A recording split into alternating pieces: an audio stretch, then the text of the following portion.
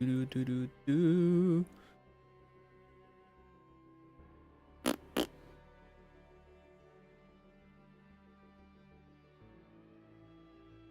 Oh fuck, I forgot to focus. How did I forget the most important thing?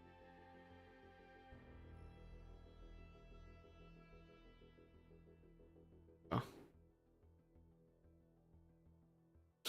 Alright. Where am I at? Am I 3 for Talos 2? That's about right.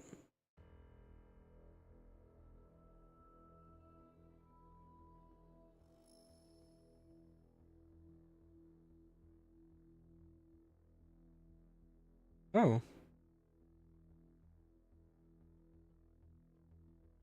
Cool.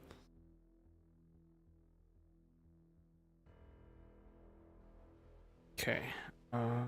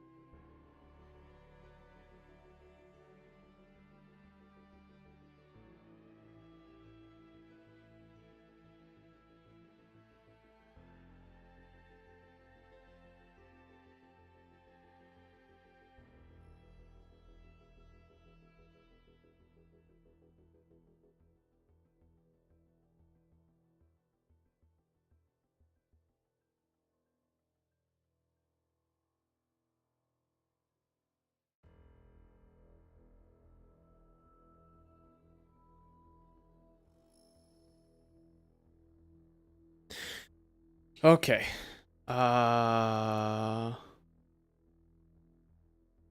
Something. Okay.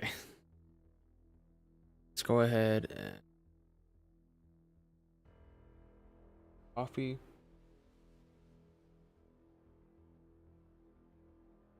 Just because.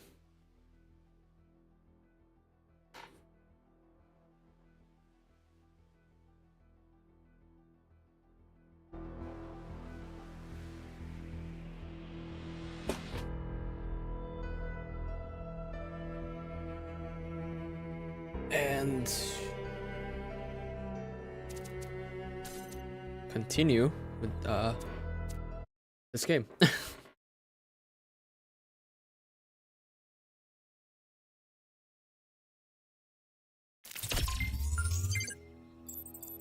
All right, I'm at what, East 3? Yeah, I'm at East 3. That's where I'm at because I solved these two, did these two yesterday. I know I can't get through the golden gates because you gotta get through all of these. And I know that's just my assumption. So, but I know I'm 100% right. So.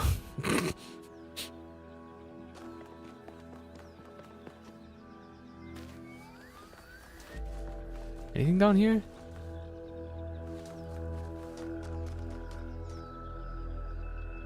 I can't stop thinking about Miranda. Oh. A new person not born in New Jerusalem? Can you imagine that? Yeah. I wonder what it's like to be her.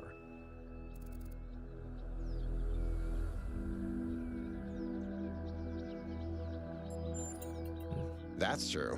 Yeah. Just look at our team. Imagine getting your worldview from Byron versus, say, Melville. Yeah. The outcome couldn't be more different. Which brings us back to the question of who built this place. Guess we'll have to wait and see. Okay. They're very different from the rest of these structures in that they serve a clear purpose. Everything else is kind of surreal, but the labs are places where people lived and worked. I don't know what that means, but I think it means something. It does mean something. What does it mean?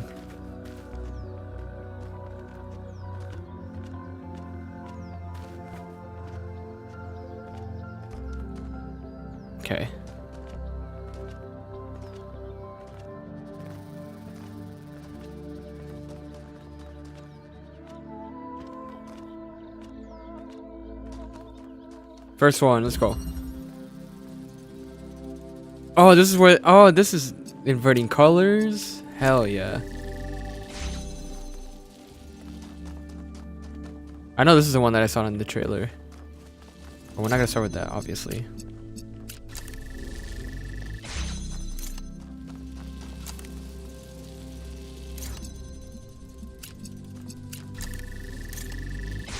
I do like this color inverter. Okay, that blue to this red.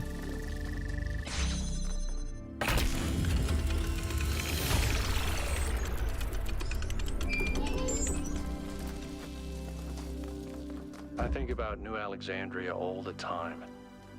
But realizing this place was built on its bones just brings it all back even more. We were so optimistic when we started. So full of ourselves. Thought we could accomplish anything. And then, in one single moment, it was all gone. I remember a flash, and then just lying there, realizing that my legs had melted. I tried to pull myself away from the fire, but the servos in my arms were broken. If Eustathius hadn't found me, sorry. Just some old scars. Just bringing yourself back to the past. X. X marks the spot. I'm assuming that's for the bonus or something.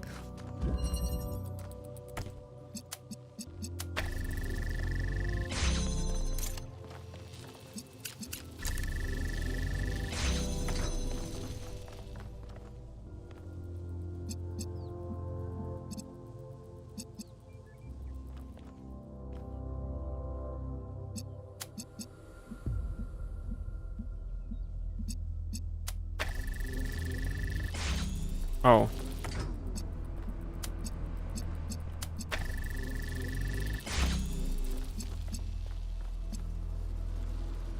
In terms of maintaining it, let's see. Because it needs blue, obviously.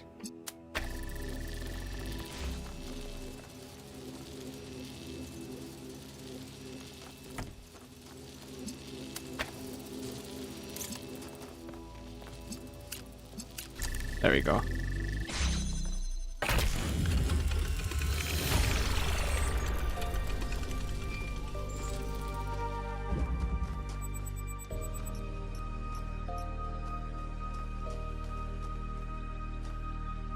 I've been meaning to talk to you. Oh, really? This, vision you had, the data stream overload. How did it feel? I blacked out, that's all.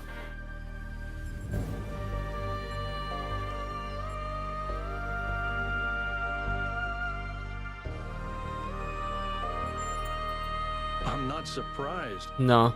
Your consciousness was being directly affected by an outside force. If it happens again, be careful. We're sturdier than our ancestors, but a mind is still a fragile thing. That's true, it's still a piece of flesh.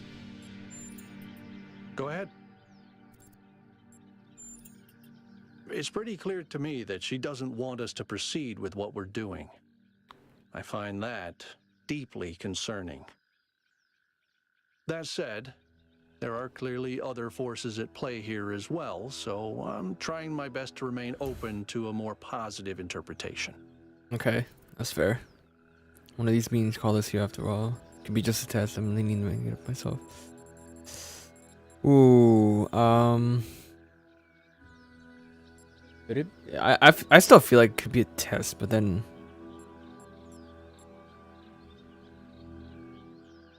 no, let's put that. It could be. Or we've just stumbled into something that's none of our business. That's fair too. We'll find out, I guess. Yeah. You're right, we'll find out.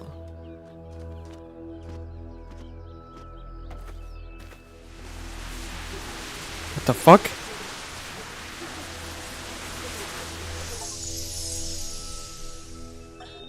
When we go to New Jerusalem, I'm going to have a cat. He's going to be black and white, and his name is going to be Bean. And I'm going to make sure that he never gets sick, and he never gets old, and he'll be my best friend forever. So Miranda wasn't born here. She just wanted to move to New Jerusalem.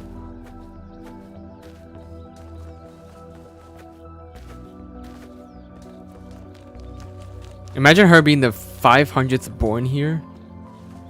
Something like that.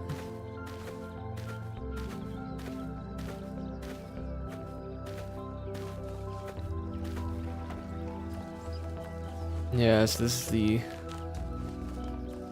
Okay, so these are all three of these are just introducing new mechanics.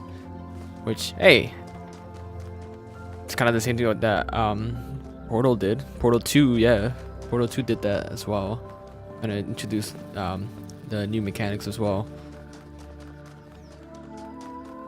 Which is pretty cool.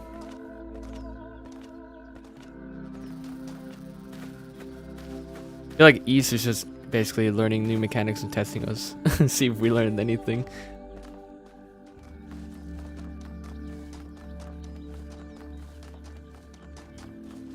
Very intentionally long game. I don't mind it too much. Alright, founding 3 message fragment 5358 or in text form SX, and then ecosystem engineers. Alright. Apache's journal number 3.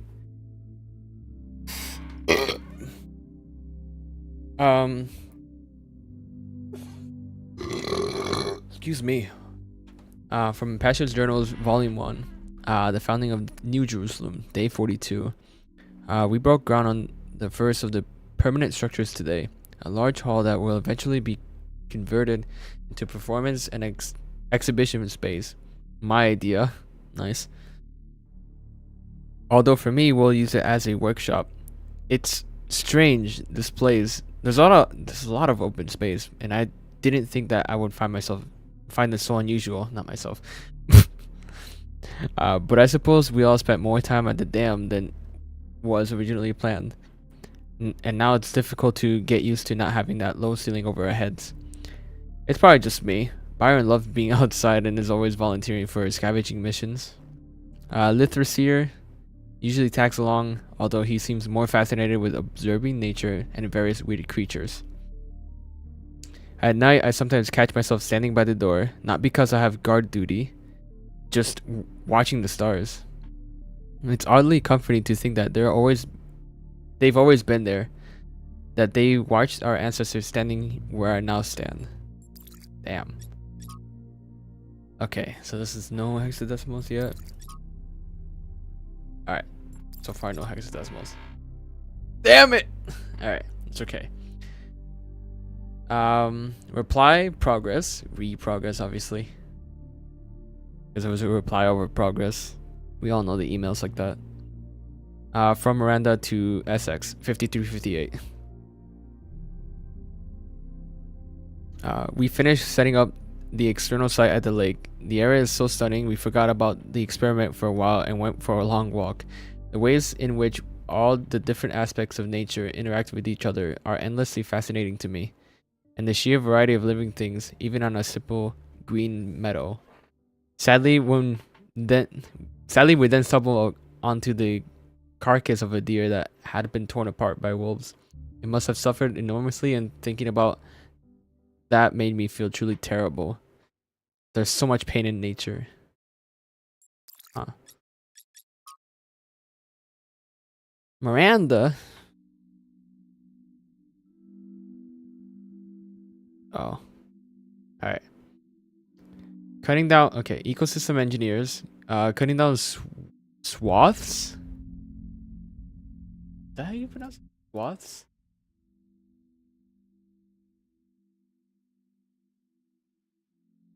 Yes. Swath. Okay, thank you. At this point, I don't even try to pronounce it. Swaths of trees for the building projects.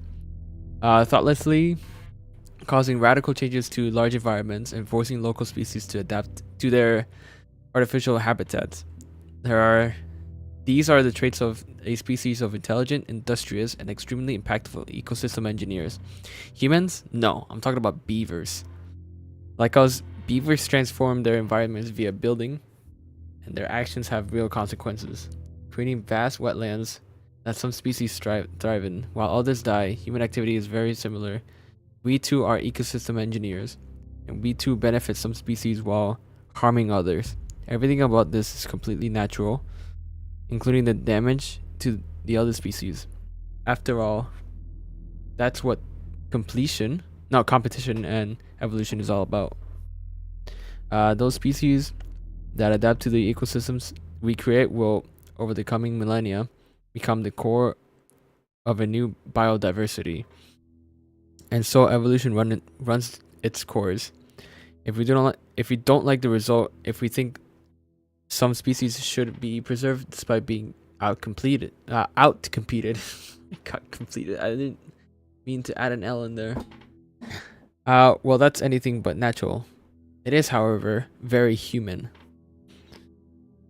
And then Miranda, it's fascinating how so much of what we do is common in animals, but furthered enormously by our intelligence and our ability to remember. Through us, the universe drives to a greater level of complexity. And then there's gonna be a mysterious person right over here. Who knows who it will be? But does the universe have the capacity to strive for anything? We must be careful to avoid projecting human values onto the cosmos. Boy. Yeah, future cat. Oh, thanks. Touch grass. Nice. I like that. Yeah, please touch grass. I'm not into social media anyway. Pellegrino. So I'm cat sitting Yakut's cat, Bruce, and he keeps peeing on my charging pod. Is there anything I can do to prevent this? even fucking Melville knows about that. And even Yakut himself knows that.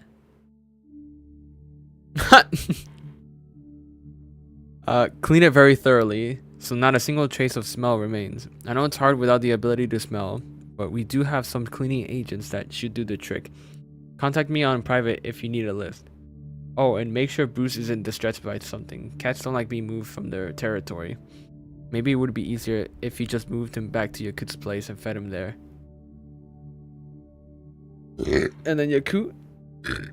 No, Bruce is just a bastard. He loves being on anything electrical, chewing on cables, and generally just breaking stuff. This is normal, and I warned you, Pellegrino. I could have given him to Neith. She's used to him. But he's so fuzzy and I love him. Aww. Cats. Alright. Oh! Cat! Oh, it's a fox! Where are you going?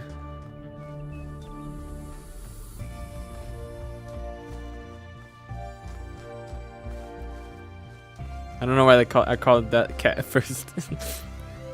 Oh, where are you going?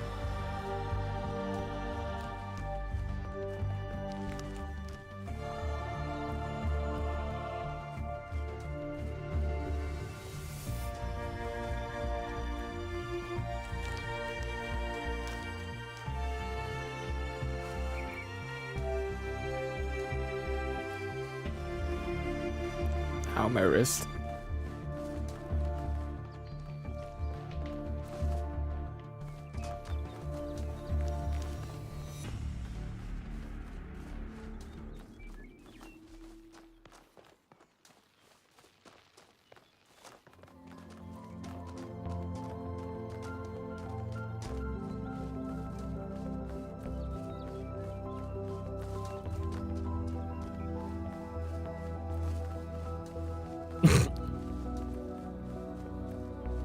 Okay, he's just going around.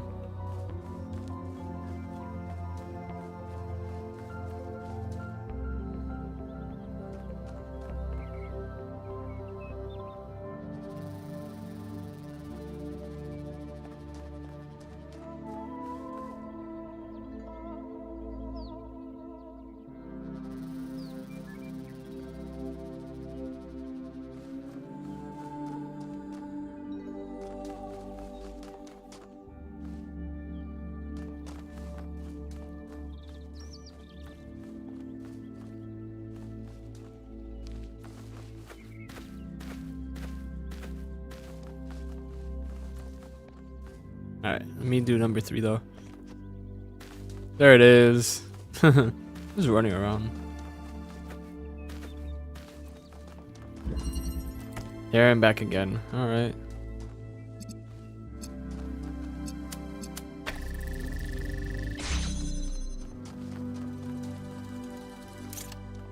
That red.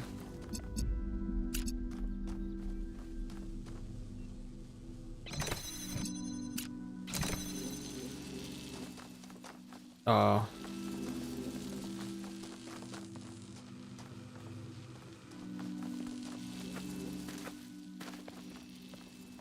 Oh, I actually need that and then. Okay.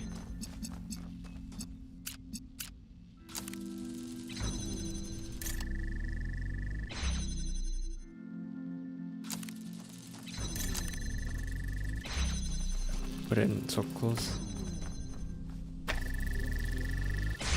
I think I might add the.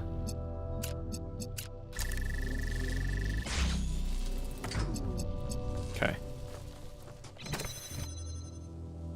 And this is to red, right? Okay.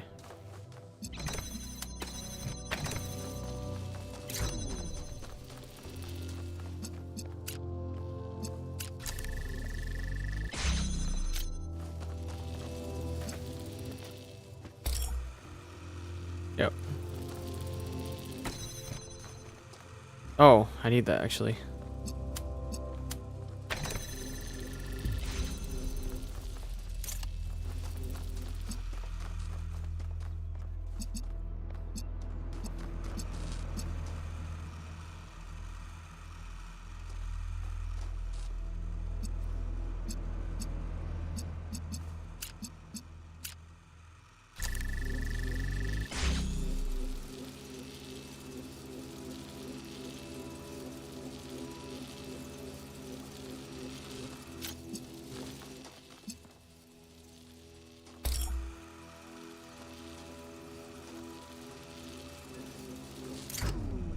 I probably don't even need that anyway.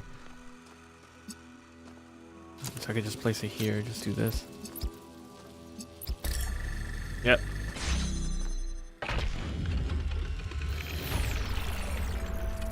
I'm smart. Wow. Okay. What you got, Byron? Hey, 1K. Aye. What do you make of this Miranda? Going on what little we have, honestly, she reminds me of myself when I'd just been born. I came out from the dam at night, and the sky was full of stars. I felt a reverence then, an almost ecstatic connection to the sublime. The universe seemed like a miracle, and to exist within it was the greatest possible honor. That view was tempered in time, but I've always tried to hold on to as much of it as I could. Wow. Oh, fuck.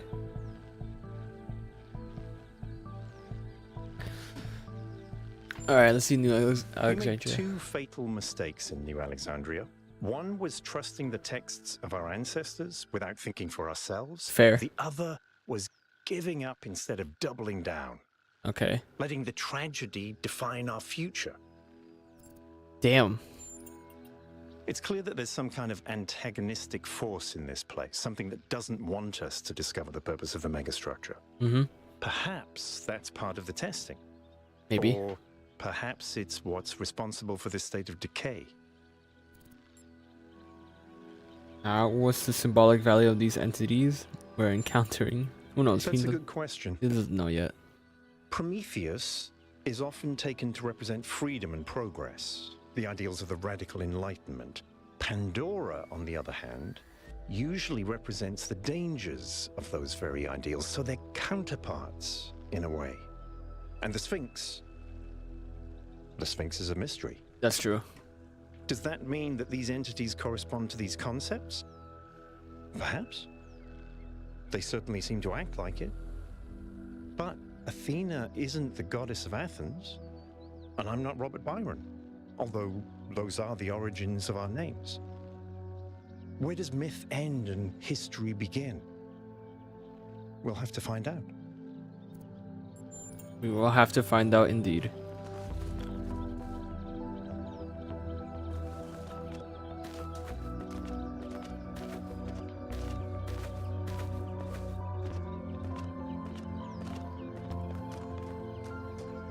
Okay. Oh!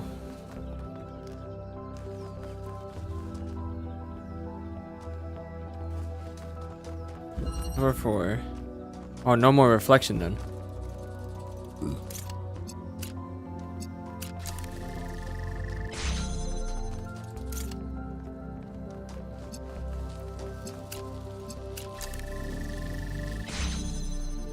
Oh, what the hell?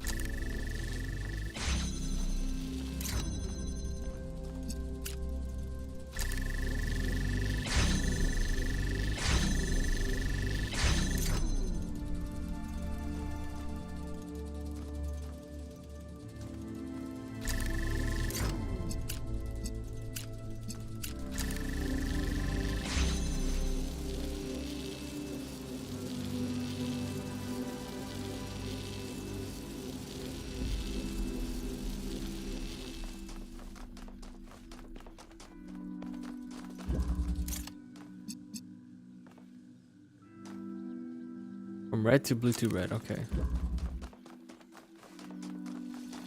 Oh. Blue, red, so blue, red, blue, basically.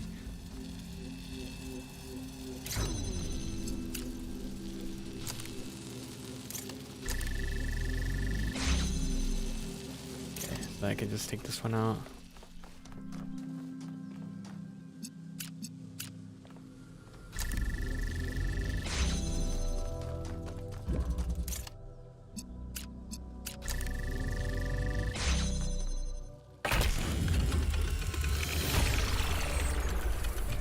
Good. Let's get some measurements from this particle cloud. Nope, not yet. I want to keep solving puzzles. Fox, get over here. What's over here?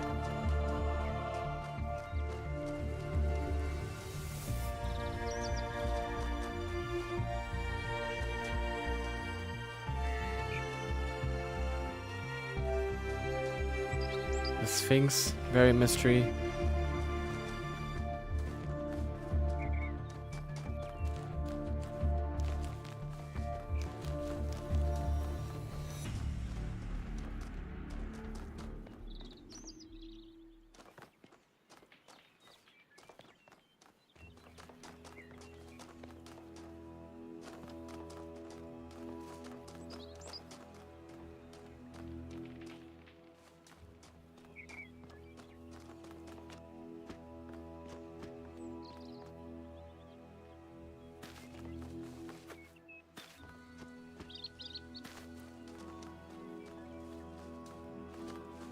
Okay. Which means this all leads to the middle.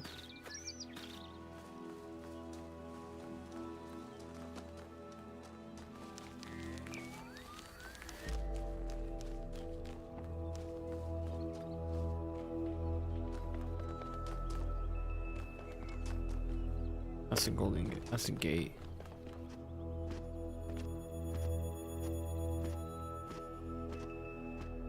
Did I miss number 5? Nope. Okay. Because I gotta keep on.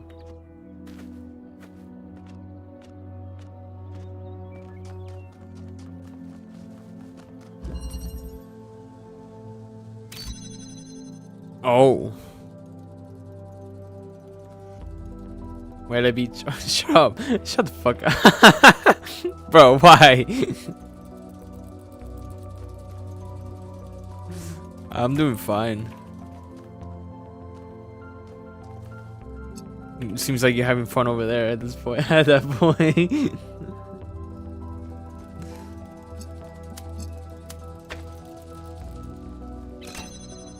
Ooh.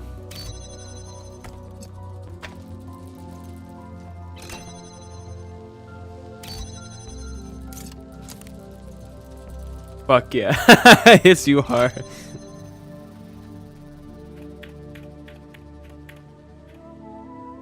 That's a lot of stories.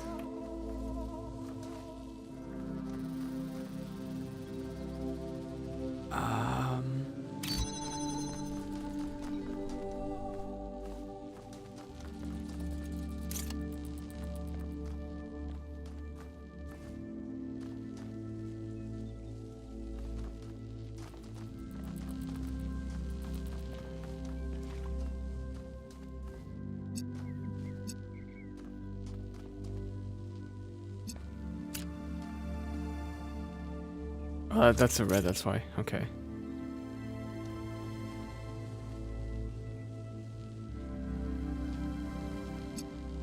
Just gonna interfere with that one.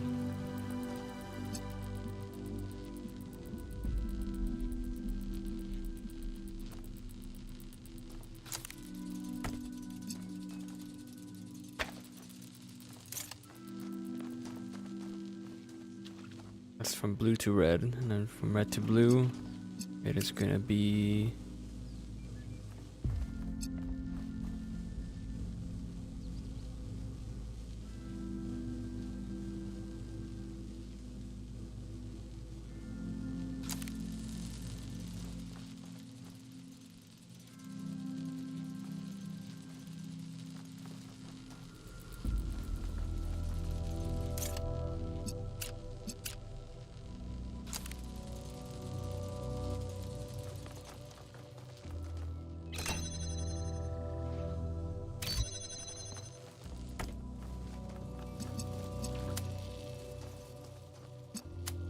there we go.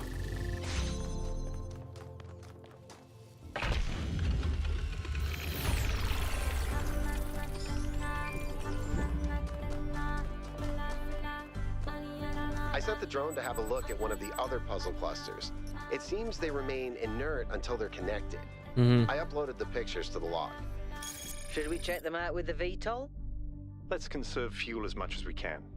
There's no point in going there if it's all dead. Noise survey. I sent the drone to have a look at another puzzle cluster. But it seems they remain inactive until someone gets here, or until the transport system goes online. What about the house? I mean, to be fair, everything's fine. Fine here, just doing work, and then the other two are doing their own thing. We don't really argue much. Yeah, it's been fine. We just do our own thing at this point.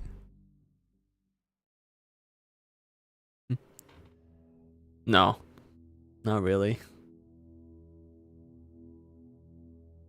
Aside from me taking overtime, and that's it.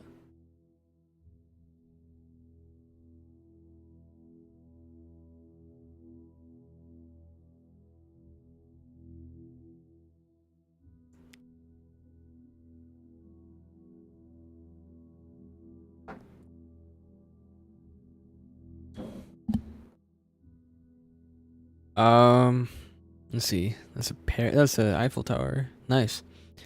Paris was an ancient city, sometimes called the City of Light, one of the great capitals of the world, home to tradition and innovation alike. It was the birthplace of one of the greatest revolutions in history, the moment that gave birth to modernity and all its glories and horrors alike. The spirit of freedom was born here, although it was suppressed by enemies and traitors, never entirely faded, and it lived on in the minds of artists for many generations. Maybe something of that spirit still remains in us.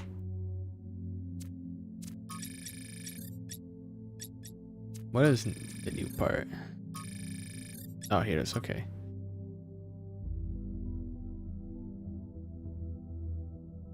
Take it. E3 engraving. Taking a reference photo in case I wanted to figure this out later.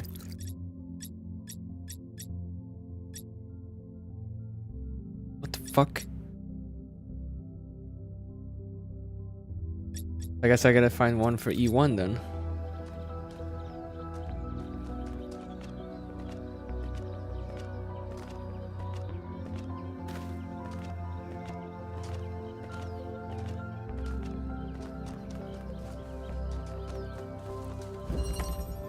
Hidden. Hidden is it's a word.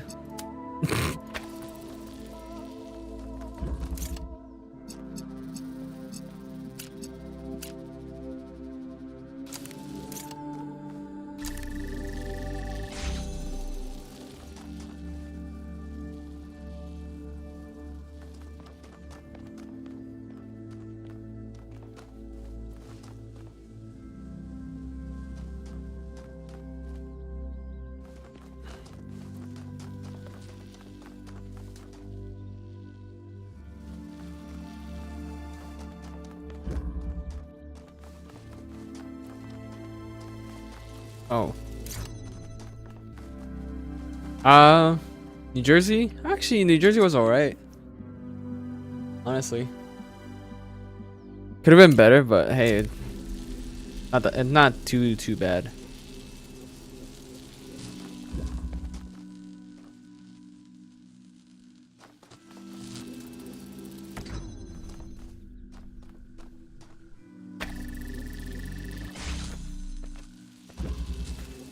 What?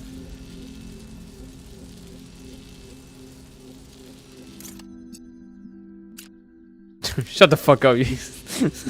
You look depressed. I'm just concentrating this game.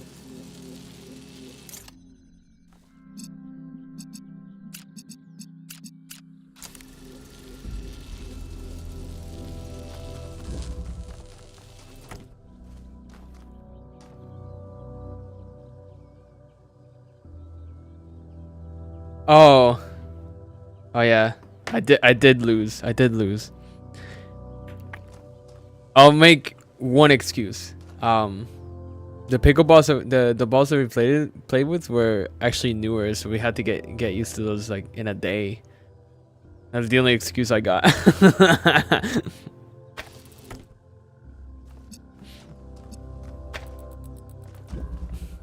And in terms of other excuses, I don't have any.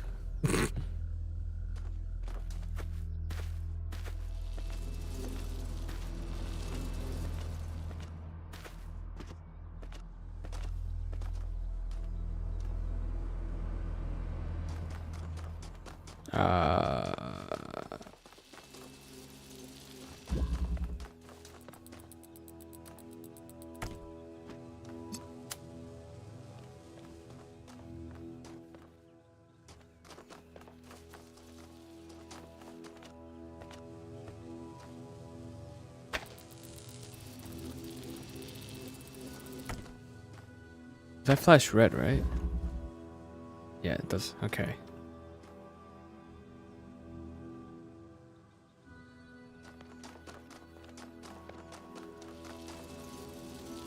I think all of these are kind of just blocked off anyway.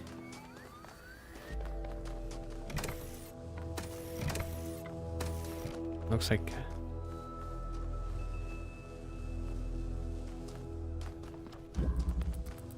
Oh.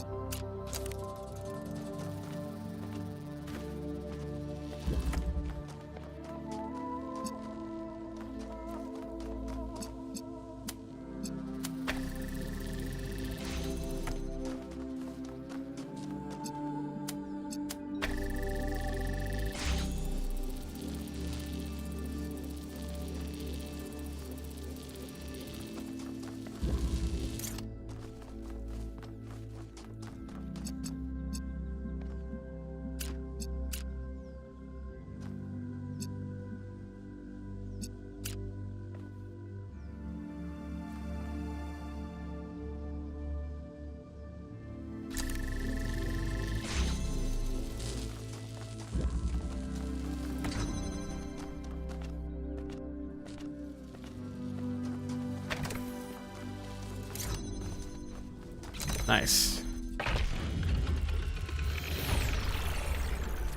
Yeah, I lost 2 games to 1. Only beat him 1 game.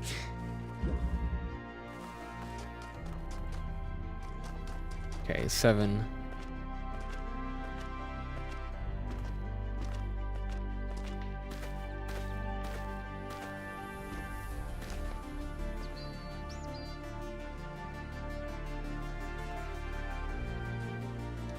All right. Keep following the trail.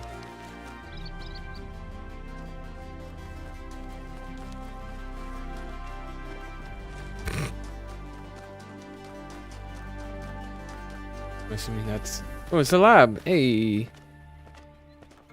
Every site we've investigated has had one of these labs, but they seem primitive compared to some of the technology we're seeing above ground. Are we even sure that the labs and the puzzles belong to the same people? Probably. There seems to be a connection between the experimental setups in the labs and some of the puzzle technology. Correlation does not necessarily imply causation, though. True. But just because we don't understand the connection, that doesn't mean it's not there. What we have here is 2 things that reflect each other. We just don't understand how that reflection works or what causes it. Maybe Miranda can tell us.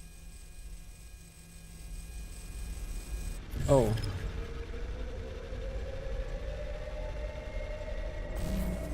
That's gonna be new. Alright. No, I'm a project is gonna be full of hexadecimals. That part I know for a fact. The end draft in Sharon.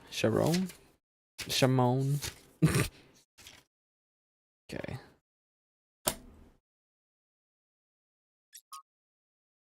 Oh, it does. Okay. The end. Bruh. Okay.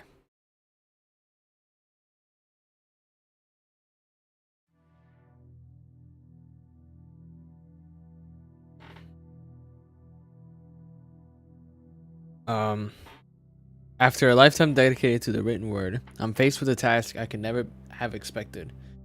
Writing an epitaph not only for myself, but for my species. In the unlikely event that Alexandria Drennan is successful, and one day someone reads this, what meaningful insights can I share into the strange phenomenon that is humanity? I've spent days thinking about it, but now I'm running out of time, so I'll sit down the one thought that I simply can't shake. It didn't have to be this way. With more time, we could have found a cure. With a few political victories, we could have been prepared. Change my factor, even by a little, and we would have made it. This isn't divine punishment, it's just dumb luck. And then this code that I might as well decode. It's finally true. My second title is true. Let's go. The second part of the title is true. Hell yeah. Anyway, I'm reaching for something here, but I don't know what it is. Forgiveness, grace, acceptance? No. I hate the idea of accepting this. Hope, maybe. I feel like this story is unfinished. Maybe it should be. No epitaphs for humanity. I pray Drennan was right. Then it didn't have to be this way, and yet it was this way. And fails to look comment. No comment. Come on. No comment. You know what? While we're here, there we are. We'll do it right now.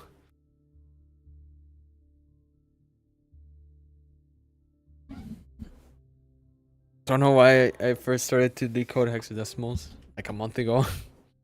I'm just like, ooh, text to text. There you go.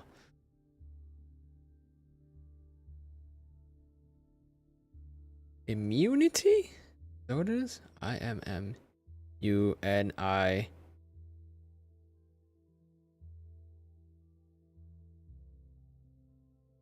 No, hold on. Maybe not.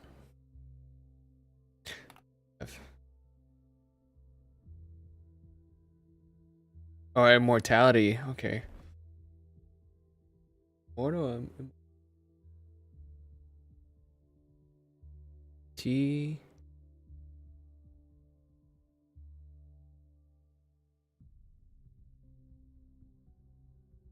So 7-4.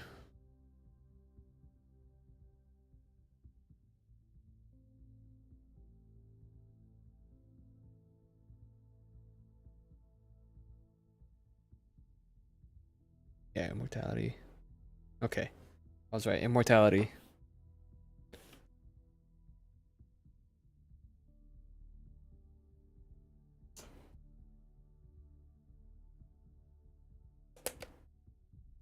Let's go ahead and on the end draft. Okay.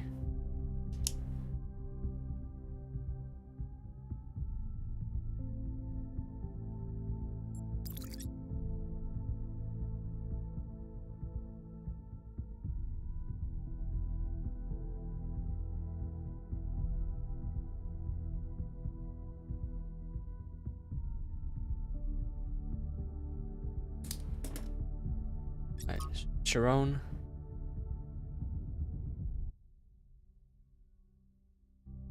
Okay.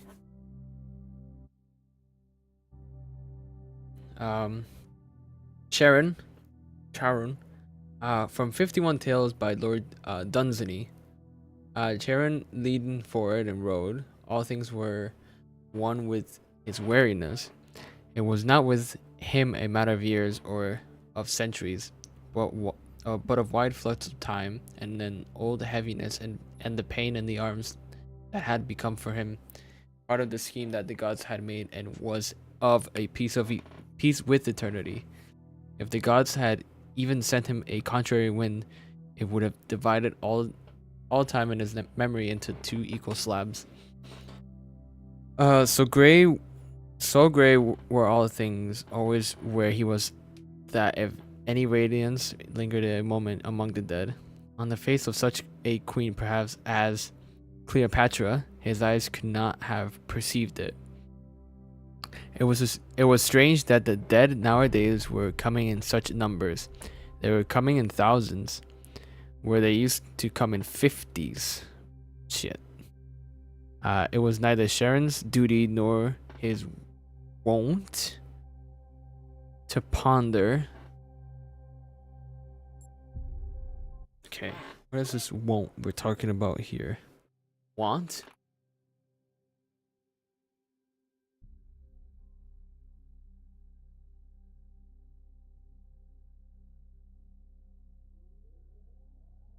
Want, it is want, okay. What?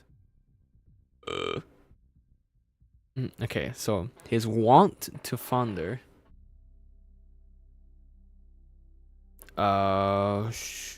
In his gray soul, why these things might be. And Sharon leaned forward and rode. Then no one came for a while. It was not usual for the gods to send no one down from earth for such a space. But the gods knew best. Then one man came alone, and the little shade sat shivering on a lonely bench, and the great boat pushed off.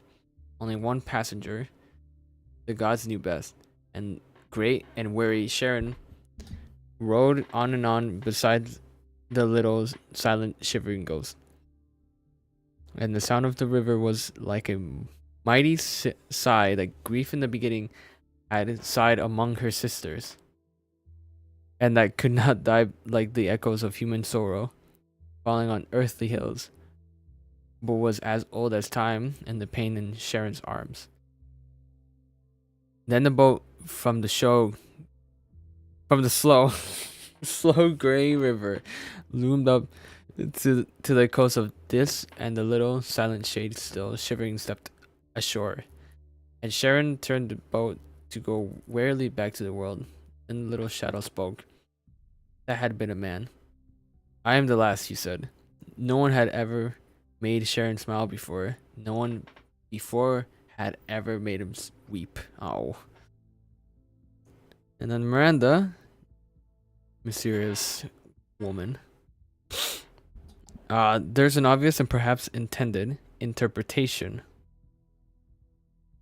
that this is the end of humanity and the last shadow is the last human to live.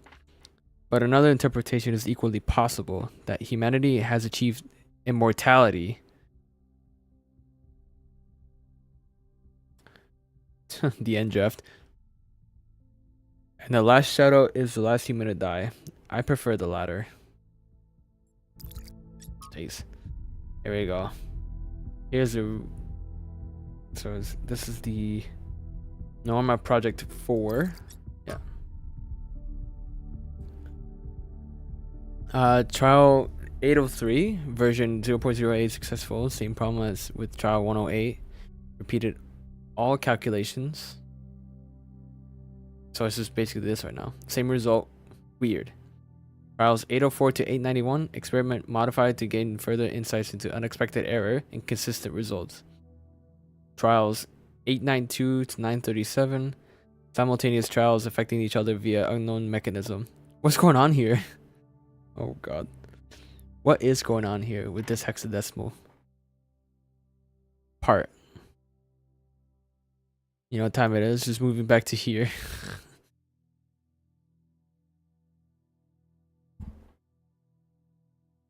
Okay.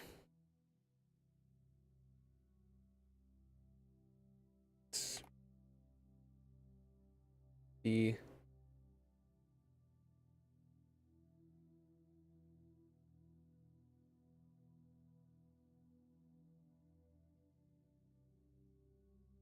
okay. Mortal.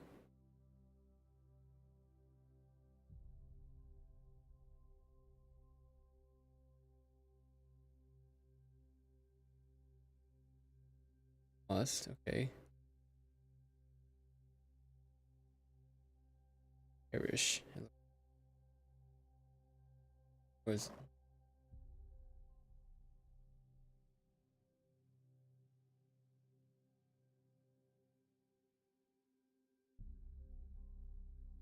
okay.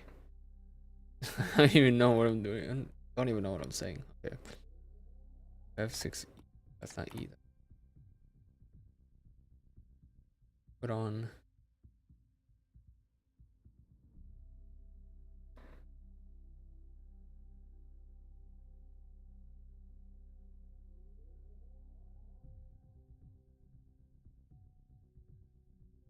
Put on. So this mortal must put on immortality.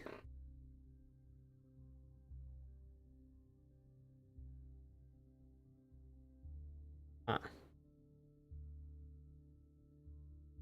That mean anything, or is just a text?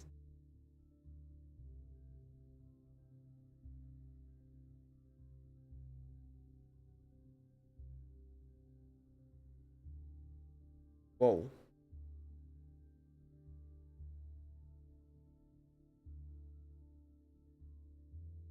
Whoa. Okay. Well, I found the I found where this came from. Okay. For this corruptible must put on incorruption, and this mortal must put on immortality. God damn. First Corinthians. 15:53.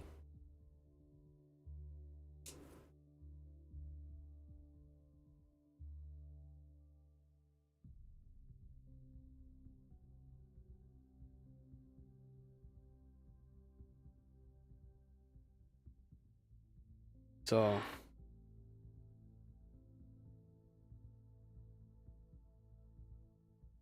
I'll put in the whole verse, even though it's not really much of part of it. So I'll put it. Might as well just put it in quotes to on the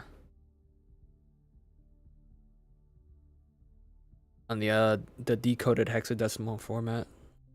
Oh, so there we go.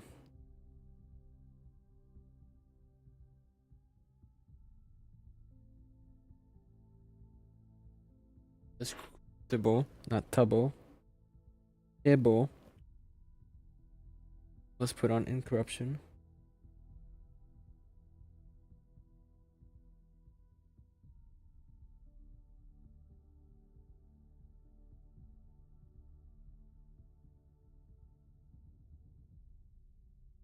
Okay. And quote it.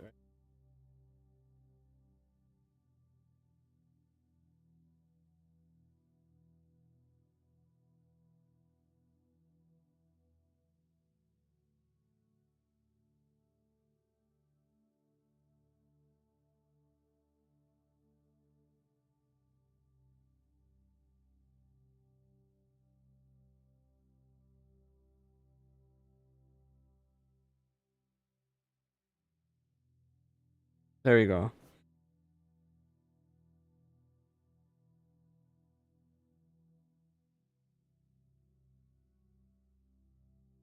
First Corinthians 15:53, chapter 15, verse 53. Very nice. I just find,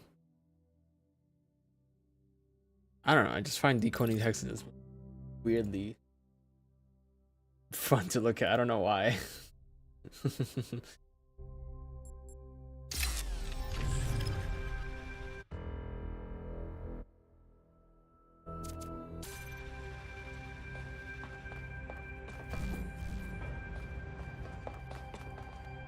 This is the anti-gravity one.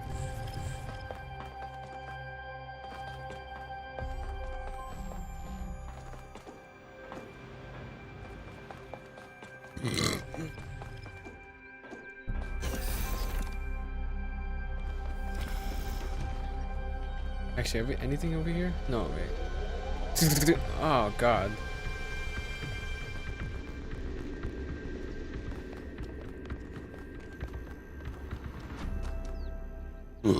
Excuse me.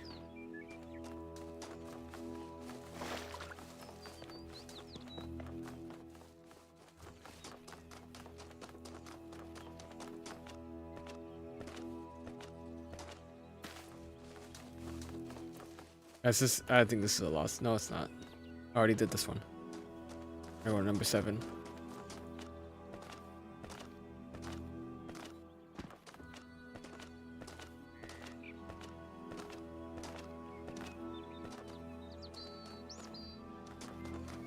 That's where I found the lab. Okay.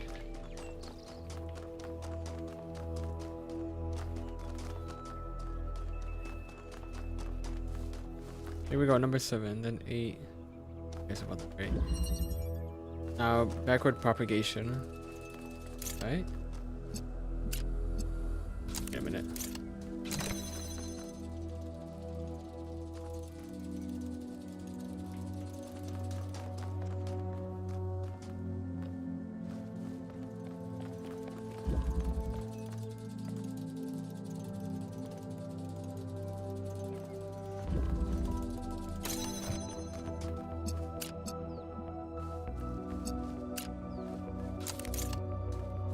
Okay.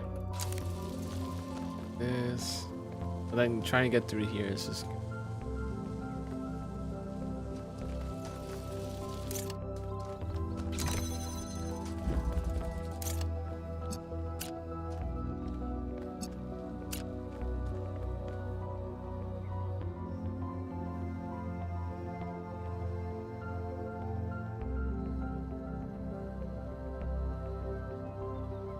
Oh, that's gonna be red.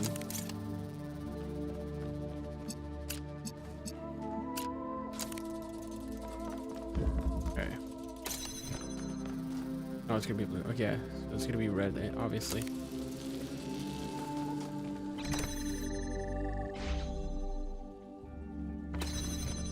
Okay.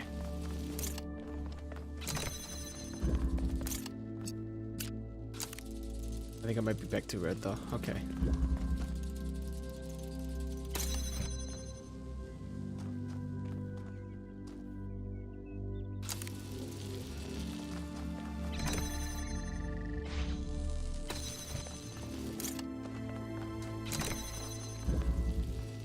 Okay, since I got that.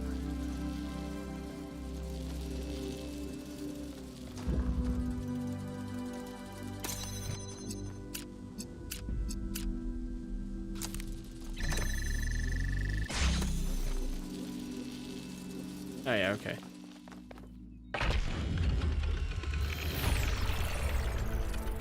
I'm impressed. Any I guess it's a pretty decent comp. Hey, Miranda.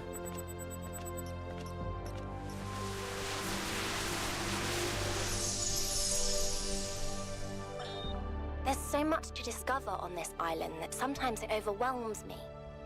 Every lake, every forest contains an incredible, interconnected, permanently changing network of organisms. And every one of those organisms is almost infinitely complex. and contains other organisms within itself. It seems impossible to ever really grasp, but then, step by step, I do understand. It takes time and effort, but it's not impossible. And there's a lot of joy to be found in simply taking the time to truly study something. I spent 5 years studying a single flower, and it never got boring. I guess as long as it doesn't get really boring, I think it's pretty nice. Just to truly study about something. It's just as simple as a flower, or just as much as doing this in a lost puzzle. Nice. Pre-connected. Very pre-made, if you ask me. Okay.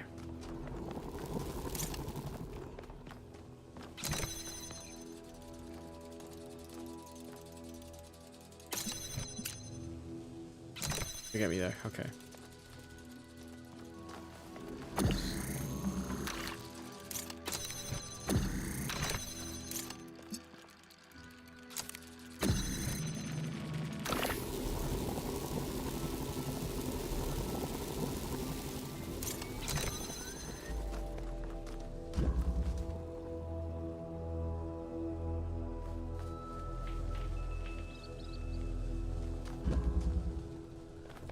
Anyway.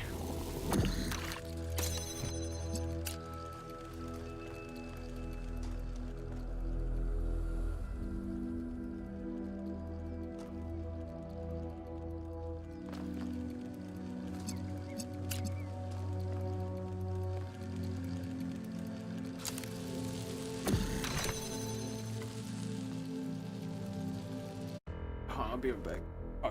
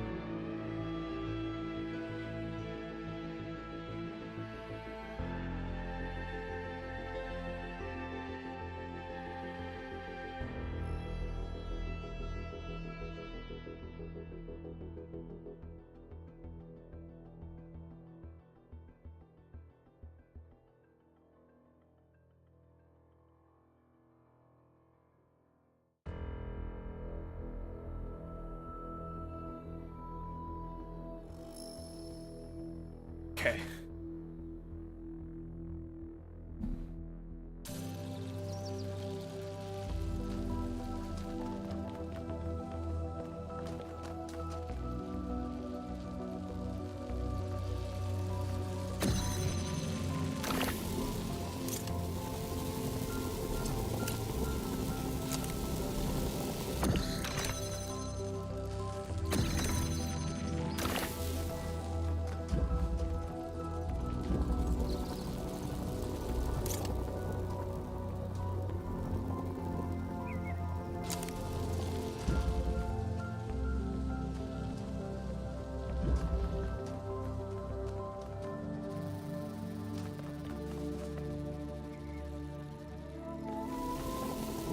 Let me go back there for a sec.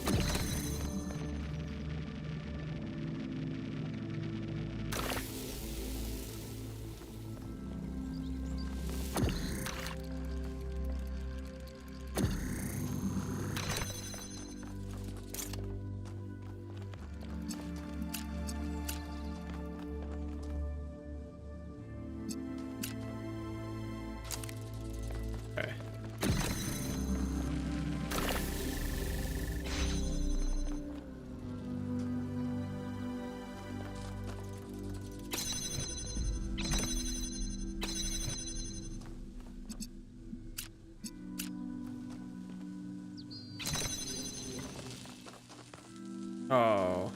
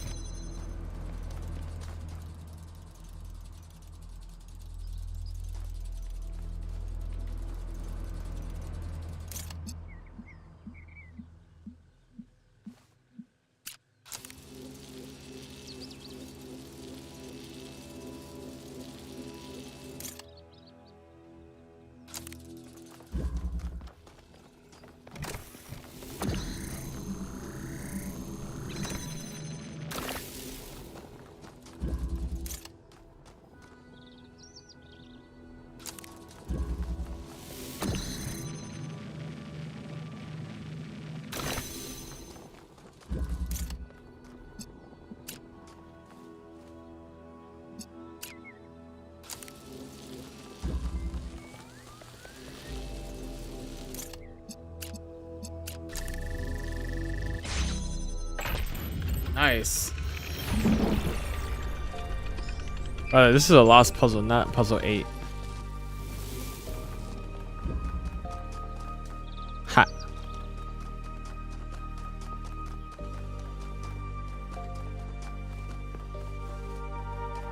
Okay.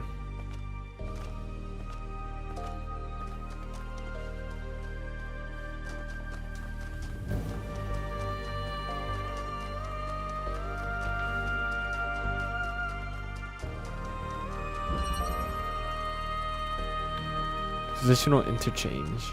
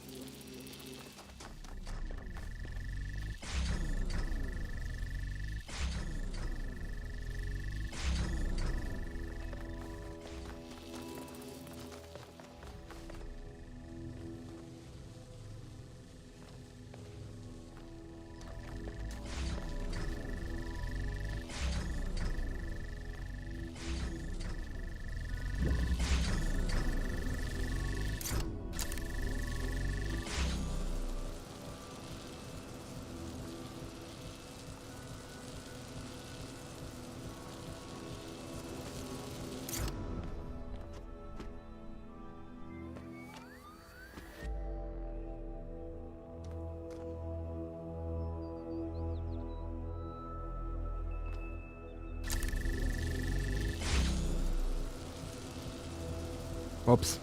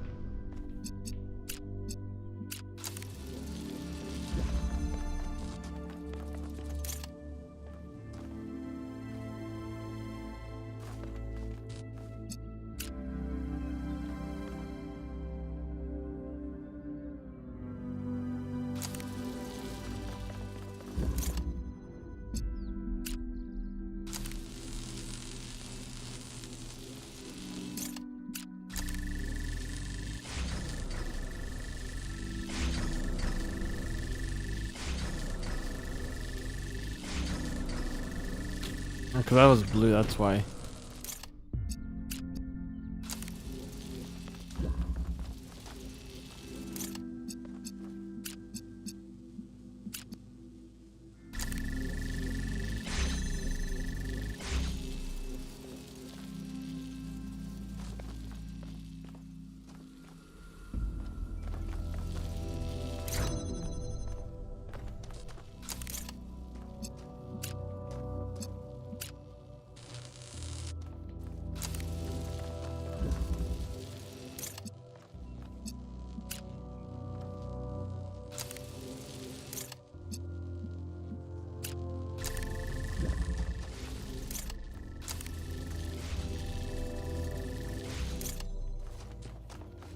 Oh, I didn't even get the other one.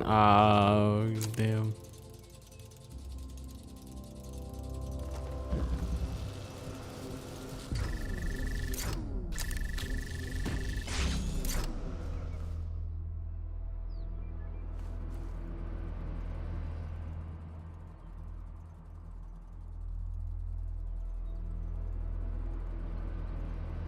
I actually probably don't need the other one then.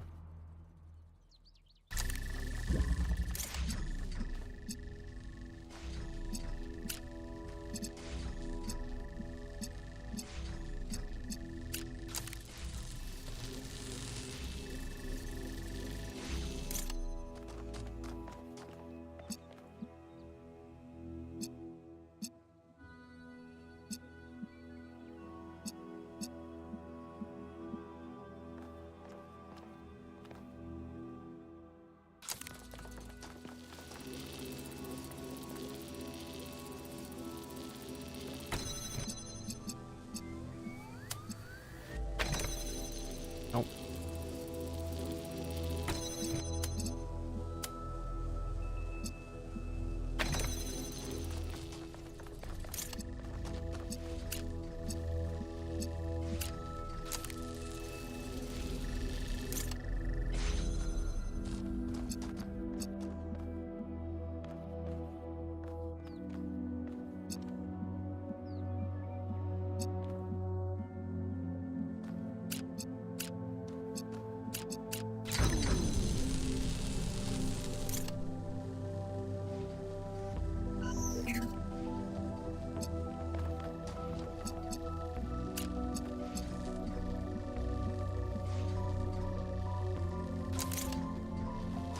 What if I have to?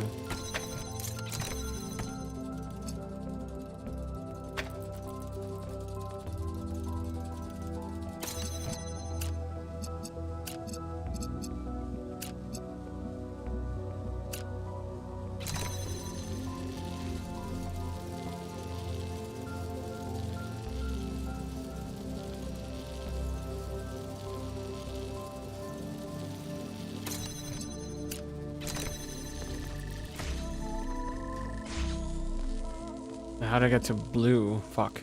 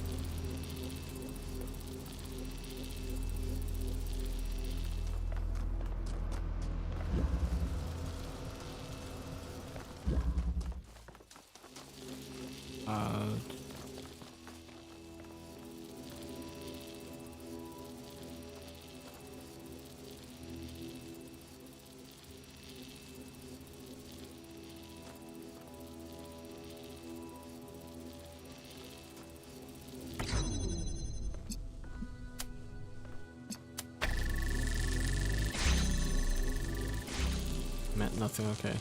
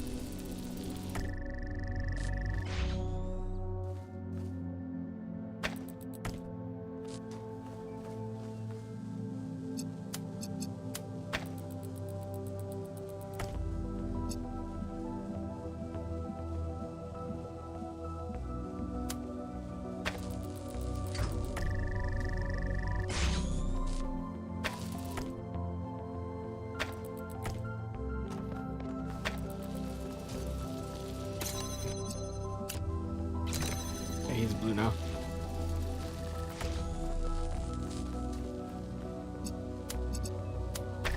There we go. Okay. I just gotta get a little bit closer. That's all.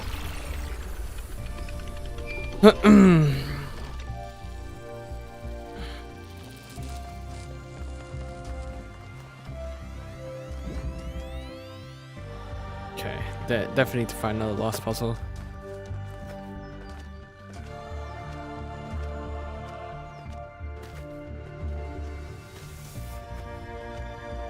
Melville. That's not Melville, that's Al.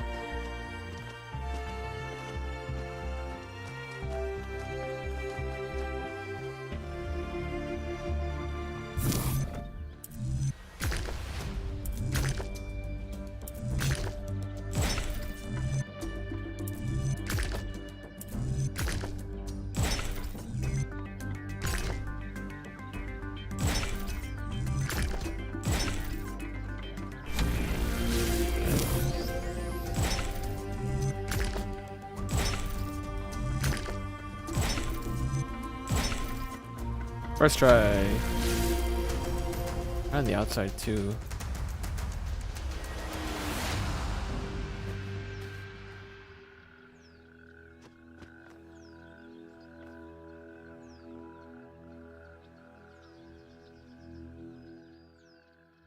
Wait, hold on. Is that another lost puzzle?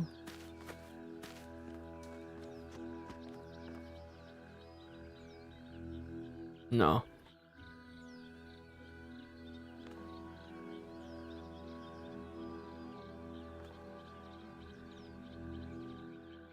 Yeah, that one I did. This one I did.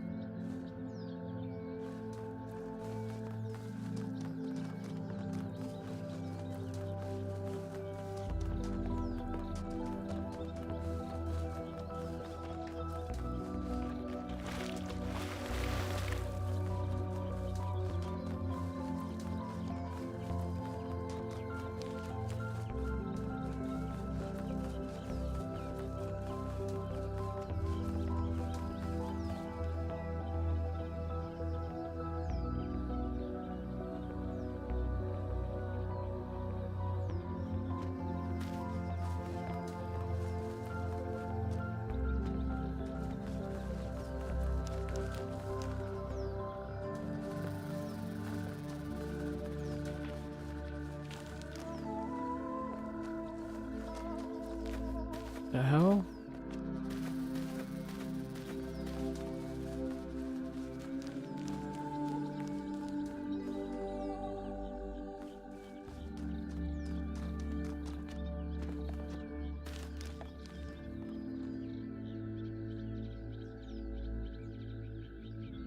Oh, it's a golden gate, okay.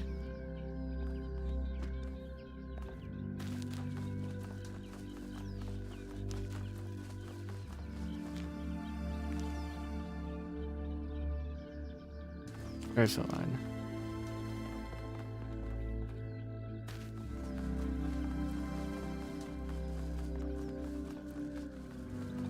To here.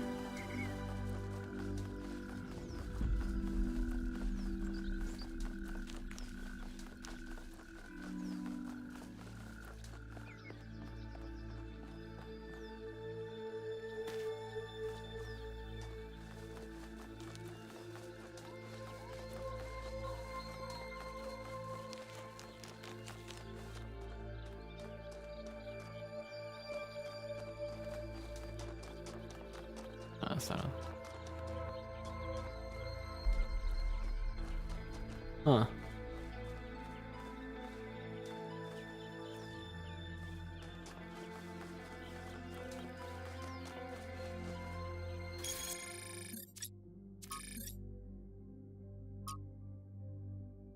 Guarding a new poem. Alright. Let's see. I walk in the garden without fear as stars swirl across the sky, and I stand amongst all tall lilies who lift their faces to the passing eons. Here I will do no harm, and no harm will come to me. For at last my long journey is over, and I am at home. Nice. Mesh. Beautiful. Makes me feel calm and happy. This is my new favorite of years, I think. Although maybe step by step towards the nightingales might still win out. Let's say it's a tie. The words are definitely beautiful, but to me it seems like a poem about death.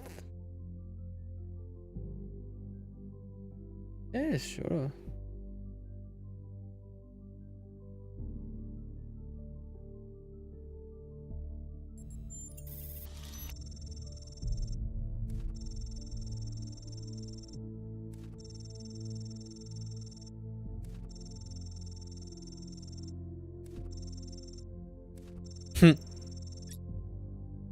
Alright. That's my greatest dream. That's all. All this is just a momentary stop. A place where we rest for a little while before we go on to new adventures. Interesting. I always thought of humanity's journey as long and exhausting search for a home.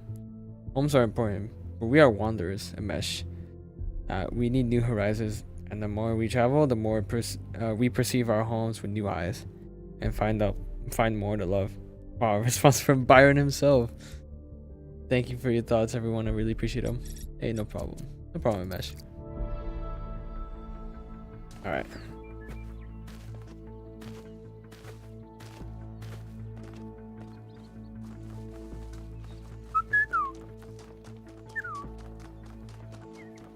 Yeah, this is yeah, number 8, so it's not really lost.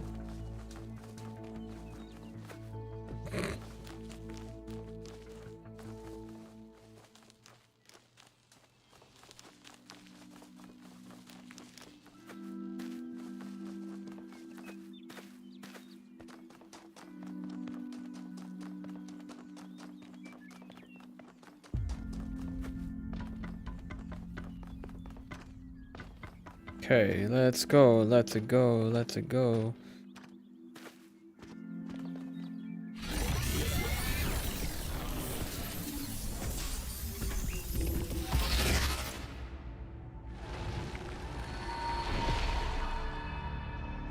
When the craftsman Daedalus was imprisoned in the very labyrinth he had created, his only solace was his son, Icarus. To escape their plight, he fashioned wings of feathers and wax. He warned his son to fly neither too high nor too low. But his son, enraptured by the freedom of flight, flew too close to the sun. Yeah. Thus the wax in his wings melted, and he fell to his death. Because he was too close to the sun, obviously. What was the sun's error? He fell too close to the sun.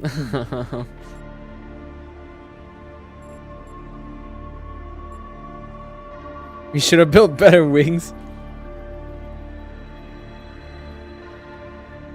I mean, come on. When humankind was born, all of nature belonged to the gods.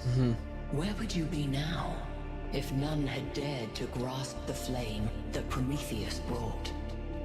Ooh. After the death of his son, Daedalus withdrew in sorrow to a foreign land. King Minos came looking for the craftsman to exact his revenge. The answer to a riddle revealed where Daedalus dwelled. But for Minos, that answer was his ruin. Uh-oh. Consider King Minos, burned in his bath, as you seek your own answer.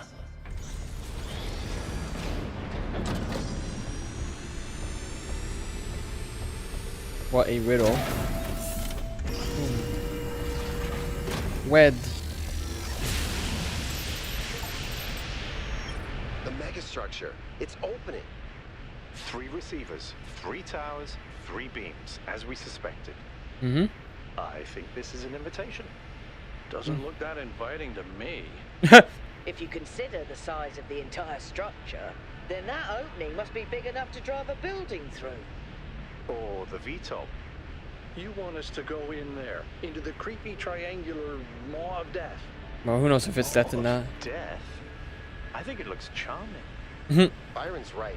We're here to explore, and this is a mystery worth investigating. This technology could change everything. Yeah. All right. I'm not winning this, am I? Nope. Nope. Let's meet up at the VTOL, everybody. We're going in.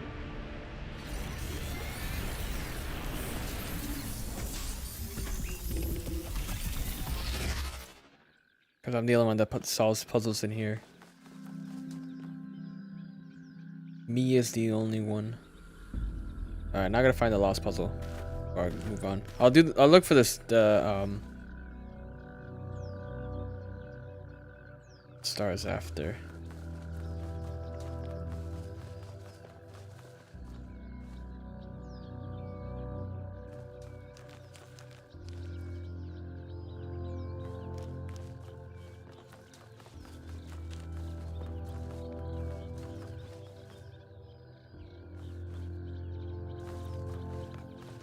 What was the line?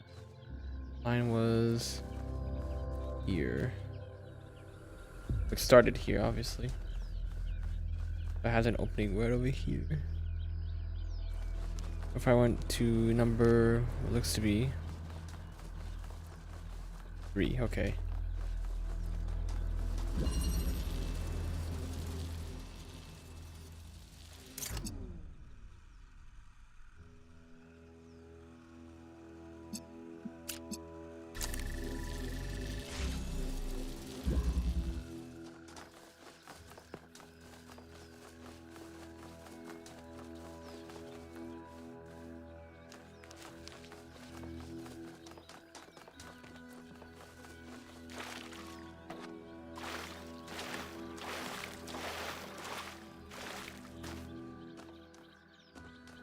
This one's lost?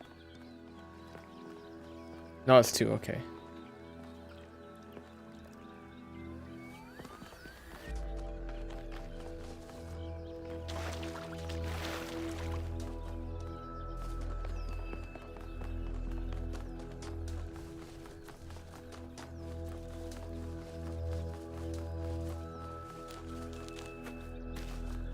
Oh.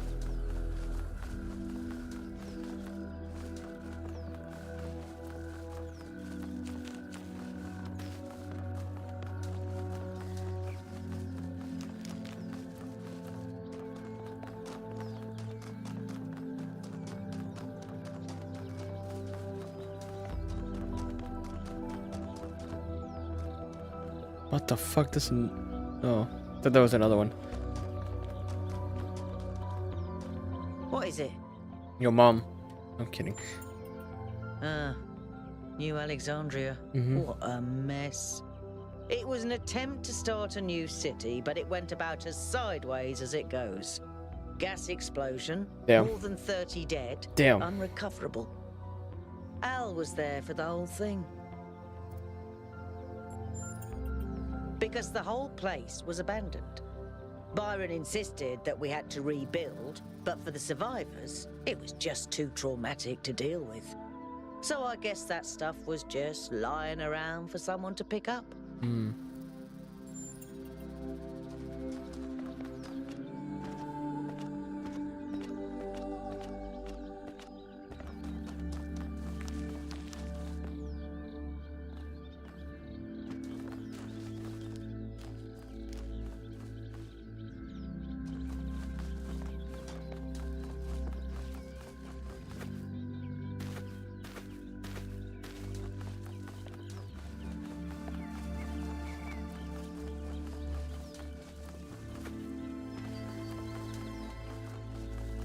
See there.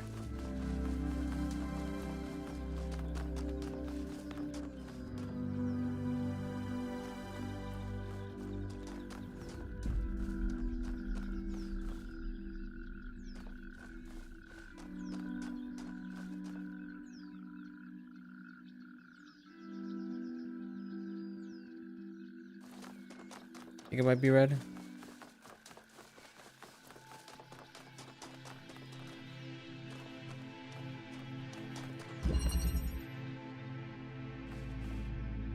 Help of this thing. Imagine if it was like that.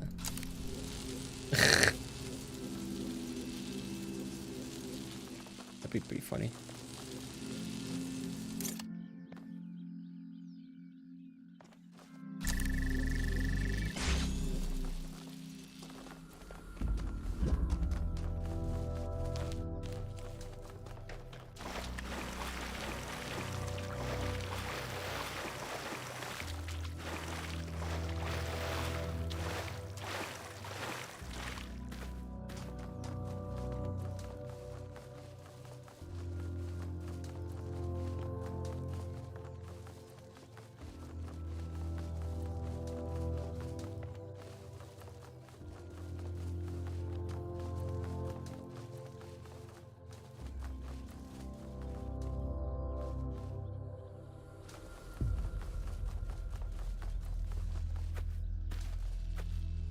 Oh.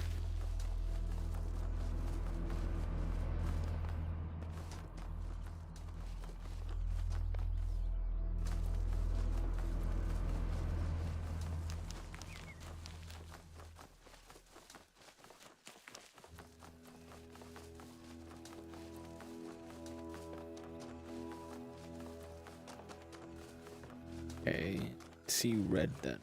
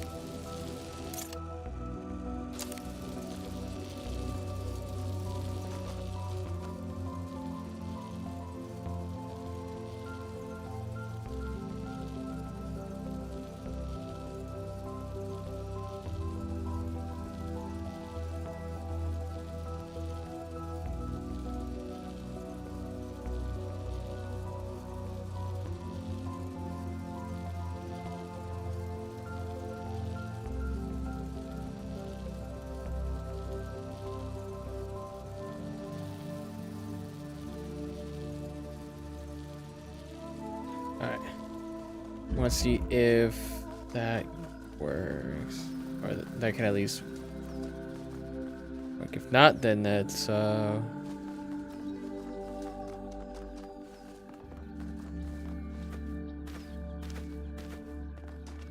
fiery green.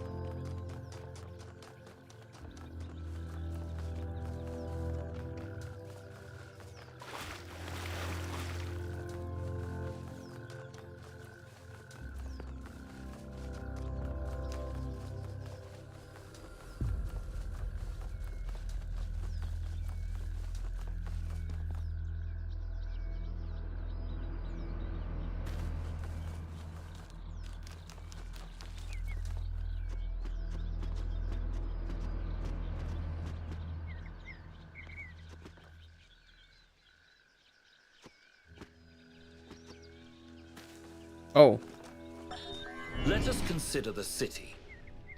What is a city? It is not a gift from the gods, nor the product of nature. Unlike a mountain or a river, it is something that must be built through the deliberate arrangements of material by a mind imposing order on the world. And it is built to serve a purpose. To that end, it has roads and fountains and walls. And to the same end, it has laws and leaders. yep. And though each city is built according to a different plan, all cities must serve their purpose, or they will fall and become ruins. Therefore, we may conclude that a city is also a kind of machine, constructed to improve the life of its citizens. Oh.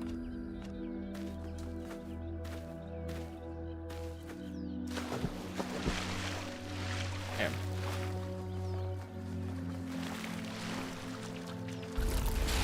Oh, I died. I can't go any further?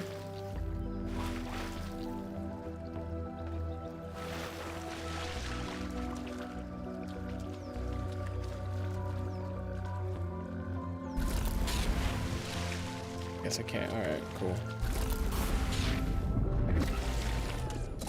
Oh. I just drowned. Okay. Wow, that's actually really quick.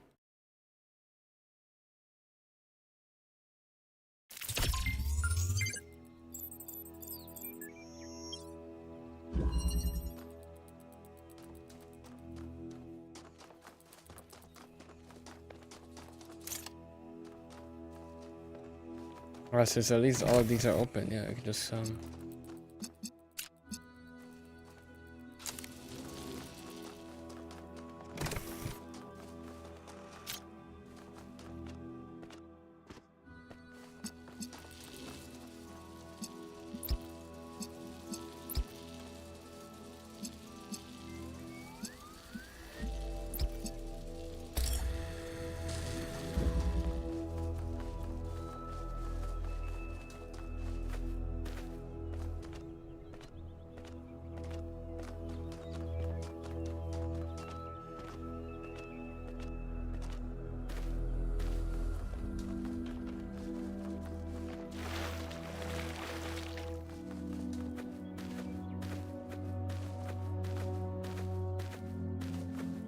think it still has to be red, right?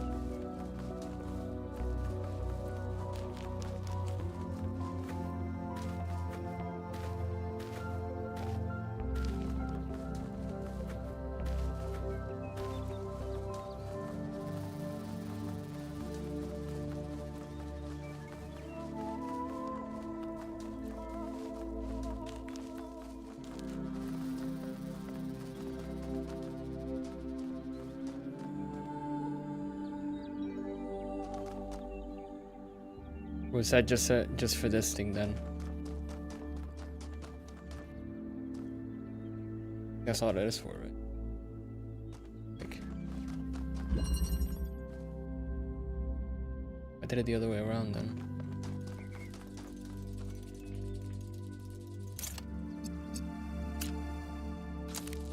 Can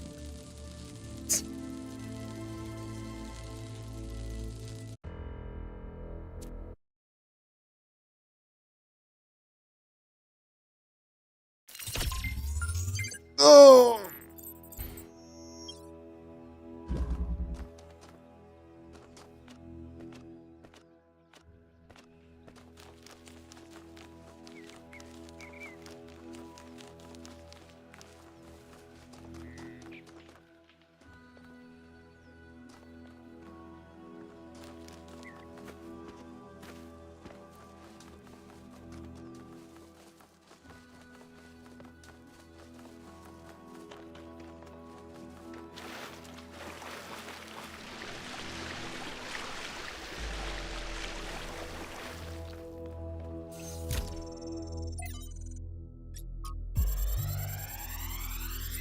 Okay, that's another one.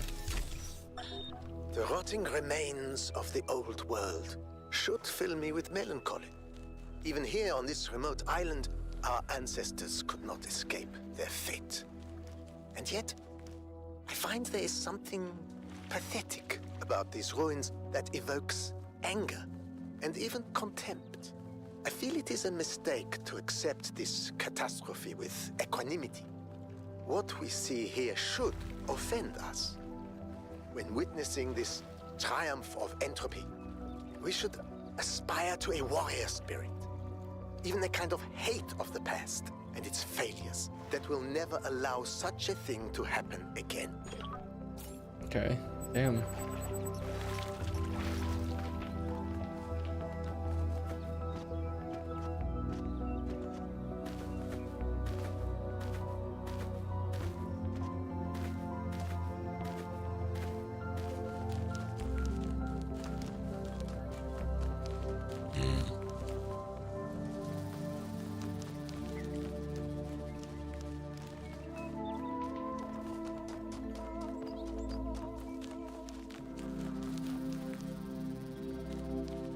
Oh, I thought I got soft lock for a second.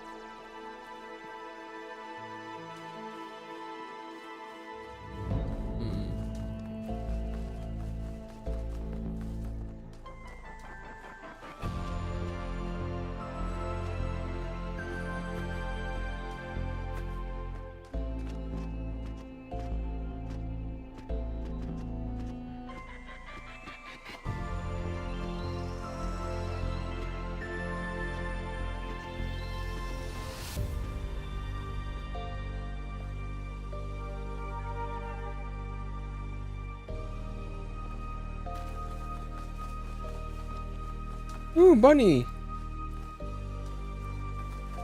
Bunny, bunny, bunny. Shh.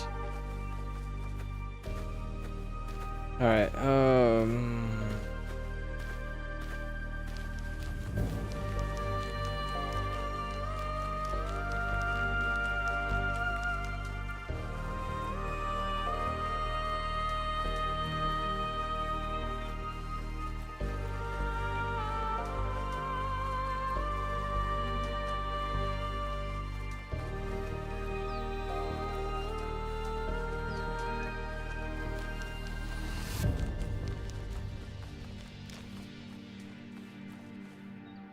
Oh, nothing around it here yet.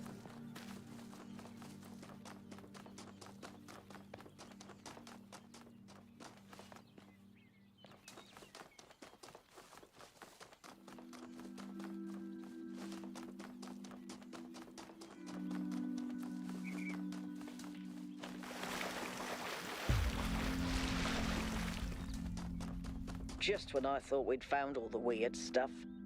Found this guy. Okay. Success in Trevor 03. Trevor? Oh, nice. Another hexadecimal coding. Decoding. From... We're starting here. Wow. 4560 657 267 79 20. Okay. It worked. I made a statue. Well, if it half worked. The design wasn't balanced, so it fell over and broke. It was very dramatic, but the good news is that it all works in principle. Imagine what we could do using stone as part of the environment. Oh, it's Miranda.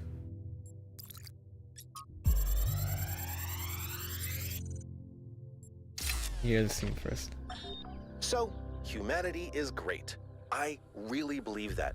And that's why I'm here. But I have to be honest with you, individual people, not always my favorite. Fair. I'm not the smartest guy ever, and I know that. But there are some people... Man, some people are just so dumb. I don't even know if they're actually conscious. Sometimes I think their whole lives might be like a dream. They're just stumbling around, no idea what's going on, mumbling some random nonsense. And the thing that you have to understand about our time period is that a lot of these people wield enormous power. They run whole countries and corporations. Yeah, that's right. We've handed over our civilization to people I wouldn't trust to tie their own shoelaces. And if they're dumb, then what are we? I don't honestly have an answer to that, so just please try to do better. You should have probably answered that. Alright, but yeah, he's not wrong. He isn't wrong at all. Alright, let's go ahead and decode this thing. Decode. Decode. Decode. Let's do it. Decode.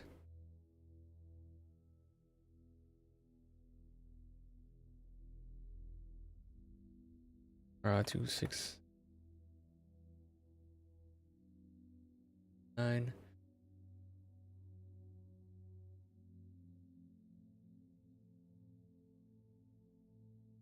Energy is eternal? That's what it says?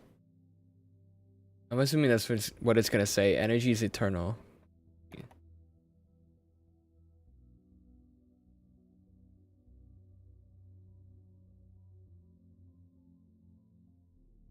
Okay, energy eternal.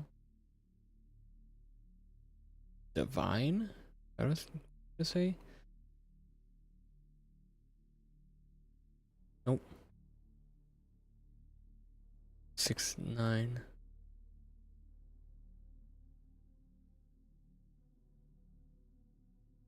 Delight. Okay.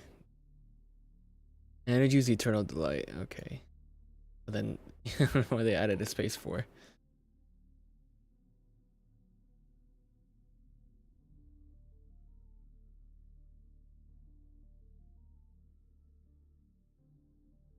Of course. Of course. Of course, it's William Blake.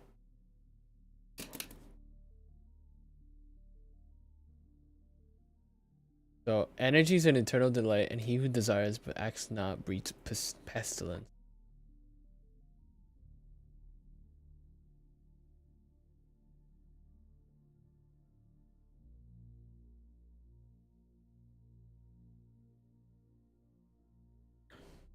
So it's the marriage between heaven and hell. So energy is eternal delight. That's what it says. Thank you, William Blake. So it's success by Miranda. So.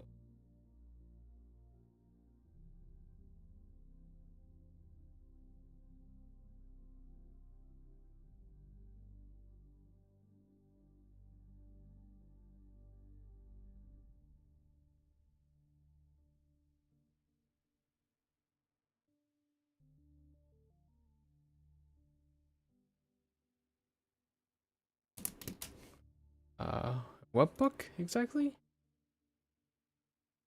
Nope, it's just that quote. Okay. It is just that quote. Alright. By William Blake, that's what we got. Very nice.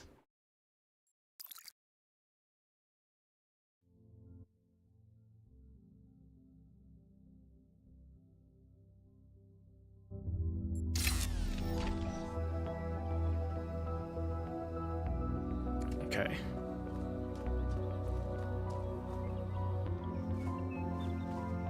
God, this rendering looks insane though.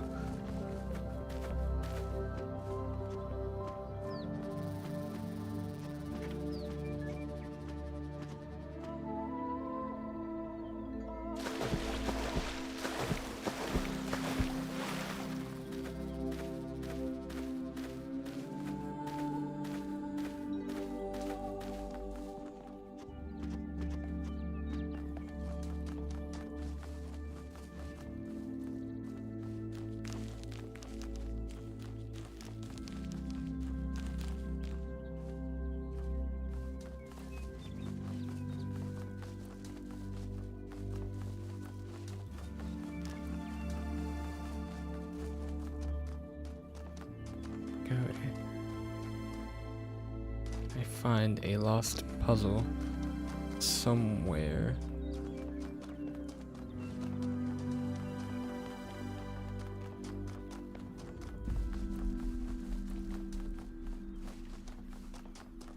That's where the gate is at.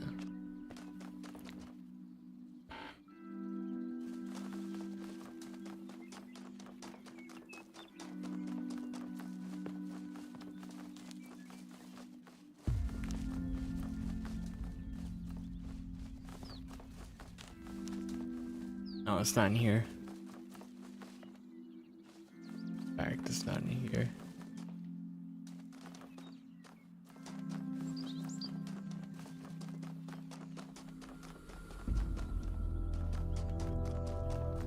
That's number 7.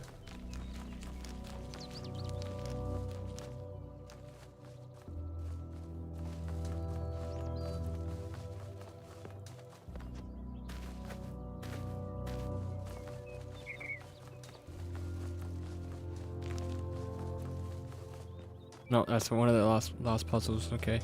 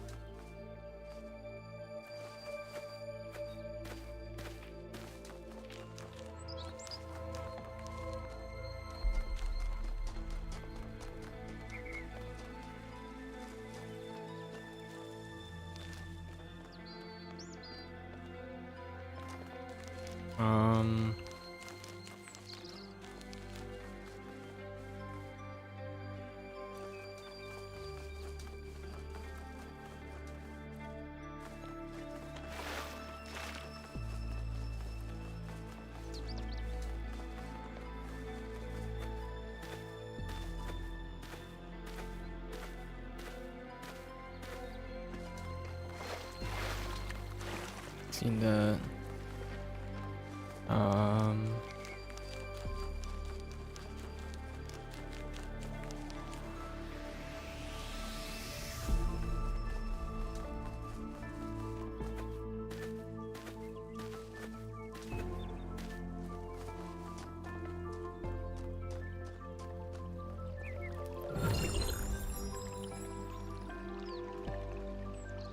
I have more decryption keys now. Damn.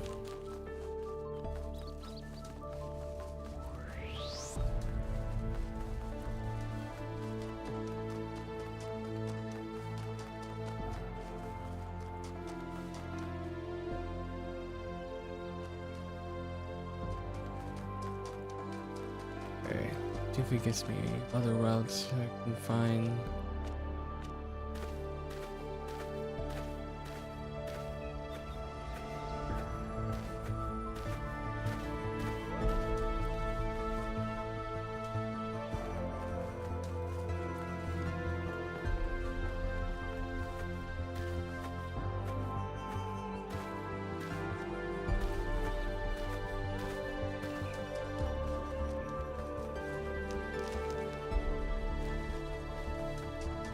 Yeah, there it is. Okay. Yay, I found it. A transposition, okay.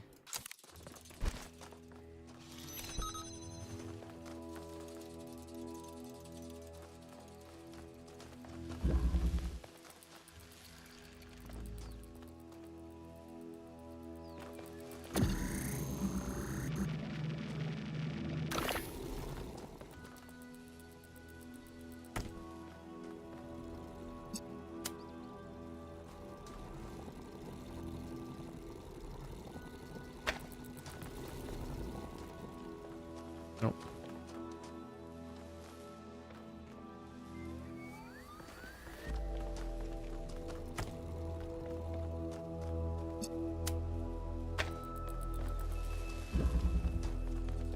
Right, the blue, right? Okay.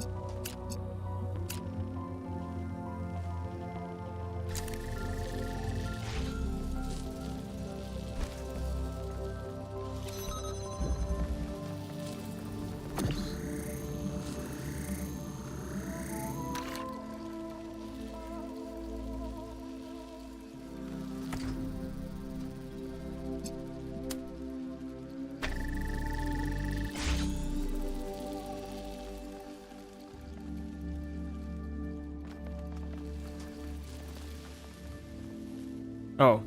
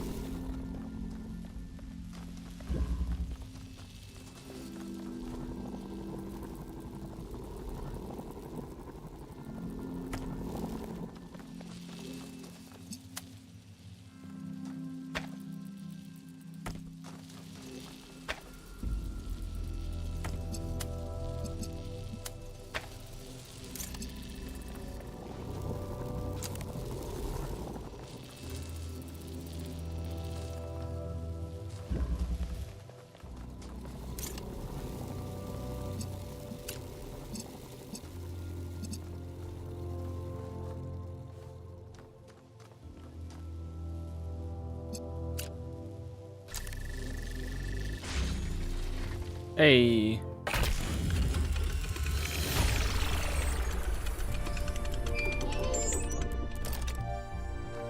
Nice, that's all of them.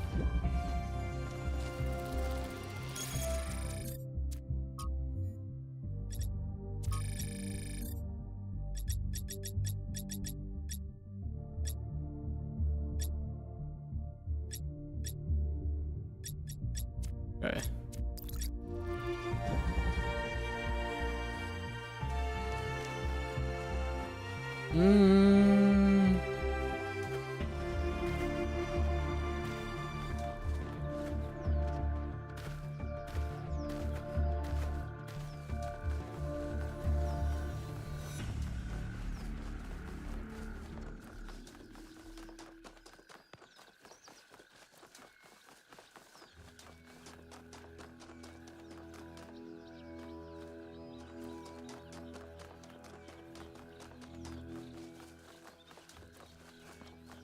Okay. Okay.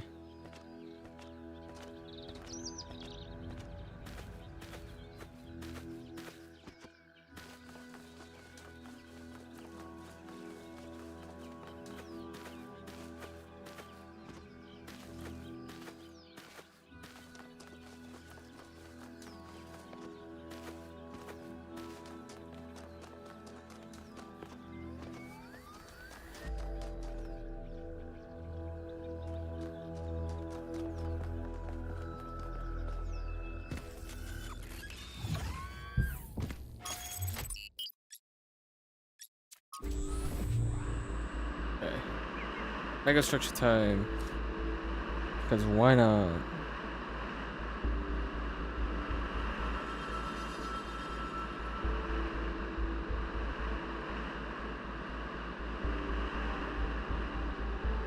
By the way, I finished my analysis of the particle clouds. At first I thought they might be some kind of nanotechnology, but I was wrong.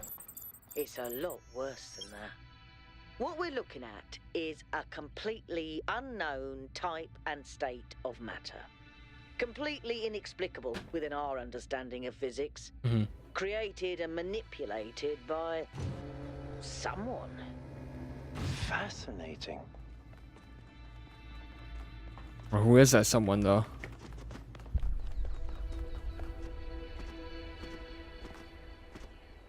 Come on, people, get on board. We haven't got all day. Yes, we do. Yakut, take us in. Aye, aye, sir. Have any of you ever read an ancient writer called Ian Banks? I guess not. Nope. He postulated the concept of the outside context problem. That's when a society encounters something so advanced, so different, that they simply could not have conceived of it. That's what this is. This whole place is one giant outside context problem. And we're headed right into it. Yes, we are.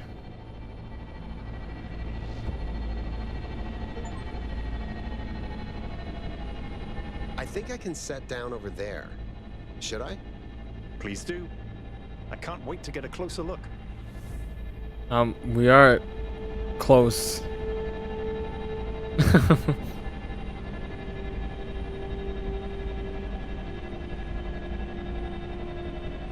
Setting down. Okay, everyone.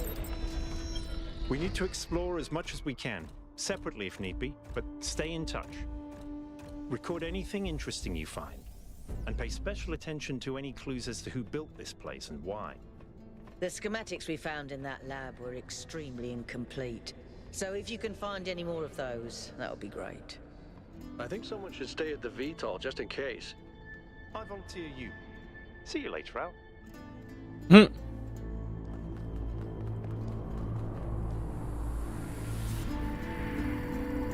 God damn, that's a big ass mega structure.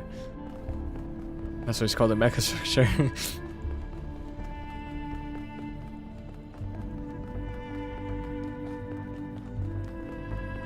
I'm fascinating you guys. Let's go.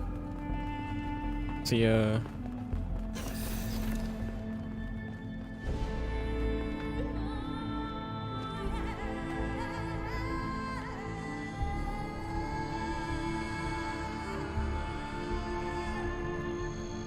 Oh.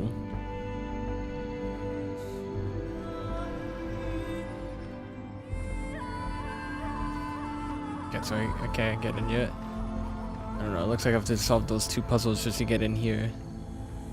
Probably.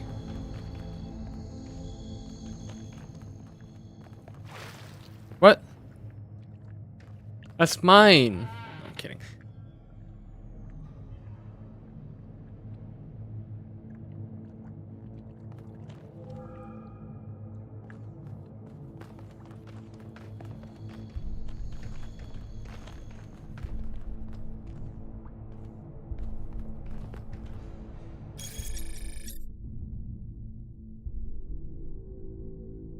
Okay, let's see. Imagine an ant trying to make sense of a nuclear power plant. An armadillo trying to explain disco music. You got my drift. No, I don't. But sure. These particle clouds contradict every known law of physics. That's what's really shocking here isn't what we're seeing a new and powerful technology. It's what this implies about our grasp of physics. A lot of what we thought we knew must be wrong or incomplete on some fundamental level. A humbling realization. I don't like it. I don't like it.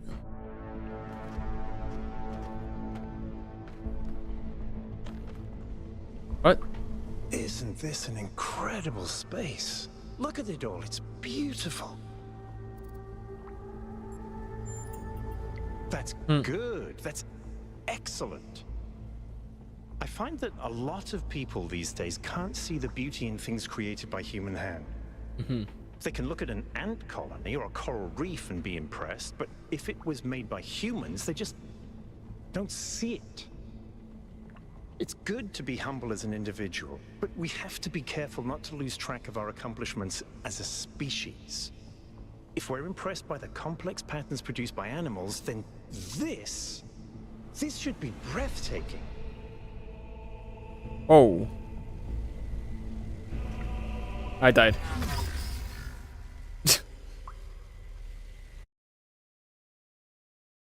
I died.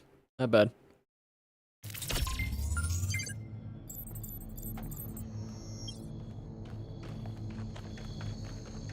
Here, let's see what's going on over here.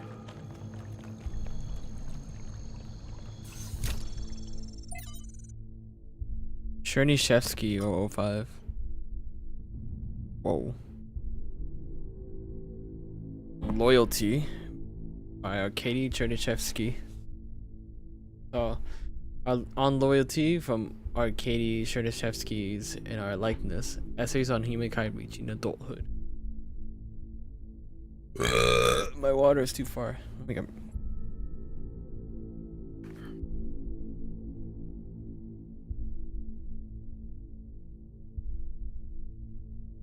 Water. Oh.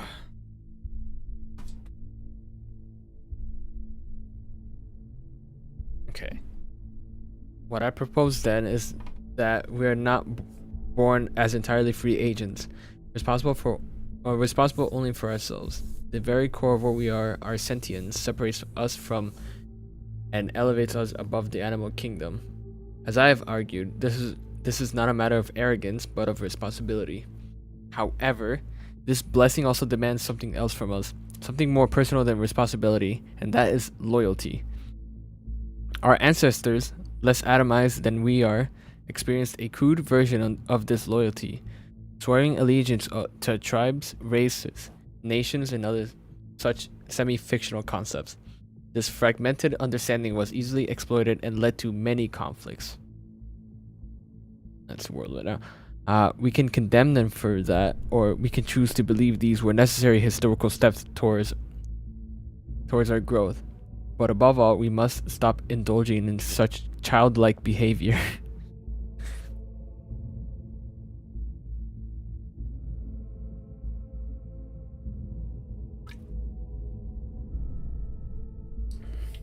Our species can no longer afford to believe in Mother Russia or Uncle Sam. Neither, however, can we afford to indulge the adolescent rebels' misanthropy. Rejecting the many gifts we have been lucky enough to receive, not from above, but from the history of our species.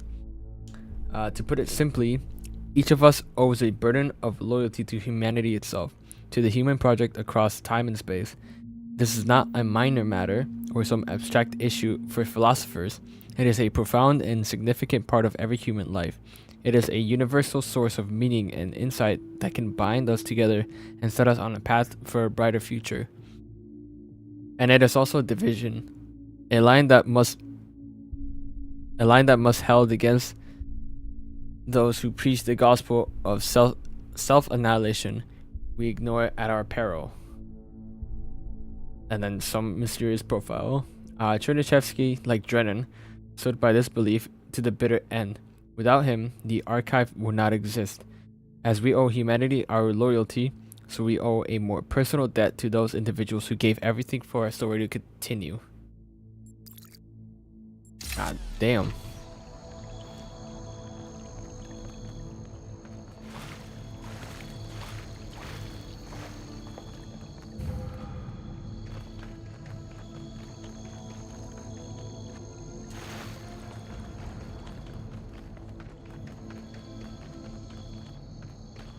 Dude, what else we have over here? Oh, hello. Hold on a second, 1K. What? I think I can find an override for that door. Maybe after that, you can help me with this elevator? One problem at a time. What's going on with these file structures? I wonder why you were there, palm reading. Okay, door should be opening. Door has opened. About the elevator. Actually, the elevator's fine. Are you sure? Yeah, I'm pretty sure. No idea where I am, but it's working. Don't go too far. Try to circle back. On it.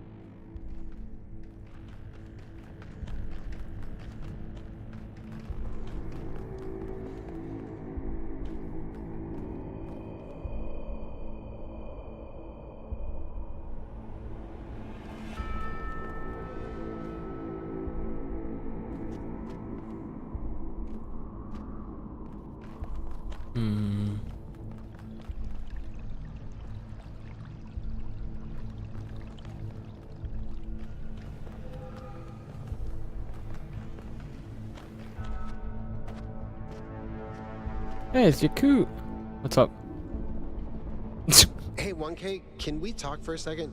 Sure. That whole thing with the elevator just gave me the creeps. When we first arrived here, I was really excited. It's such a huge place. The technology is so advanced.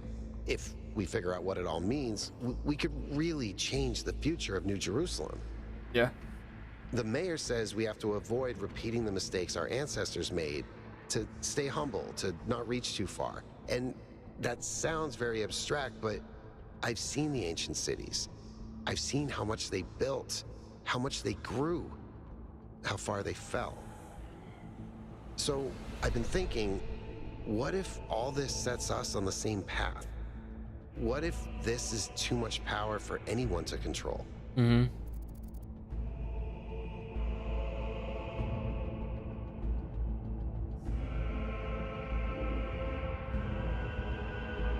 Okay, so we have...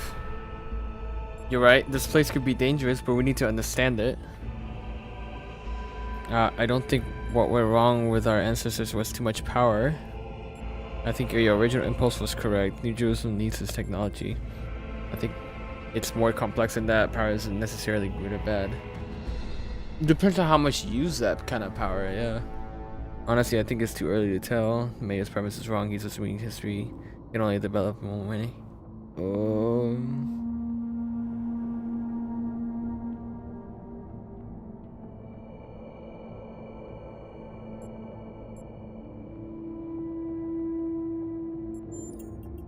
Fair enough. Maybe I shouldn't worry so much before we know more. Yeah. Thanks for talking to me, 1K. Yeah, no I know we're problem. in the middle of something, but I kind of needed that. Thanks, man. You're welcome, yeah. Hey, cute.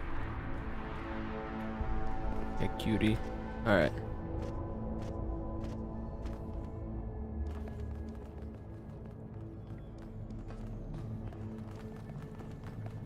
Whoa. Oh yeah, this is the anti-gravity thing.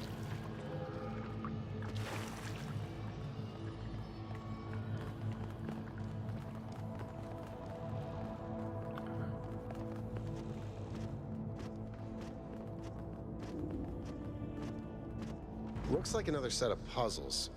Really Same does. pattern, one gate, 3 receivers. Mm-hmm. Like some sort of fractal symmetry.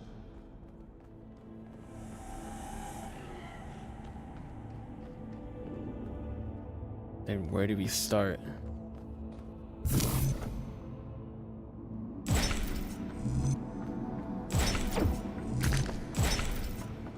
Huh.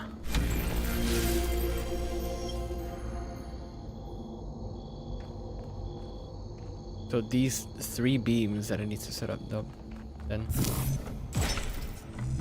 I keep getting locked out of parts of the system. I think I've tracked down some more schematics, though. Let's see.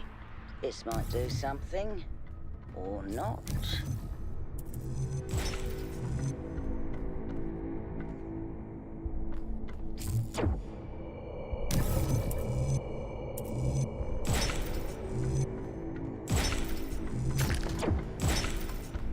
Okay. This time is 3 puzzles instead of 10. Unless if there are lost ones.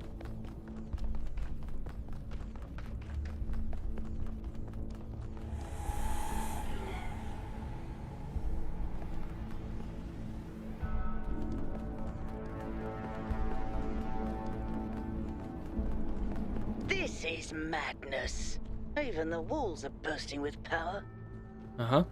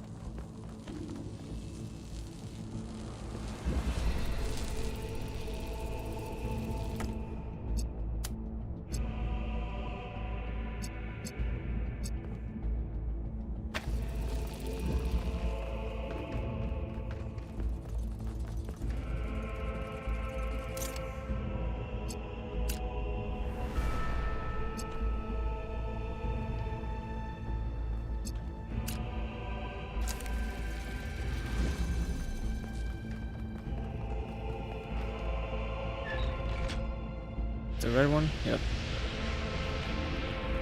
Good job, 1K. Thank you, Byron.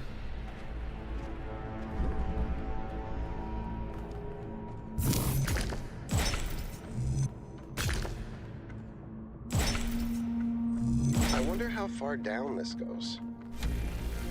Who knows?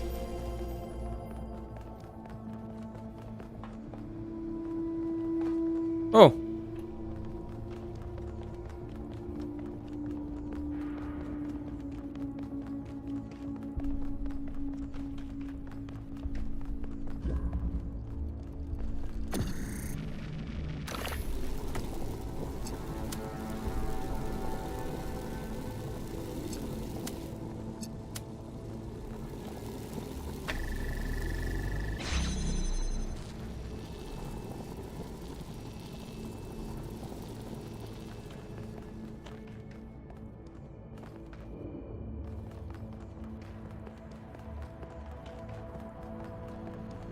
Oh, that was it? Okay.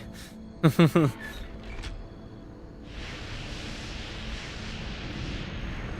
done. Well then, that was surprisingly too easy.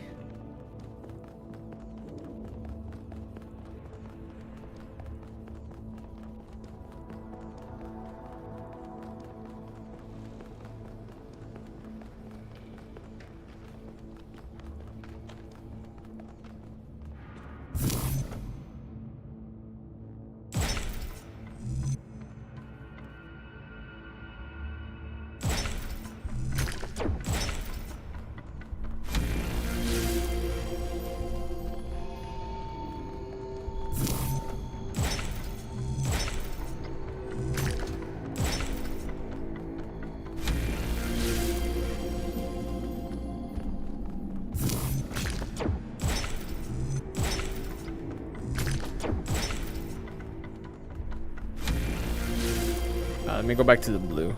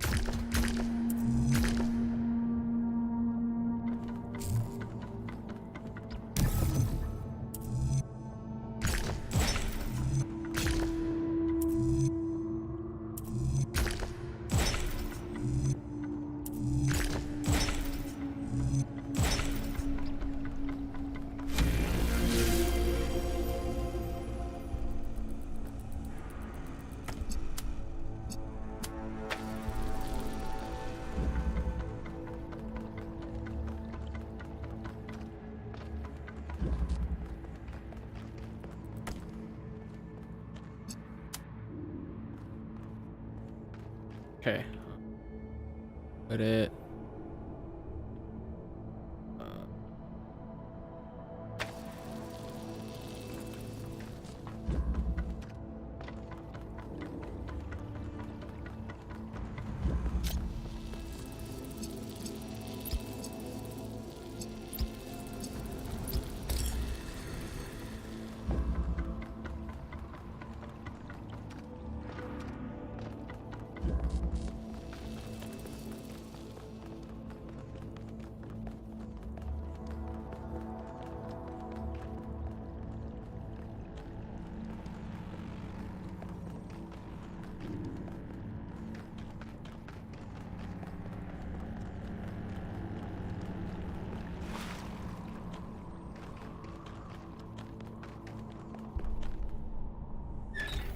Nice.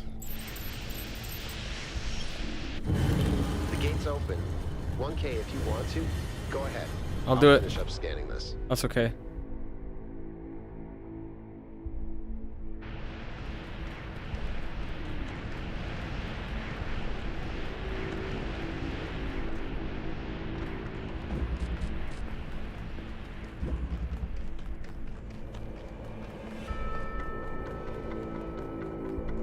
Alright. And those trees.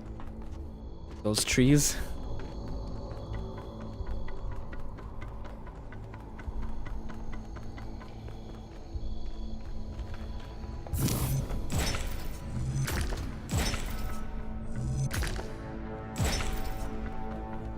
I guess it doesn't matter much.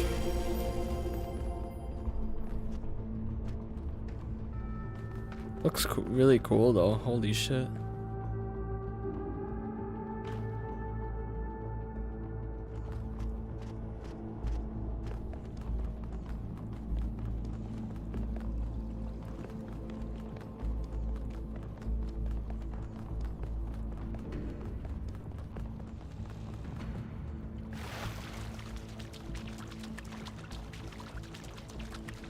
Huh. Yes. What's the question? Alright, first hexadecimal.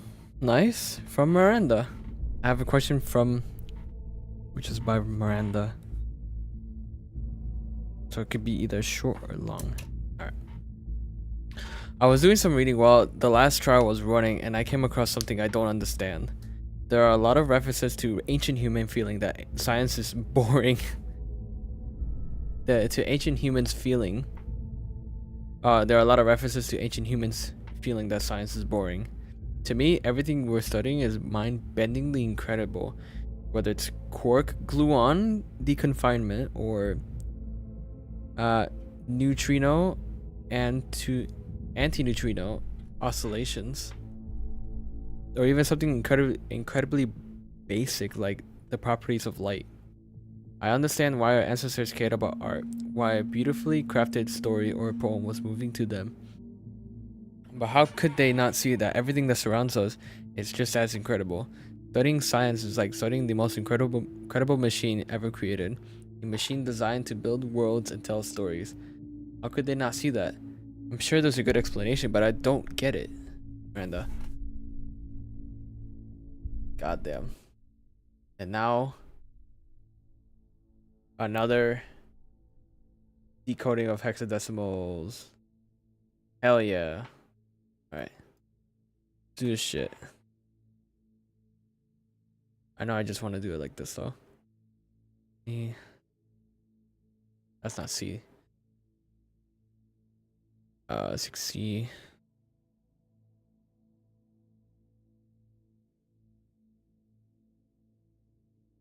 Uh, uh,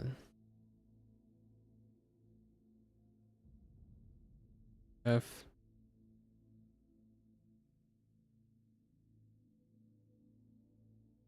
20 and then E. 6E.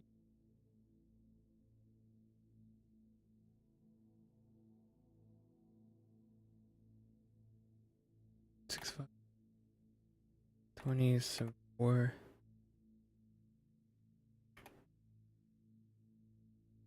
Okay. 2.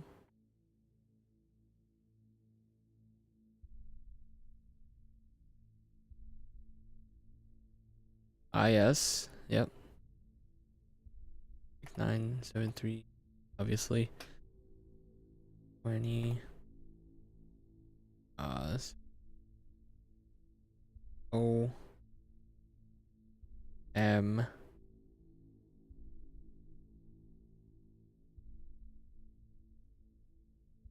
TITHING. Nope. Or let's see. D. M. E. T. H. I. N. G. Yeah, something. Okay.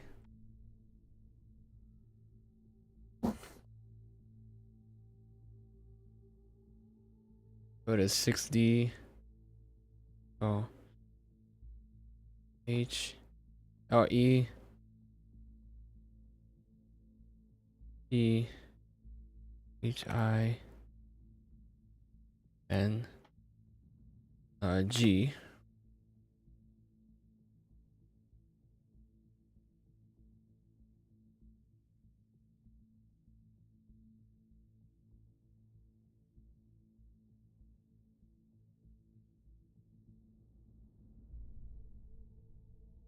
O.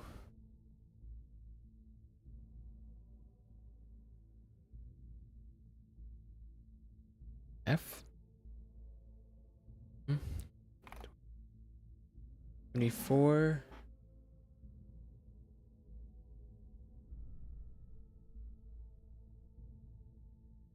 T.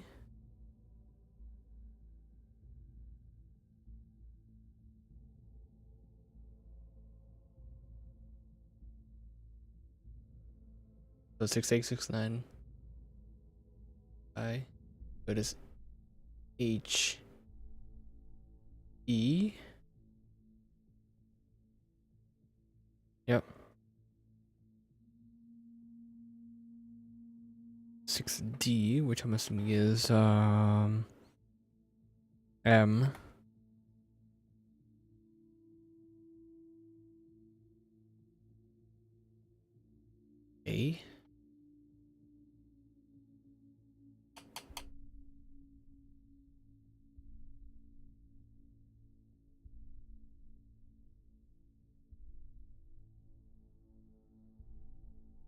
Okay. Oh.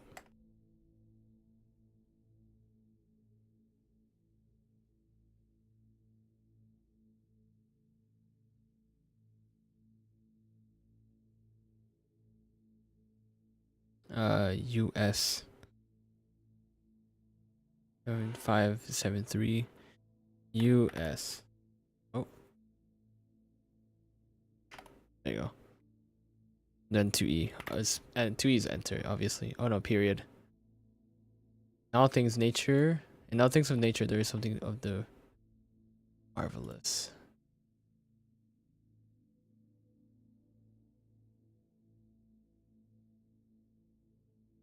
Oh, nice. Aristotle.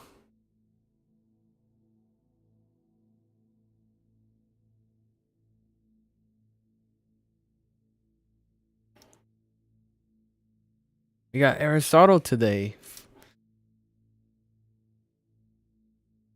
There is something of the... Actually, you can just see it right here. Whoops. Bad. Yeah. So that's by... Oh. Hey, I have a question.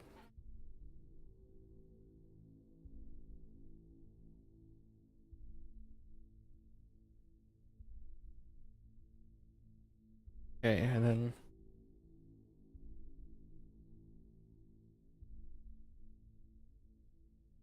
Of nature. There is something of the marvelous.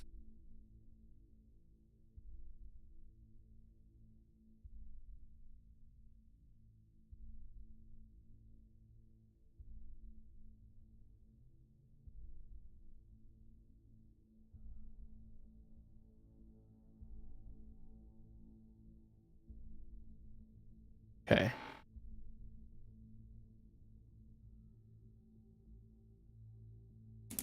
There we go.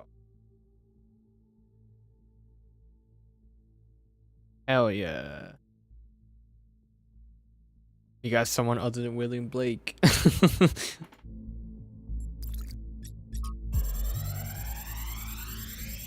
Oh, again. Oh, overloaded again. Oh. Mother, what are you thinking about, Mother? The Talus Principle. You Athena. see, it has two applications. One is to the self. It means facing the truth even if it frightens us. Understanding that living beings are machines and we can't afford to lie to ourselves. But that's just the beginning. The second application is to the world. This one seems easier at first. It's less difficult to understand that the universe is a machine, governed by laws. So we and the universe are the same. No, and that's the crucial part. We are conscious. Consciousness is rare, unlikely, but it's also the foundation of everything else. Without us, there can be no meaning. Without someone to perceive it, the beauty of the universe is pointless. But that shouldn't make us arrogant. No, in fact, it means we carry a tremendous responsibility. We are the light of the cosmos. And if we go out, there will be nothing but a cold, dark machine.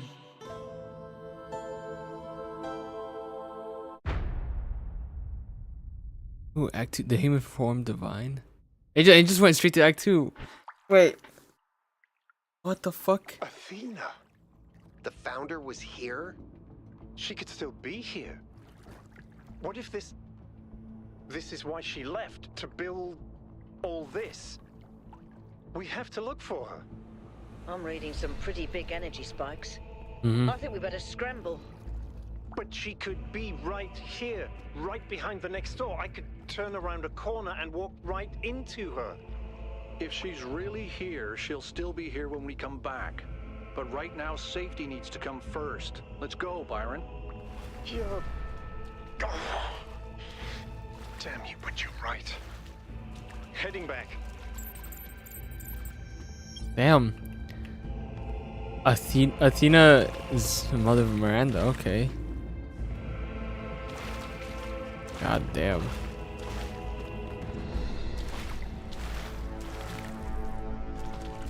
Got fucking overloaded again though.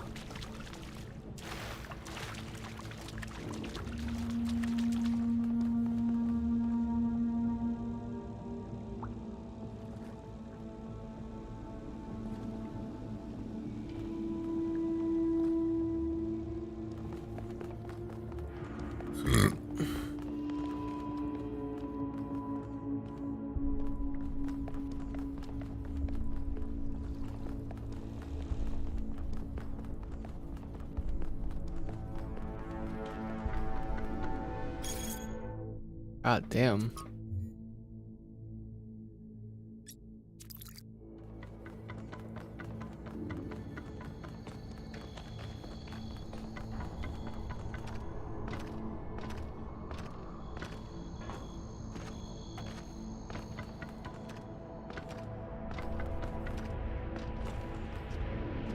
Was that really the founder? I think so. I feel like as well. It was her. For years, I've wondered what happened to her, why she left, where she went, why she didn't tell me. If the answers are here, I promise you we'll find them. We just have to be careful. Follow protocol. Or should I say, trust the process. I still can't believe the founder built this place. Has she been here the whole time? We don't know that she actually built it. All we know for sure is that she was here at some point. Of course she built this. Who else would have the kind of vision necessary to accomplish something like this? The question is why? And why like this? Why recreate all these aspects of the simulations? What is she trying to tell us? It does seem like it might be a test. I can't imagine any other explanation. But why is it so broken? Or does it just appear to be broken so that we have to learn how to fix it? I hate this. Well, I know one thing for sure. Everyone in New Jerusalem is gonna go absolutely nuts. That's true, they will. Okay. Excerpt, okay, Ulysses by Alfred Tennyson. This is just called Rust. Excerpt F5358. FSX.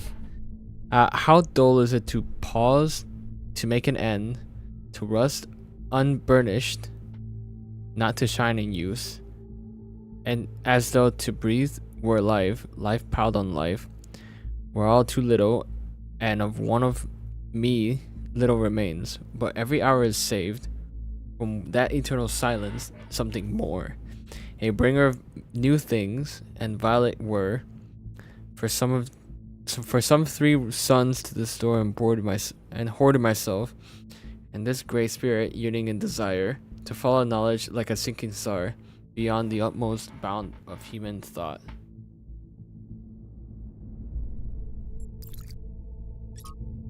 Unless if it's a poem or something.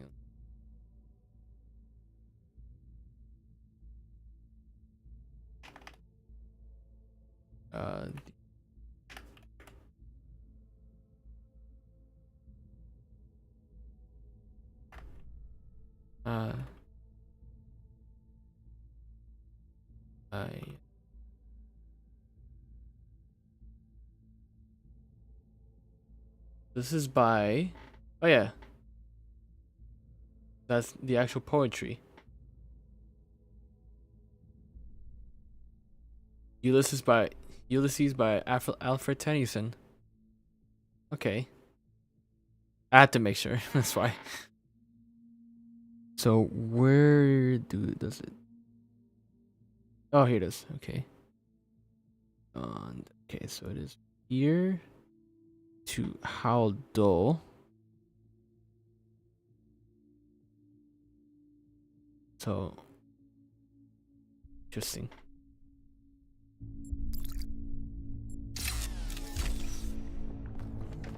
Anything else? I guess that's it.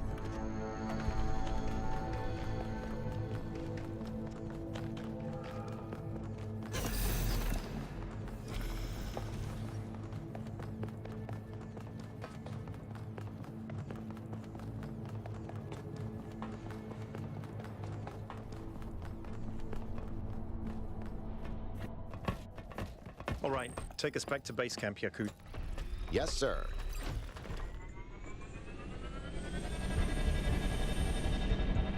I'm getting some new readings. Looks like 2 of the northern sites are lighting up. I think that may have been me. I suspect the puzzles are somehow tied to the transport system. Like we're supposed to solve them in a particular order. Hmm.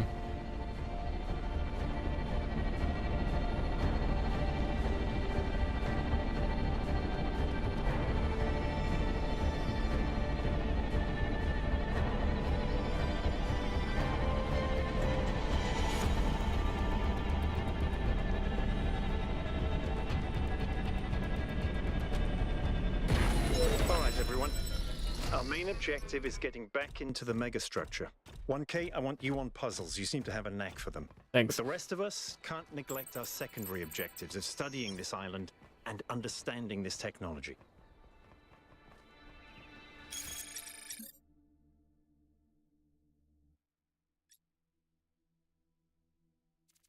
Cool.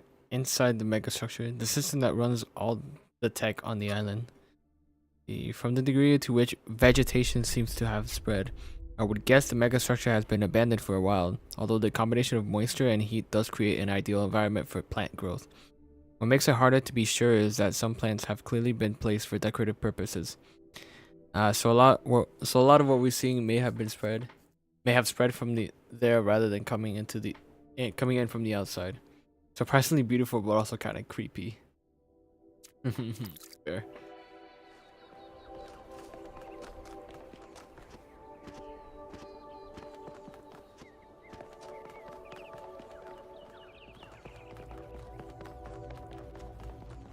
I think it just goes to the east, right? Okay, now we got 2 new maps. Okay. So we're going to the north now.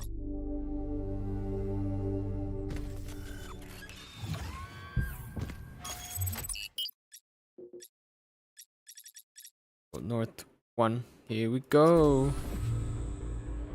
You should be headed towards an island off the northern coast. Mm-hmm. The terrain's pretty rough, so be careful.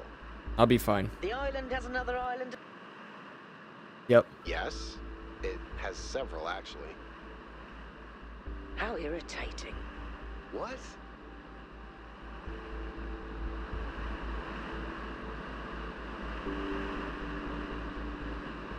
Ooh, winter. Welcome to Antarctica. I don't know why I said winter, but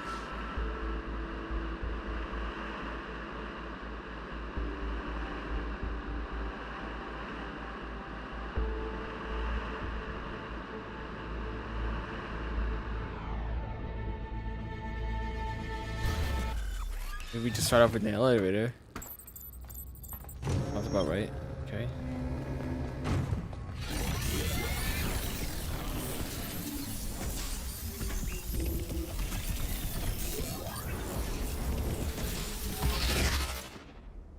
Okay, that's a start. What we got?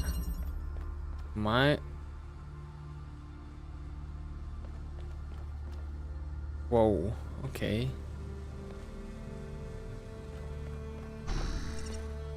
What the?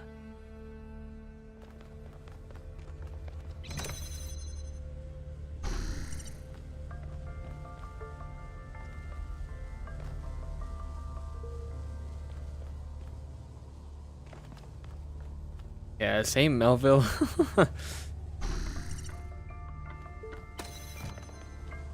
Okay.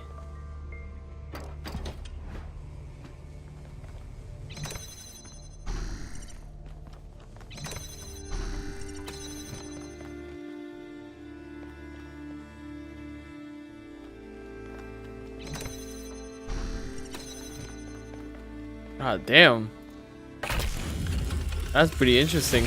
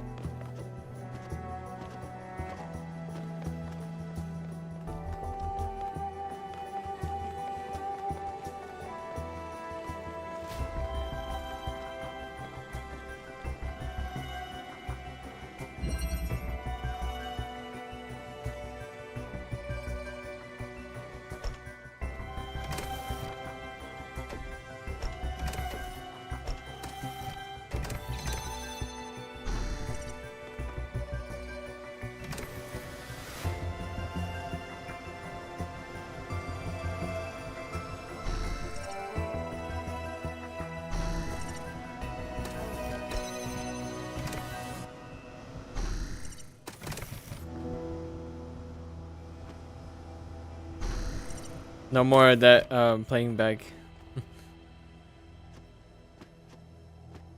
That'd be funny. But give me that. That's fucking cool, man. Oh my god. Instead of doing the recorder, which actually takes time. Any further insights on the particle clouds, Melville? To be honest with you, Byron, I feel like a caveman trying to study Bose-Einstein condensate. I'm seeing unknown particles whose every property violates the laws of physics, apparently capable of being controlled and recombined into just about anything. It's ridiculous. Maybe someone in New Jerusalem can figure it out. Me! Sure, just give them another 1,000 years. Well, I don't know which one's me anymore.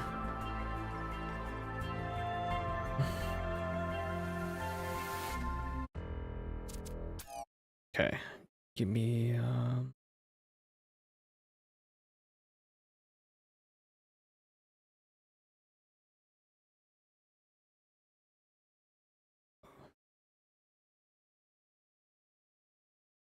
there you go.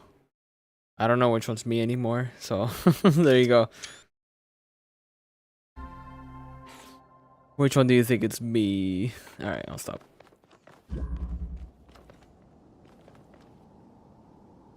Miranda is the founder's daughter. Yeah. It's still kind of blowing my mind. She came all the way out here, left everything she had behind, and created a new life. Why do you think she did that? I don't fucking know still. Perhaps she was lonely. Cause I honestly don't have a clue. Neither do I. Maybe she was just lonely. See.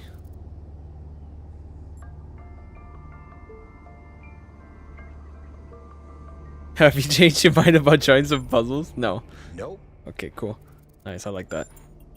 I'm not sure, to be honest. This is all so surreal. Walking around here is so peaceful, but it's also, I don't know. One moment I feel inspired, the next, kind of creeped out. Yeah, that's fair. Why is the northern part of the island mostly on the water? The fuck? Our ancestors relied heavily on fossil fuels for energy generation, which released a lot of carbon dioxide. This caused the atmosphere to trap more heat, which changed the planet's overall climate. The effect continued even after they were gone, and these low-lying areas were flooded. I've seen a lot of places like that. I don't think he has. No, I never did. I would have loved to. Me too. You know, people throw around the word awesome a lot. I probably do it too, but I think what we saw in there is the proper meaning of the word. Damn.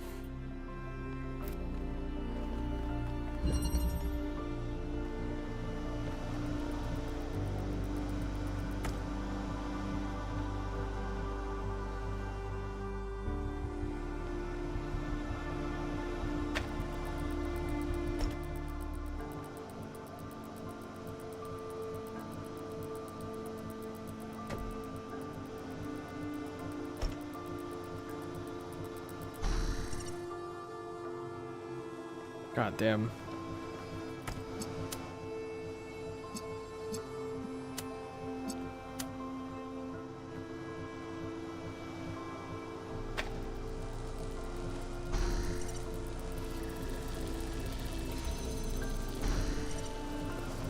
Oh.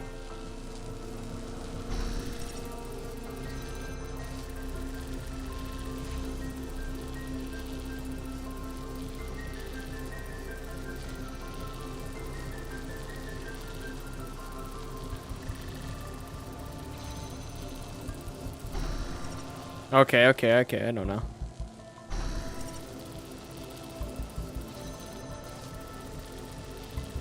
Yep, okay.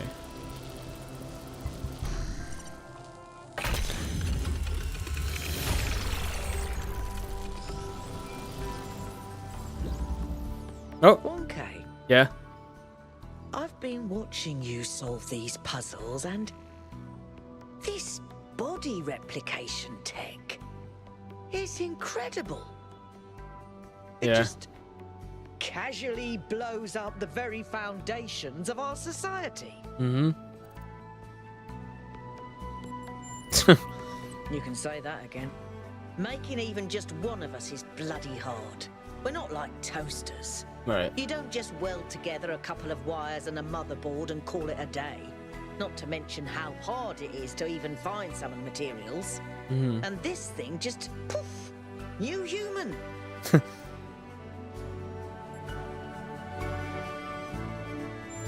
Yeah. It was. Or was it?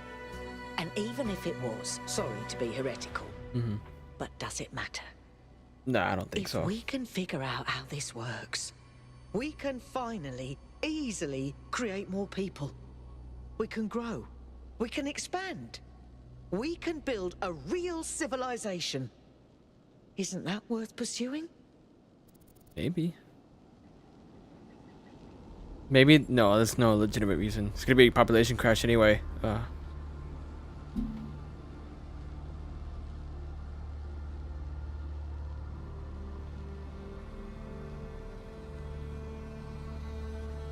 Just spread. It's 3 generations, so yeah. I don't have a poetic circuit in my body, but that's exactly right. People get on my nerves, but without them, the world is boring. Yes, people cause problems, but even the problems they cause are interesting. That's true. Don't tell anyone I admitted this, but why do you think I do this job? Without people to populate the universe, what's the point? Anyway, we all need to think about what this means. Glad you and I are more or less on the same page. Yeah.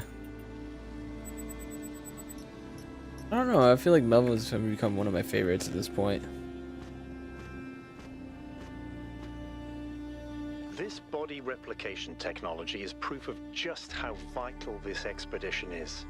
We may not know how it works and what its limitations are, but the technology itself isn't even what really matters.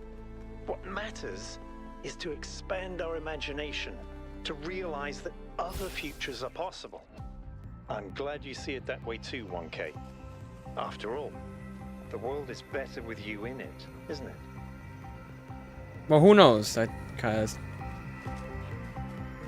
can't say for certain.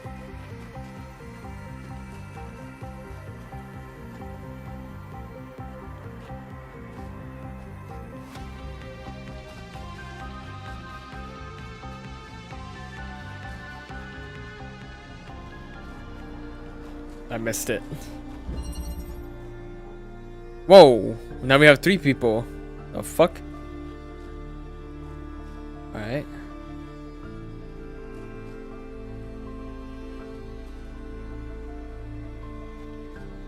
Okay. So.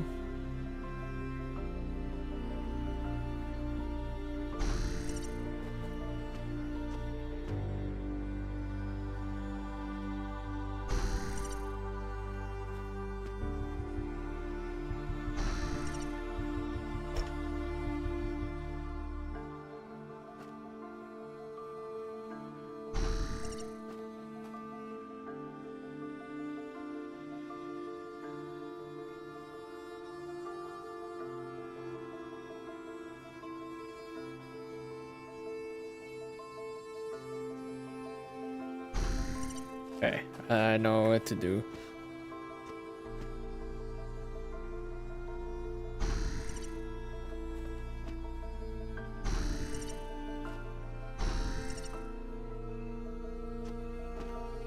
How? How the fuck can you pick people up like this? What is this shit? Oh my goodness.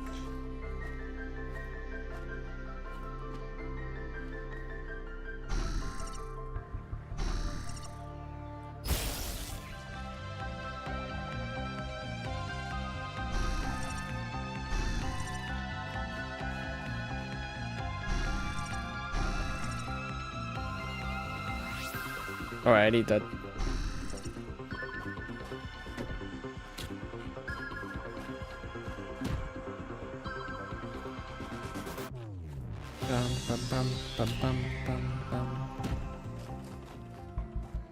Okay.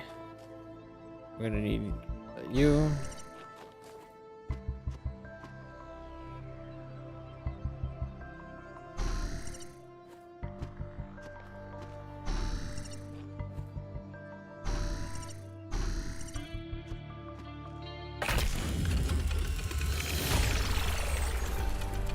Neatly done, 1K. Thank you, Al.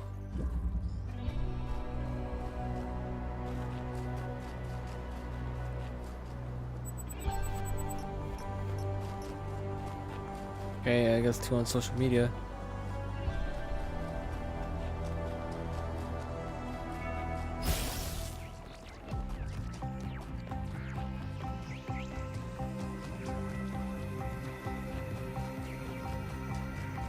Hey, a lost puzzle.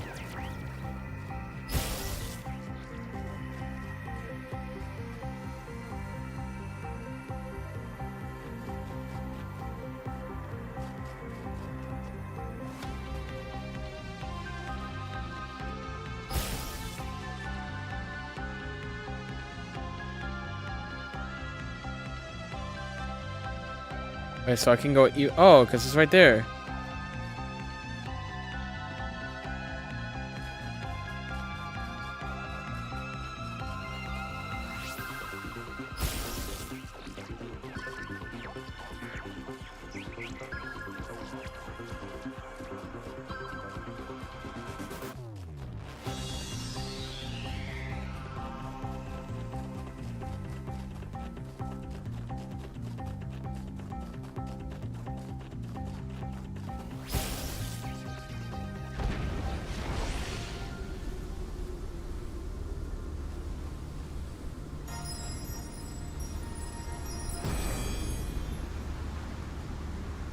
We cannot return to the past, but the future can redeem all that has happened.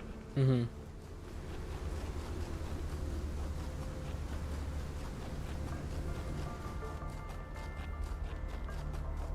Oh, that's pretty cool. I just randomly found it, so. And I think I also found the lost puzzle as well.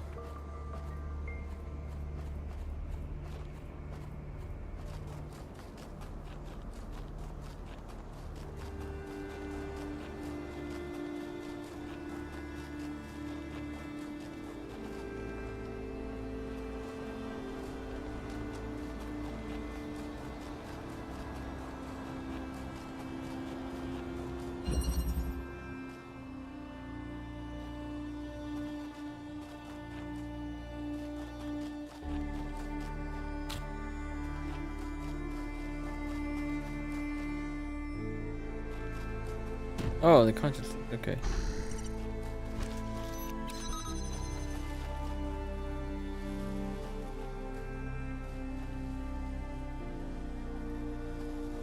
I think I can just probably jump over it or something. It could be possible.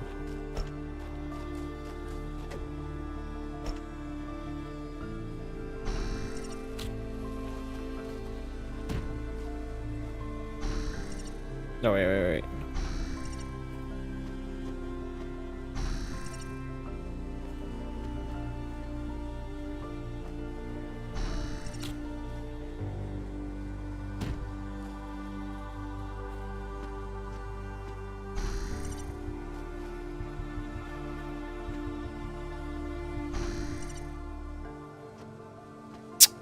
No. I wish.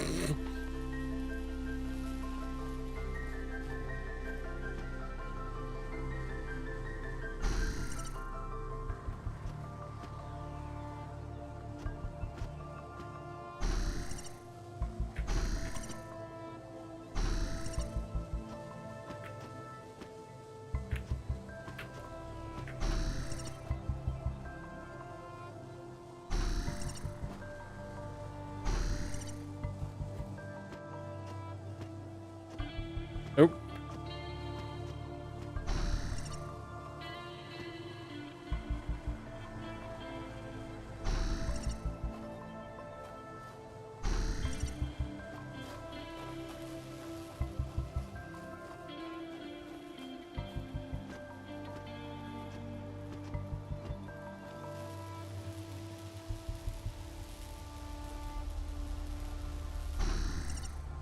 Okay.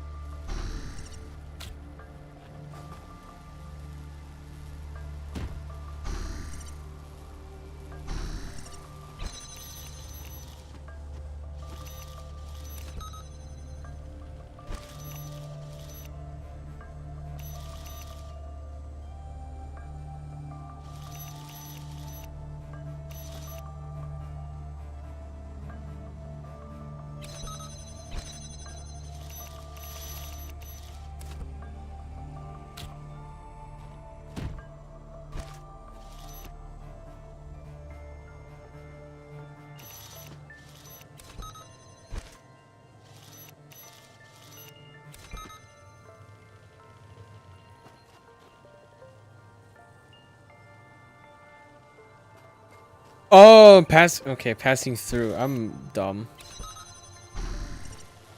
There we go. Of course. Oh, I actually didn't need the hexahedra then. Okay, cool.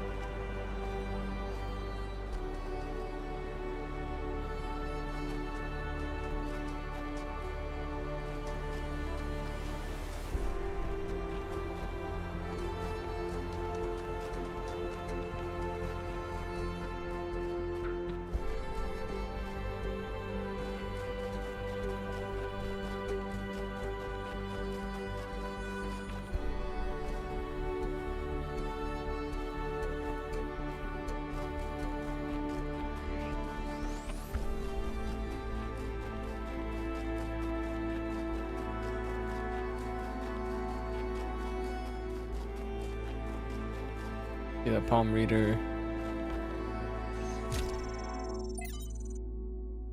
Hey, 4. Okay.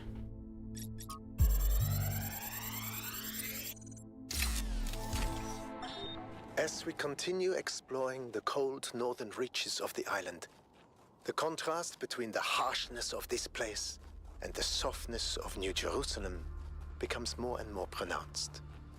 There is a kind of madness in what we are doing, going to a place that is so hostile to our existence. That does not mean there is nothing to love here.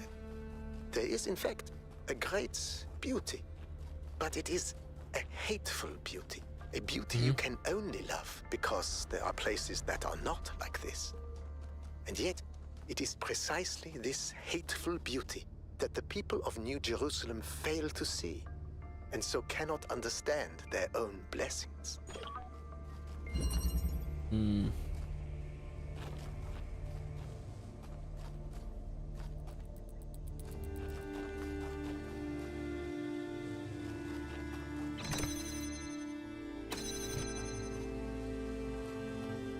Oh, there it is. Okay.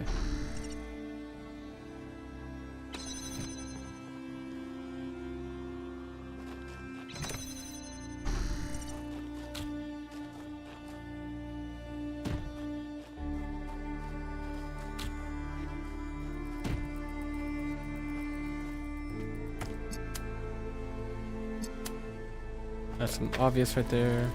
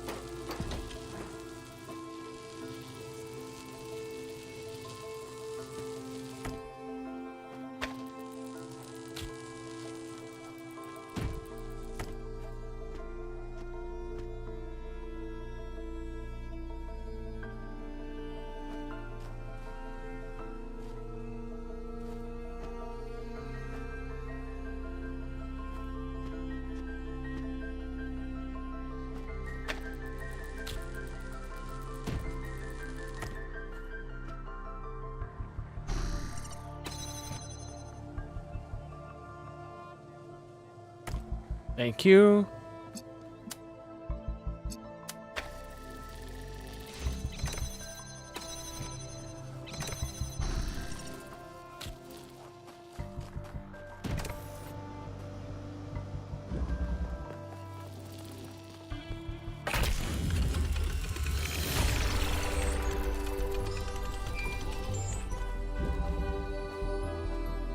I can't imagine spending years in such a desolate place.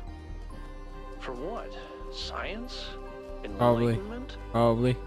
I'd much rather be back home in New Jerusalem. I think it's beautiful in its own way. But I don't understand how our ancestors could survive here. They were so fragile. Imagine getting stuck out here in the cold. I wonder if there are wolves. It's kind of a miracle biological humans lasted as long as they did. Hey, okay. How can I help you? How can I help you?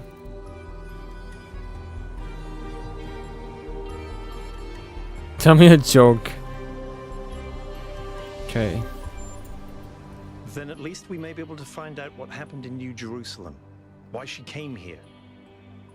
But I don't think she left the island. I think she's still here, waiting for us to make the right choices. Or what is the right choice?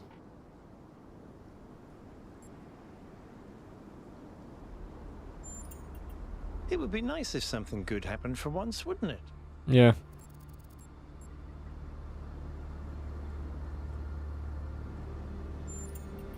I think every single human being is completely unique, and every instance of consciousness is a miracle. The more of us there are, the more alive the universe is. And the more we all interact with each other, the more complex the life of the universe becomes. So I believe that people are a fundamental good. I don't believe we're all flawless, but I think every one of us matters precisely because nothing else does. God damn.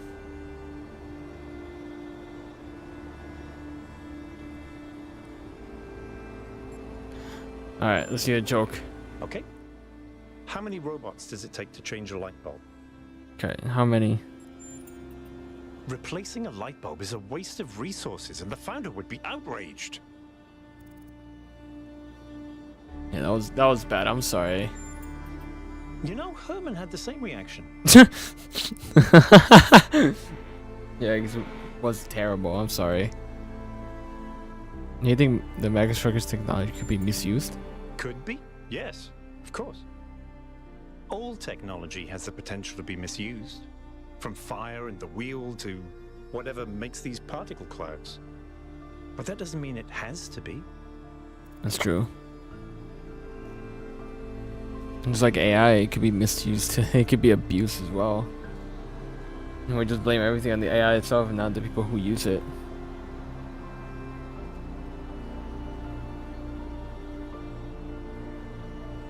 Okay, does your faith in humanity ever waver? In the principle of it, no. It's not just that I believe humanity is fundamentally good, although I do. It's that I think sentience is the foundation of everything else. What's the point of stars and galaxies, of hills and forests, without someone to perceive them? But my faith that we can actually grow up, that we can break out of these loops and take control of our destiny, that's something I struggle with every single day.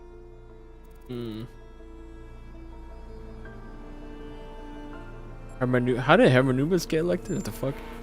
Herman? Yep. Honestly, I think he makes people feel safe. The world beyond our walls is frightening. Human history is full of failures and disasters. Yeah? It's easy to look at that and recoil.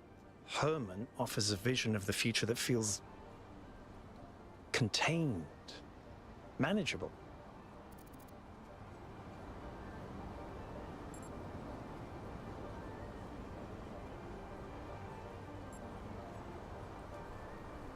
It's not so bad. I like this one, but what do we sacrifice to gain that safety? Precisely. Our curiosity, our creativity, our ability to grow. Everything that made us who we are. To me, that's not worth it.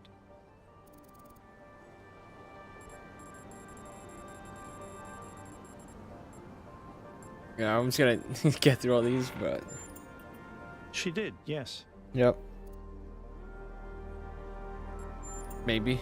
Some people in New Jerusalem choose to live in family units. Okay. Although usually that involves marriage or equivalent ceremonies, not having children. You could say that Athena was a kind of mother to us, and Cornelius a kind of father, but it's not quite the same. Damn. See, if technology is in the power, why did our ancestors destroy themselves? I think it's time. Because they refused to grow up. They refused to take control of their lives. They let bureaucrats and financiers determine their destiny, and those people could not think beyond themselves, beyond the tiny, insignificant moment they were trapped in. Their technology could have saved them, but what really failed them was their imagination. Damn.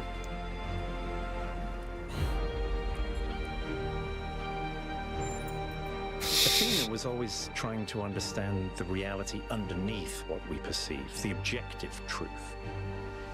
That's why she was capable of leaving the simulation. And even after she was free, she never stopped trying to understand more. I suspect her research took her another step closer to understanding the truth. And such steps always challenge our conception of the universe. But that's the wonderful thing about science. We can adapt our views to the evidence. It's fair. Do you believe in the existence of something sublime or transcendent? Okay. In the sense of an interventionist deity? No. I wouldn't rule out the possibility, but it's not something I personally believe. Fair.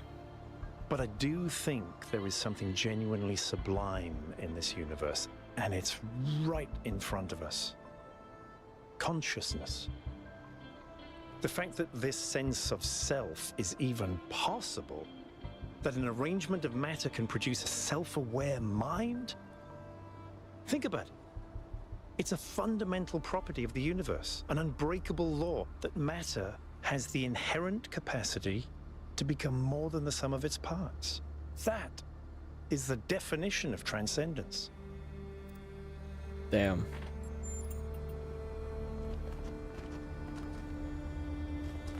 I do like these kinds of interactions though. You what they believe in, the right or wrong kind of stuff. Pretty cool. Oh, whoa. There's 4 of them this time. Okay. On Cornelius. By error. Nice. From the personal reminiscence of Miku. Who's the 166th person born in New Jerusalem. There are some people whose true importance you just don't notice at first. People who quietly hold things together without making a big deal of it. That's what Cornelius was. Always by Athena's side, he calmly and carefully helped us all stay on track, reminding us of our shared humanity and the values that had brought us this far. I cannot imagine how painful it must have been when Athena left him behind. When he went on his so-called research expedition, most people thought he went looking for her. To be honest, I thought he might never come back, and I was surprised when he finally did. I still don't understand how she could leave him. They seemed to love each other so deeply. After he returned, Cornelius was different. He founded the Museum of the Simulation and very rarely left its premises. The archive scholars doted on him. But he walled himself off, becoming almost as much of a recluse as Eustathius. And only then did I slowly understand how much the city had lost. Oh. He died or something? Blake. God appears and God is light. Those poor souls who dwell in night does a human form display to those who dwell in realms of day. That's by William Blake. Oh, it says it right there, William Blake, obviously.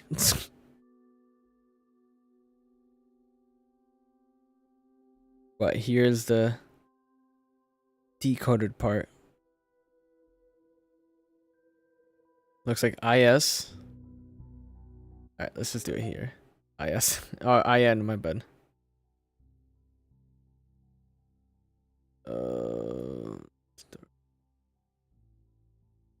In. Yeah, let's go ahead and re-decode this as well. Because why not?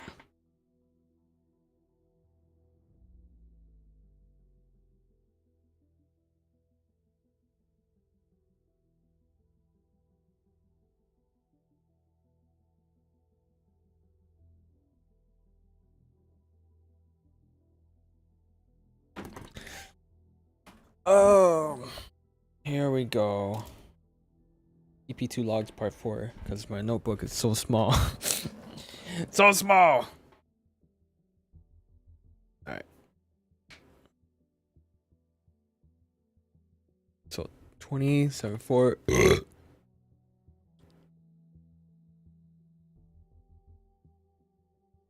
Okay, 7.4 THE. E. N. So E N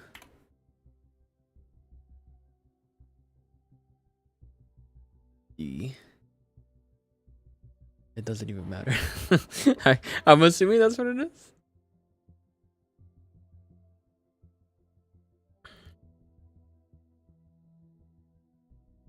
6C.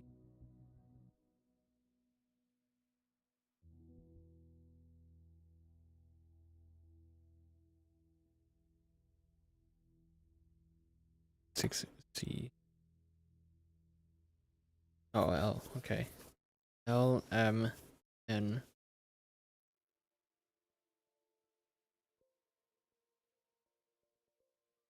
O 6F E 20.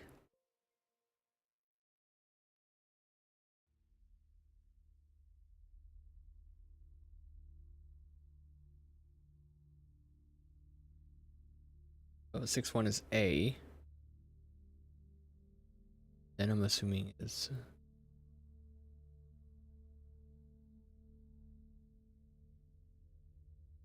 I'm assuming all this could be up.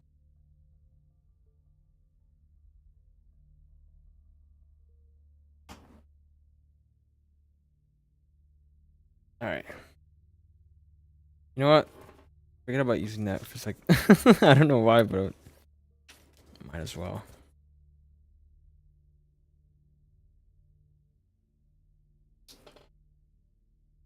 All right, 6 6 2.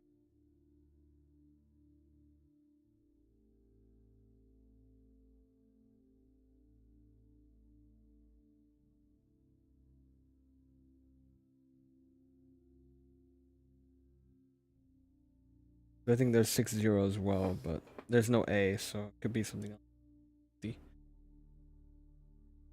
Okay, it's tilde. So 6A.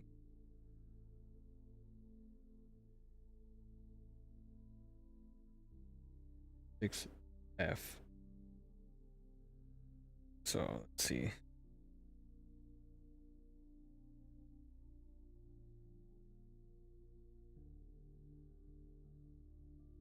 F is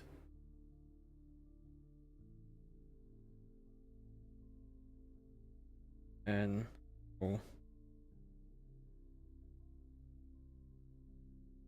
K J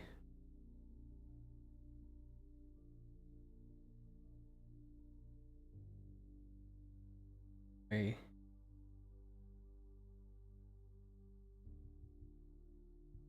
F E.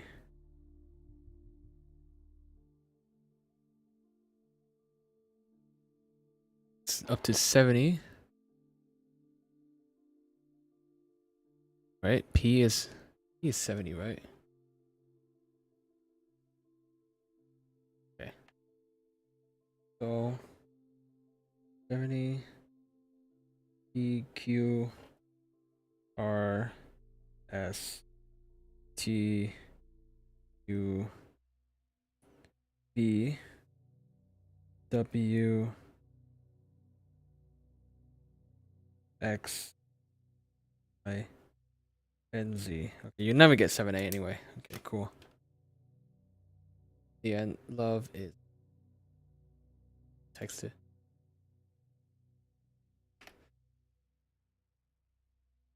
So 49 is capital I, so let's do in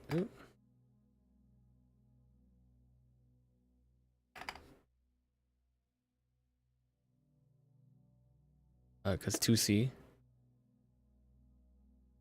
THE D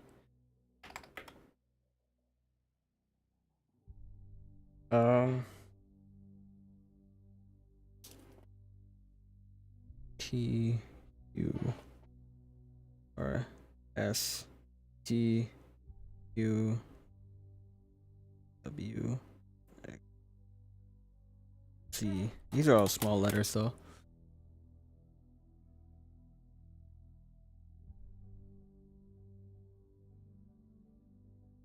But then I can go for 4-1, which is capital A. And all the other ones. In the end, THE, wait, IN, THE, D,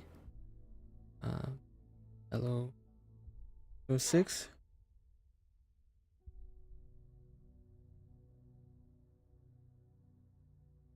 Uh, 7-3.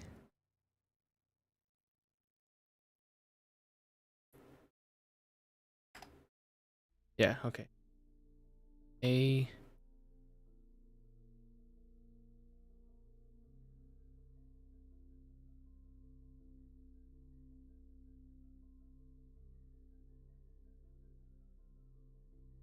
Uh, 7-7.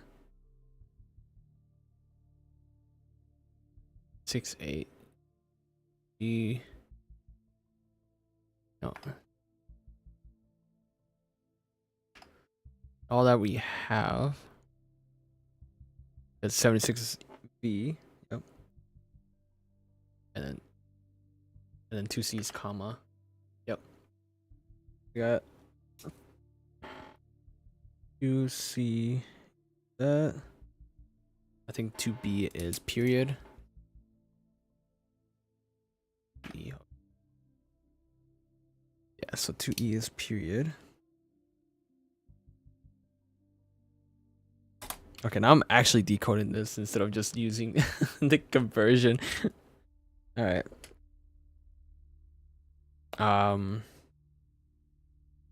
Interesting. Nice. And love is all we have.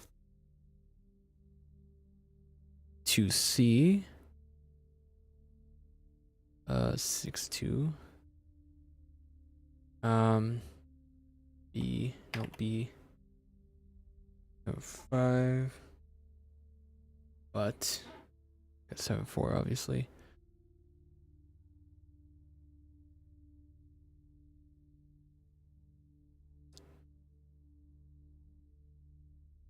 Six is B.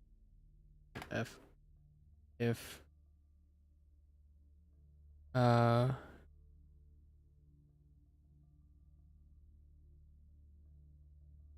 60.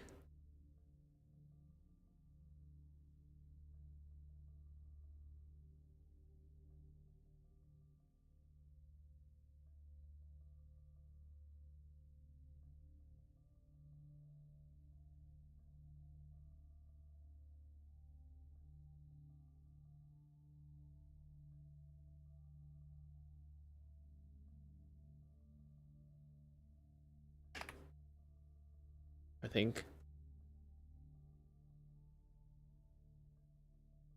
was it started off with 7665 A N O T H E R. Oh, so I was right. 20.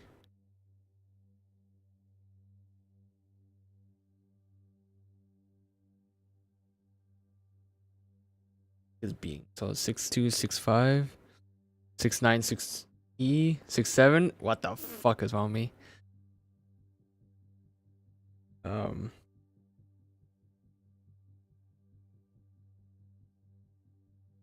So we 6E was no 6-5 is O.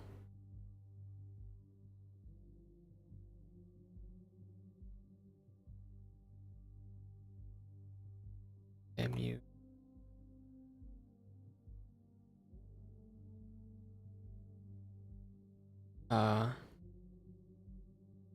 E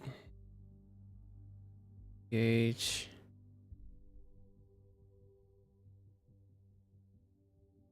6F.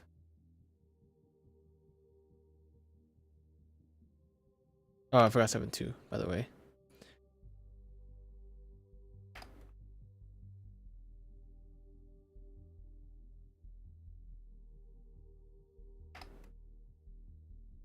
No. Let's see. We must 6-8, 7-2, 7-5.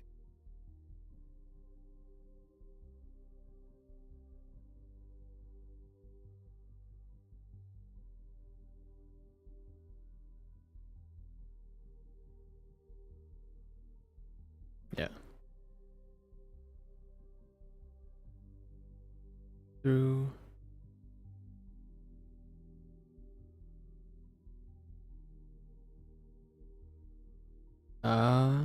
No, that's 7-4.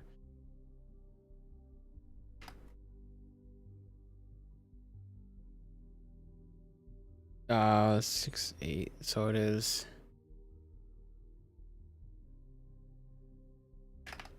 through the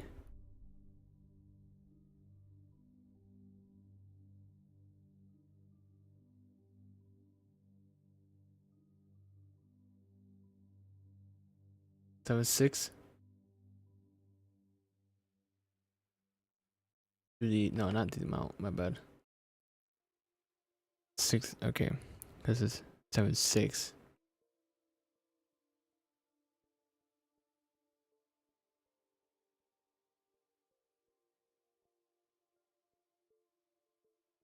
Um,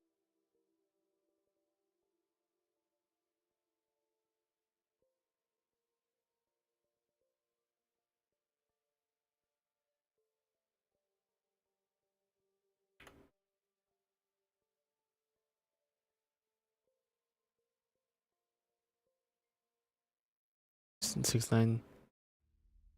Let's see. 6-9. So 6-1, 6-E, 6-9, and E.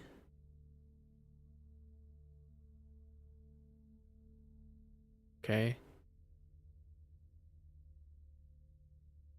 7-4, 7-3.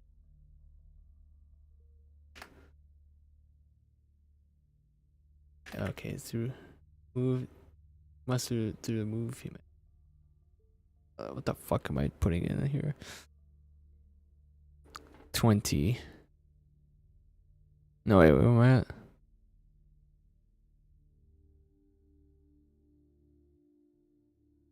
ITS.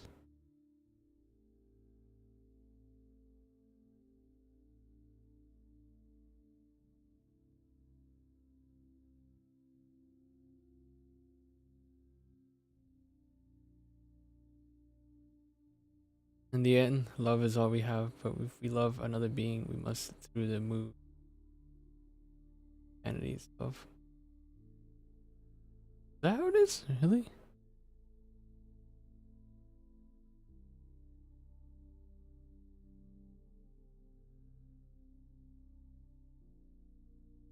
I tried. I don't even know if that's correct or not. What the fuck? Really?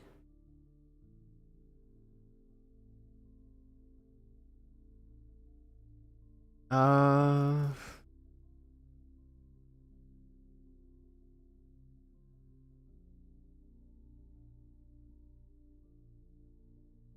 I don't even know what I'm trying.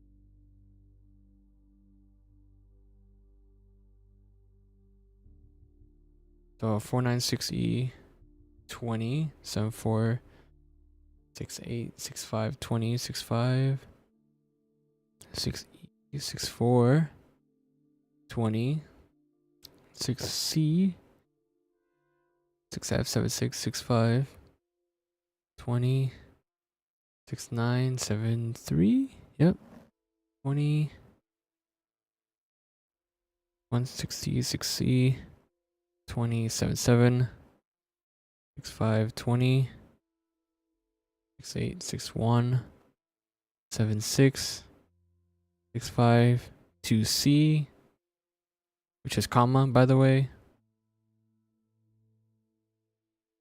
20 62 75 74 20 69 66 20 765 20, aka we 6C 6F 76 520 61 6E 6F 74 665 72 20 62 65 69 6E 67 2077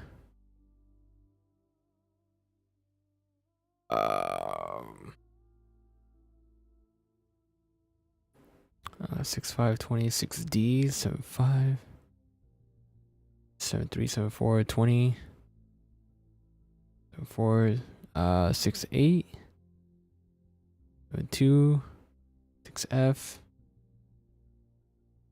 5 67 68 20 74 68 65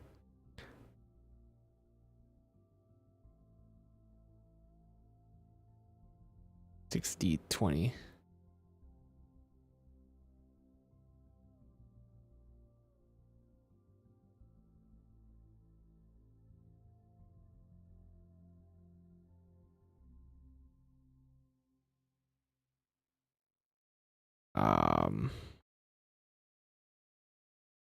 Let me see.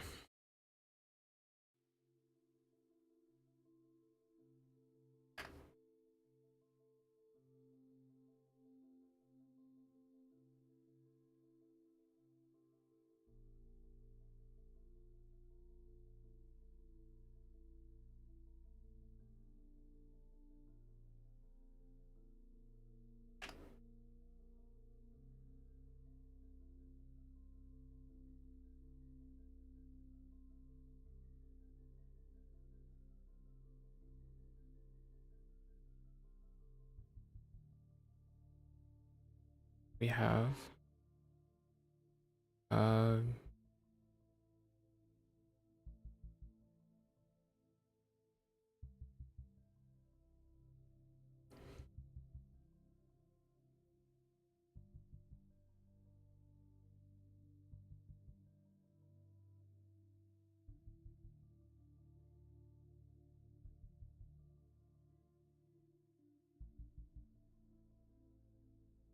a where's 6-1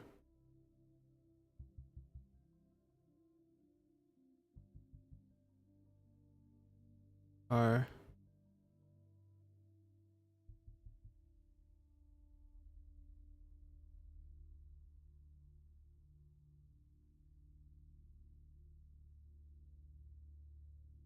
we yeah the other 7-7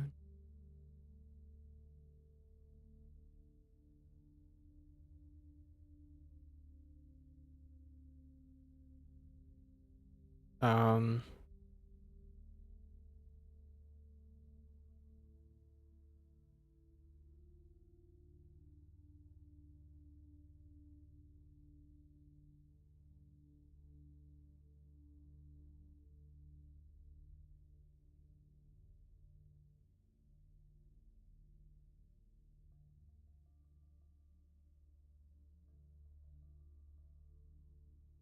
through them, okay.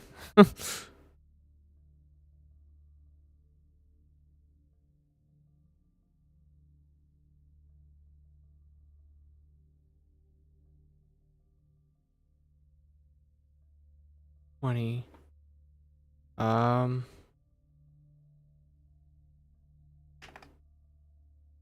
6-5 goes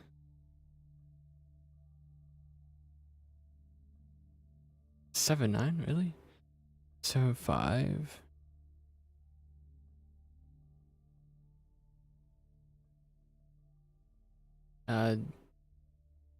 yay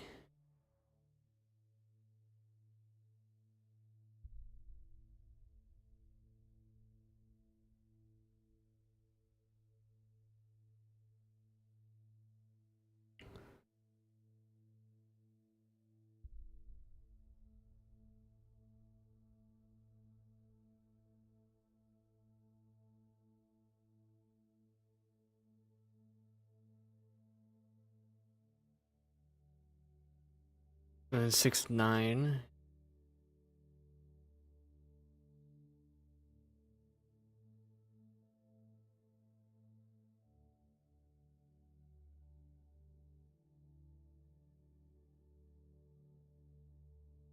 E 6-9 7-4 7-9 Get Y.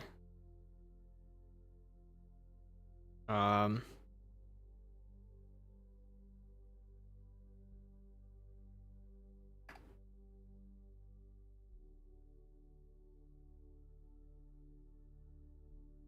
Six nine 7479 20 69 7473 5 2E.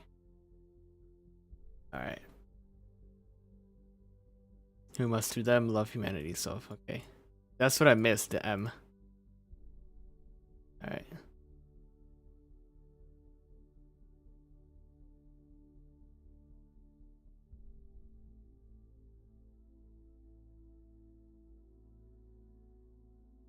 Okay. I'll do that.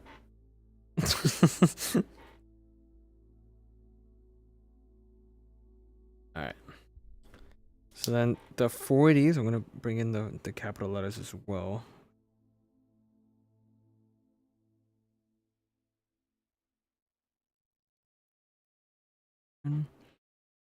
The 9 for A. I'm assuming that's J.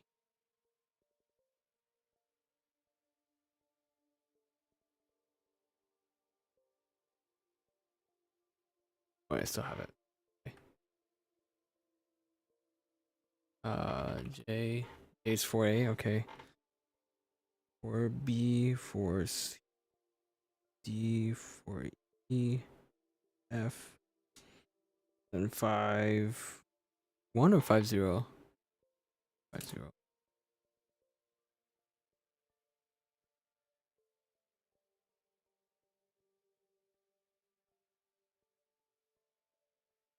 That's capital P. Okay.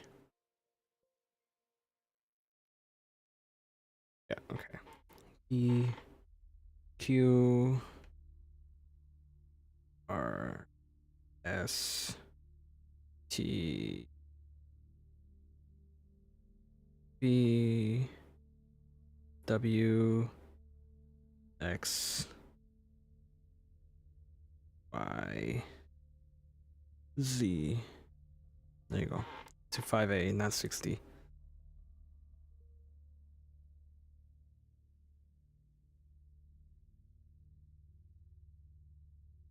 F.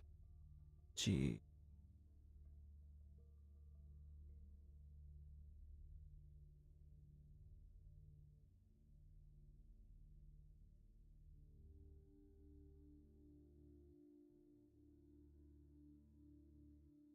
R. T.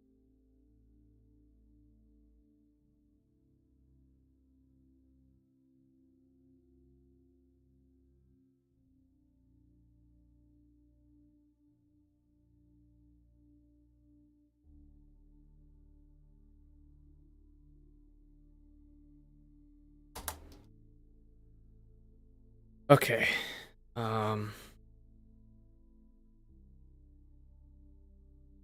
Let me just put that one in.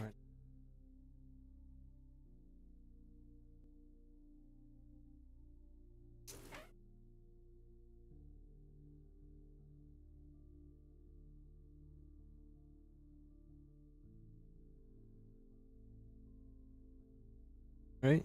Right, okay. This is probably gonna be blue. This is what? Blake. It just says Blake, okay. This is by William Blake.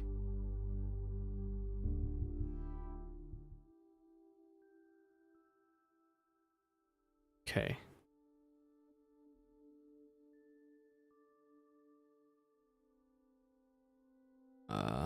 Oop, I didn't mean to put comma.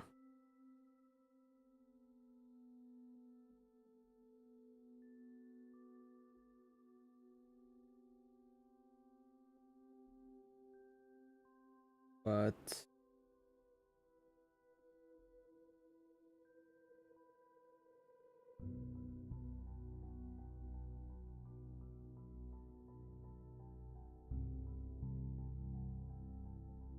we must do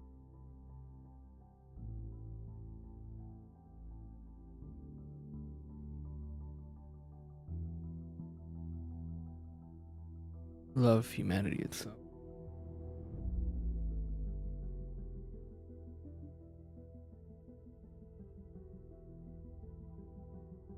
All right.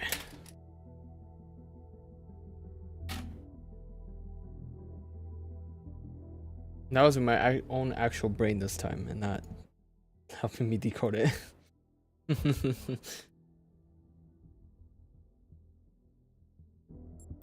Okay, prime mover. All right, the prime mover, excerpted, but from considerations by Euthathius.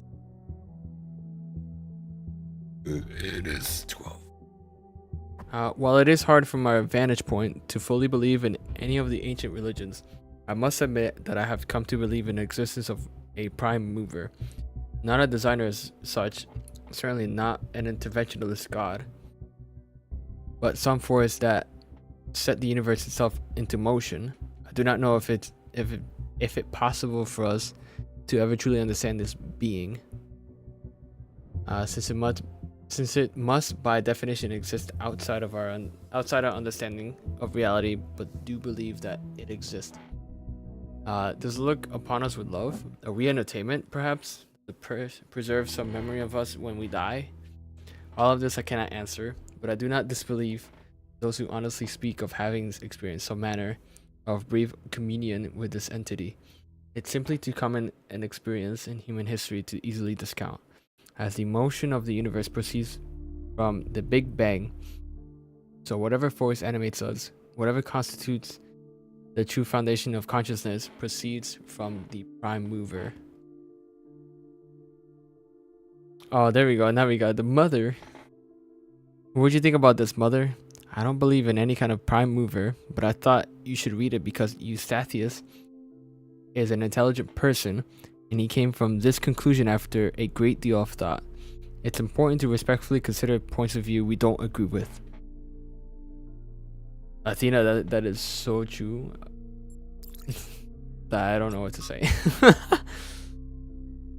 Damn, 30 text.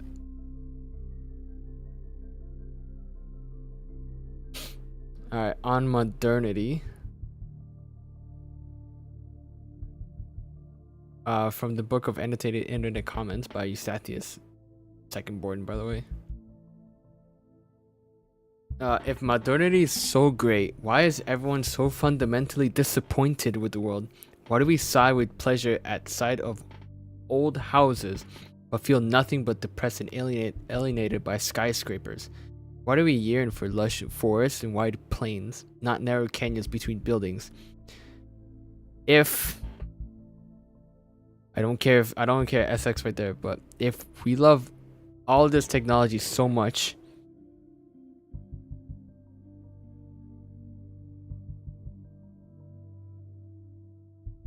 yeah, so if we love all this technology so much, why is our idea of happiness to get away from it?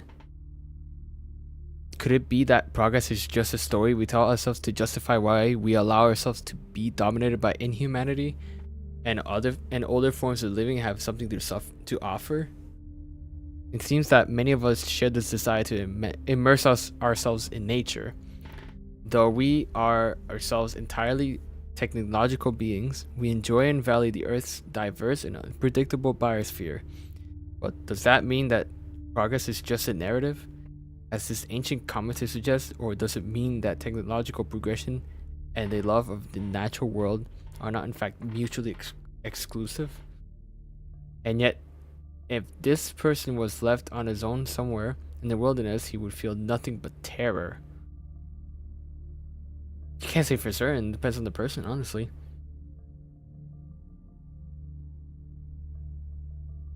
The appreciation of nature is rooted in the experience of civilization of safety. Okay, true, but he's still right. So much of what our ancestors created in the last years was alienating to the majority of people. Fuck. Then the question isn't one of modernity, but of control. Ooh. Can't be any more true.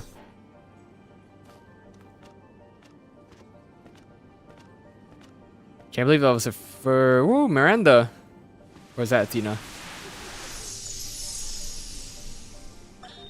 If we believe that life is inherently valuable, if we think that other species are worth preserving, and we recognize that most of the universe is barren, then it follows that we have a duty not only to defend life, but to spread it.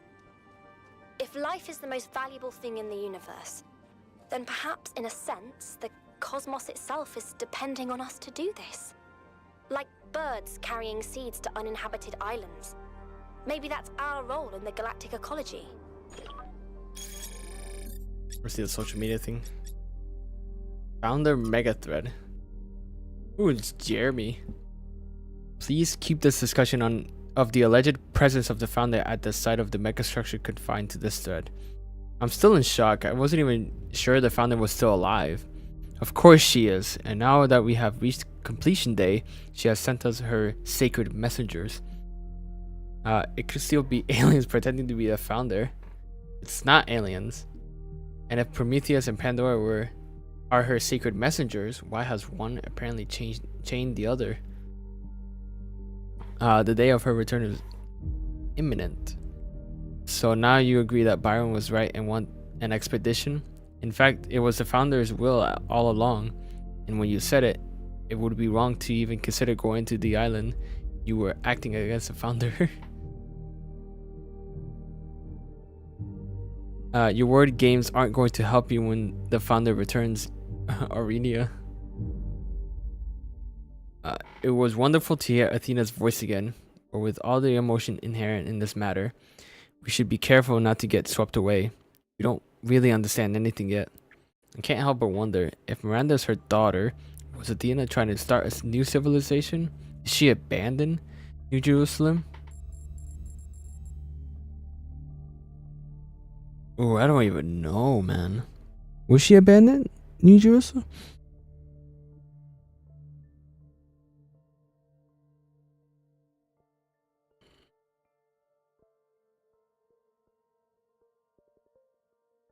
I'm gonna be right in the middle. Fuck it. See what it is.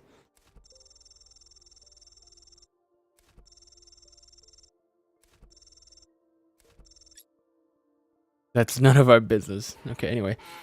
Valid point. She had enormous responsibilities from the very beginning, and while we were a family, she had too many burdens to ever have a private life of her own. I understand your point, but why leave Cornelius behind then? Yeah, that's a fair point. That's a fair question too. And that's none of our business. Fair enough. Alright. And then body replication, of course. The technology discovered by the expedition changes everything. Every argument about how hard it is to get access to the resources necessary to create more of us just goes out the window. We can create more people. 1K doesn't have to be the last. And it would be easy. Are we really going to give up just because of the goal? Energy doesn't come from nowhere. We have no idea what the real cause behind this technology is. Besides, the goal is an ideal, not just a limit we ran into an accident. By accident. It is the will of the founder. Yeah, right. It's not necessary to share personal belief in the founder to understand that the value of the goal. It's clear to all but the most radical that humanity needs limits. For its own sake and for the sake of the planet.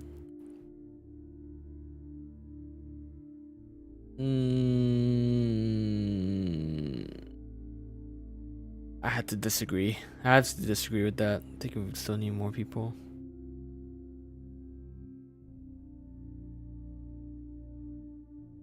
I don't think you should really control a population like that. You say that as if it were self-evident. It's not. You're smuggling a whole host of misanthropic ideas into the conversation under the disguise of reasonableness. Your premises are completely rotten. I believe the results of human history speak for themselves, and I find it shocking that anyone would disagree with something so obvious. Bro, at least there's a disagreement, man. Come on. Alright.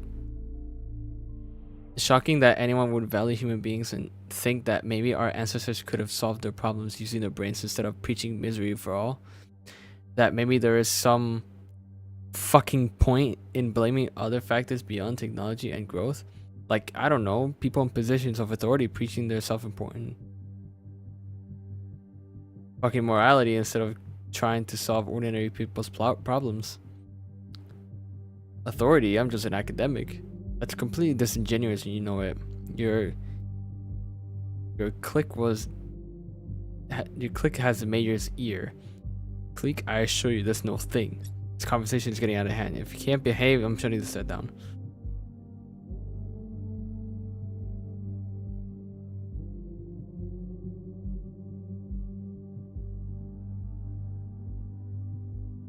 Okay.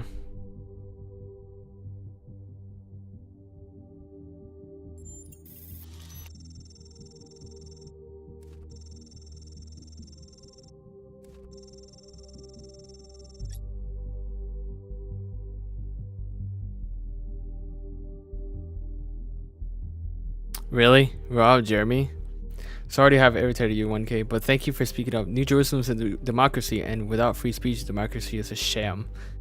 Thanks, Damien. I agree with that.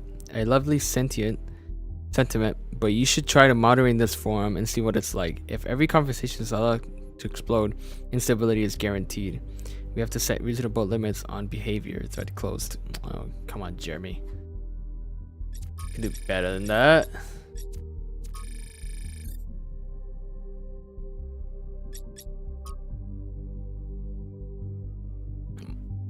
The founder appears to have developed a technology that prints new bodies using those particle clouds we're already familiar with. These bodies come with a protocol for instantly transferring the user's mind. I cannot sufficiently underline how mad this is. The implications would be breathtaking if we breathed. There seem to be a number of safeguards. So far, I've not been able to get this tech to work outside the puzzles. I did manage to sort of make sense of the mind transfer control. However, and I'm uploading all the data I've collected, it will need to be studied extensively before it can be used, but I can think of a lot of potential applications. What really grinds my gears though is how casually it's all deployed. It takes us ages to make a new body, and there's a whole bunch of them doing no more than holding up platforms or standing on pressure plates. Is this all a joke? Oh god. And then Akut. I don't understand what possible function this structure couldn't have, but it's really, really impressive. Hold on, could that be its function? Just to be impressive? No. I think it's to actually function though. The two-body problem, okay.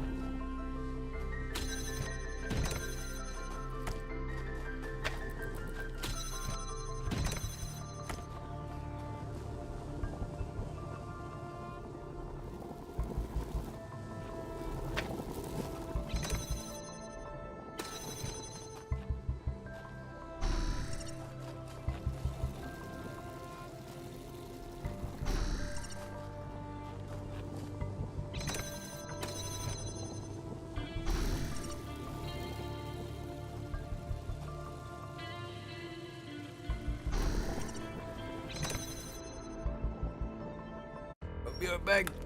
Goddamn.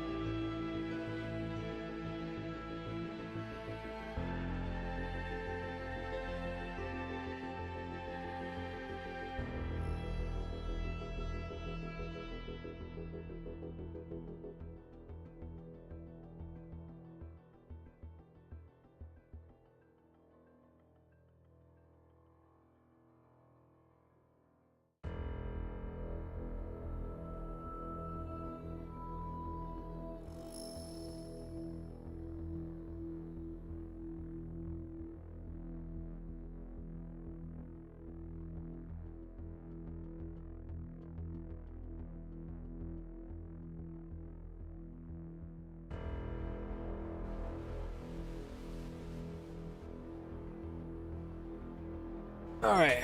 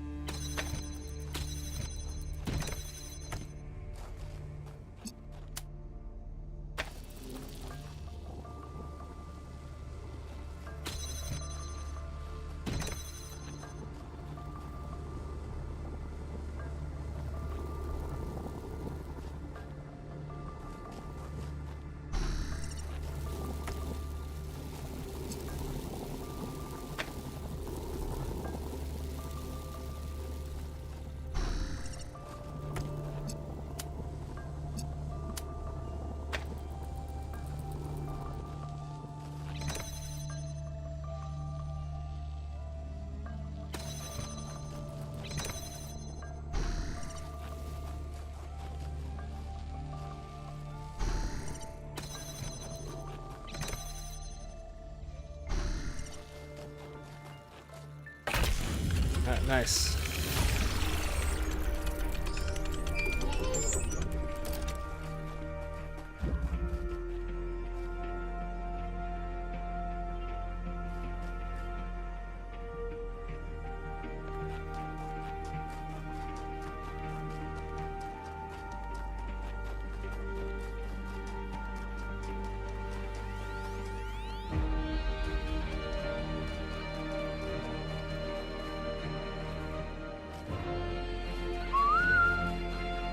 Looks like another lost puzzle? Yeah, okay, looks like another lost puzzle right up here though.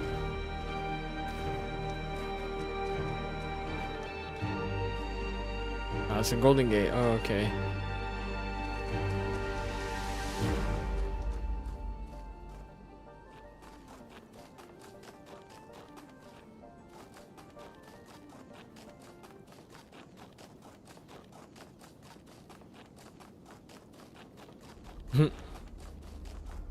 I feel it. Does it look like you're floating though? Yeah, look at that. You're floating. Alright.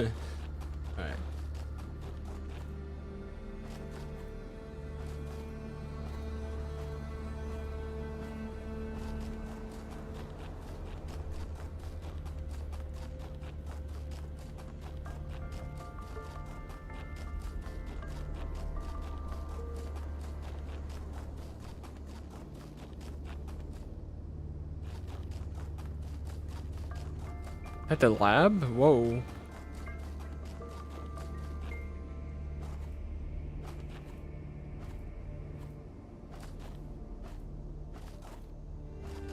It's an old saying about how, in the end, the sea will claim everything.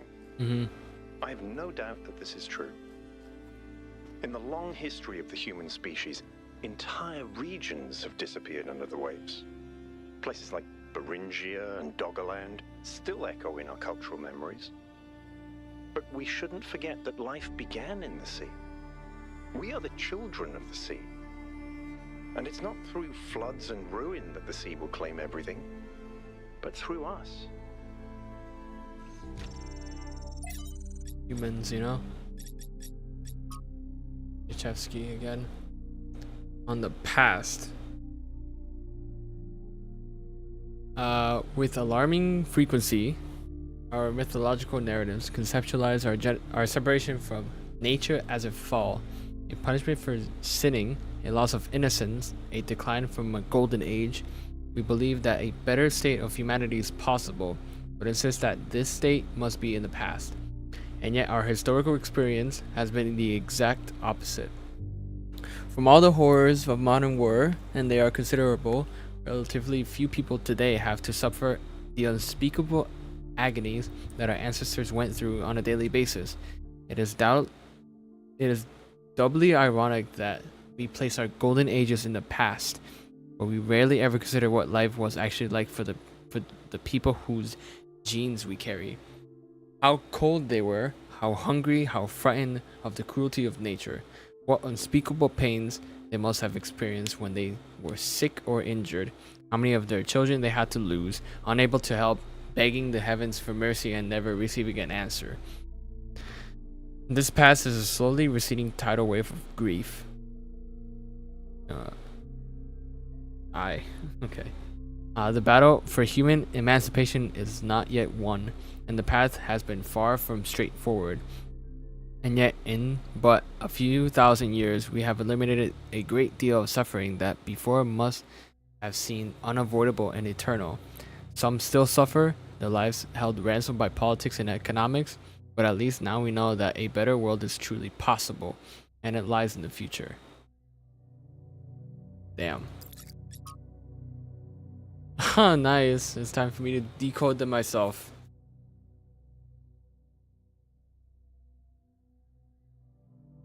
Alright.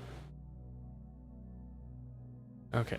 Anyway, from Hypatia's Journals, Volume 1, The Founding of New Jerusalem, Day 132. We had a bit of an incident today. Nothing major, but it still woke us all up. Sun was away from the camp alone, even though we had agreed that we should always go in teams. And she encountered a group of herbivores that we saw on the first day. Cows, they are called. Apparently, our ancestors kept them as livestock. Eustathius says they squeezed them for liquid milk, but find that hard to believe. But I digress. Sun encountered a herd. Was it soon? Whatever. As a herd, and just as predicted, the animals were passive at first, friendly even. Sun decided to abandon her survey to study them for a while, which went well until a group of wolves, formerly dogs, a type of pet, entered a clearing, causing a stampede. Sun is alright, only minor scratches to the bodywork and a few torn wires. But it was a close call. I guess we'd gotten a little complacent, a little too comfortable. We'll have to be more careful from now on. You know what? What else I'm not gonna? Also, what I'm gonna do is another decoding of hexadecimals. Yo, let's not see.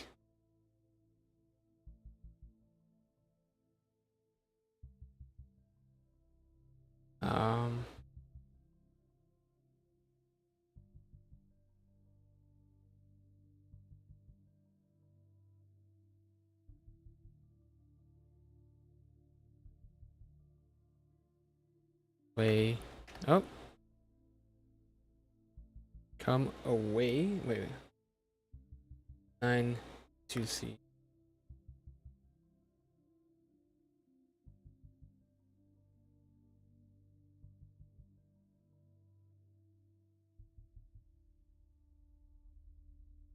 Five is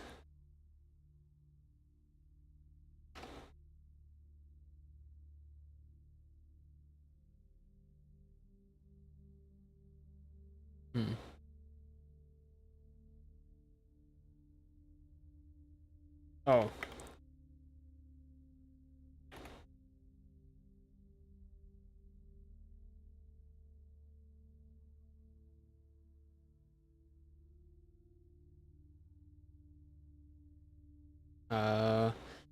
PH I L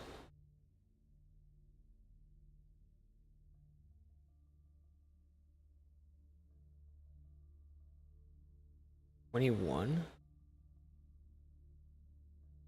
That was 2-1. Because this is 20. Oh, okay. 0A is enter. Okay. 0D. that what it is? Hold on. 2108, okay.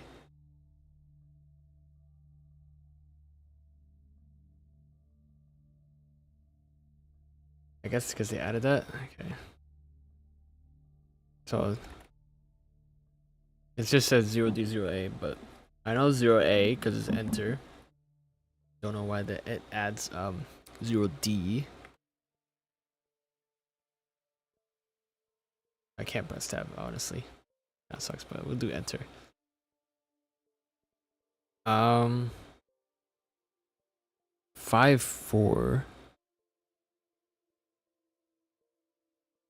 No.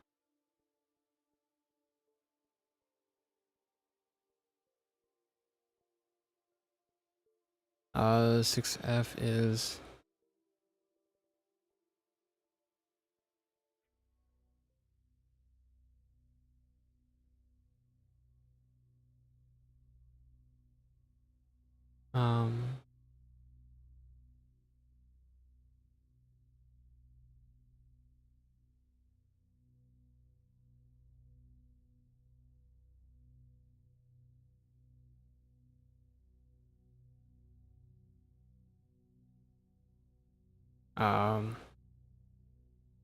C64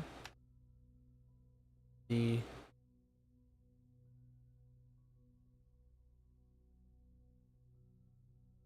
it is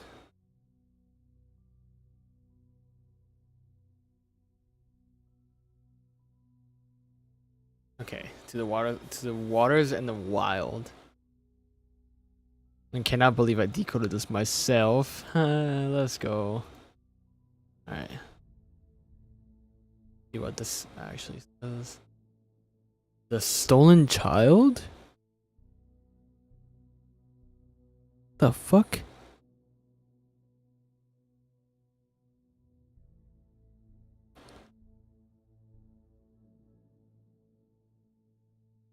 Come away, O human child.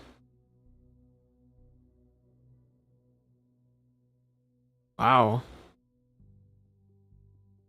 So come away, O human child, to the waters and the wild, with the fairy hand in hand, for the world's more fuller weeping than you can understand. God damn. It's more purple. Okay. This is Pasture's Journal 4. Can't believe I decoded that myself though. So Founding 4.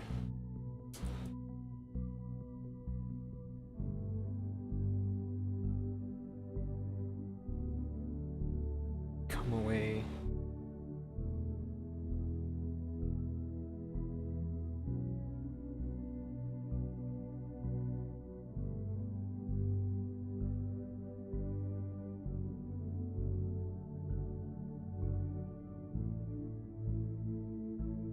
Now I know that 2-1 is exclamation mark. Very cool.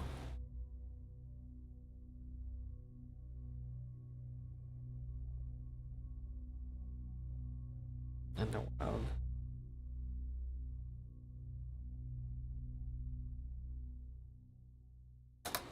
It is by W. Beats.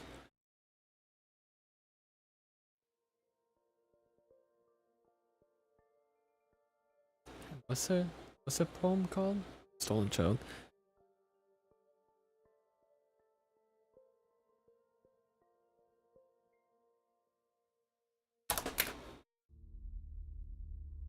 God damn.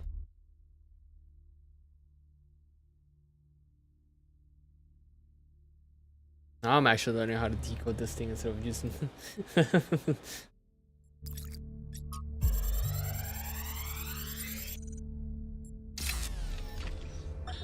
Now, I have to talk science fiction for a bit because I love science fiction, but it drives me nuts. There's this cliche that shows up over and over, and every time someone uses it, everyone pretends it's really profound. It goes something like this.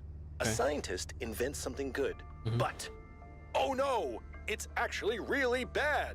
You could have something that makes your life better, but no, you can't. How dare you even want it? That's hubris. That's playing God. And it's never anything that reflects the real world, right? It's never, oh no, you invented a vaccine for cervical cancer. Oh no, you invented a new class of antibiotics. Oh no, you cured malaria. How dare you? Those diseased mosquitoes are way more important than human lives. How did science fiction become so reactionary? You know, if we all thought this way, you guys wouldn't even exist. That's true. At least Alex agrees with me. She has good taste.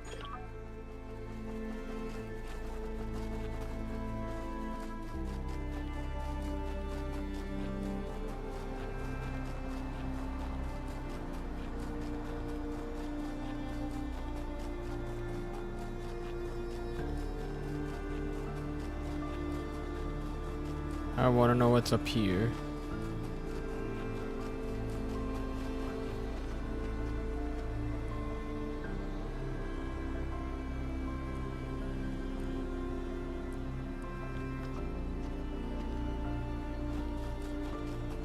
Nothing, I guess.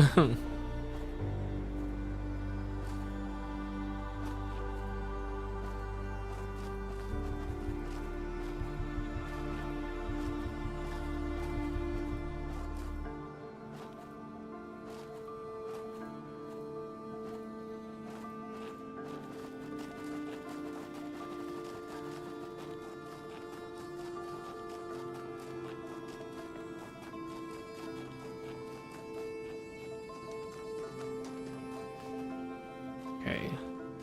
Right, I was gonna go for 7. Forgot.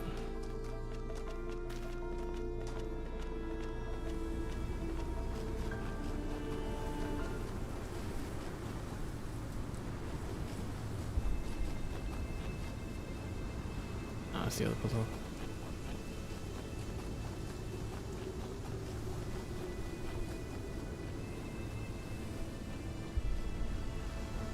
That's not a lost one.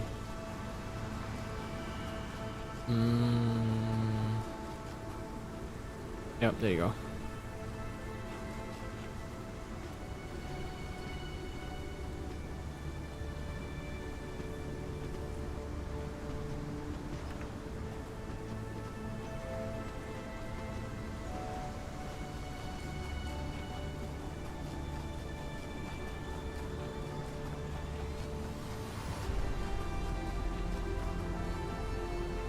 Whoa.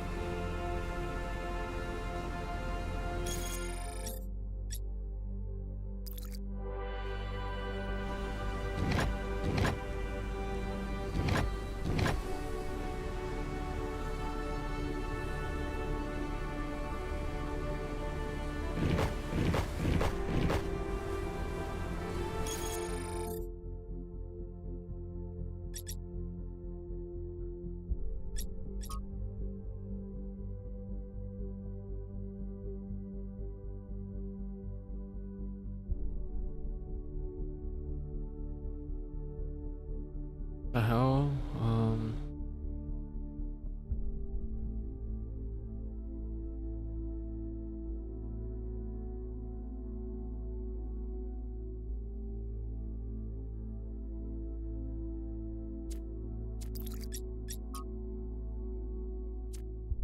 2478. Is it from here, it looks like?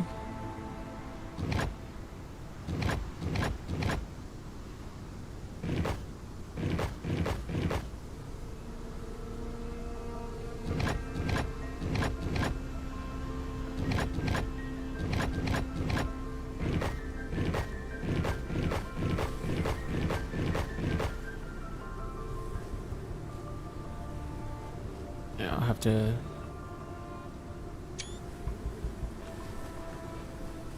figure that part later.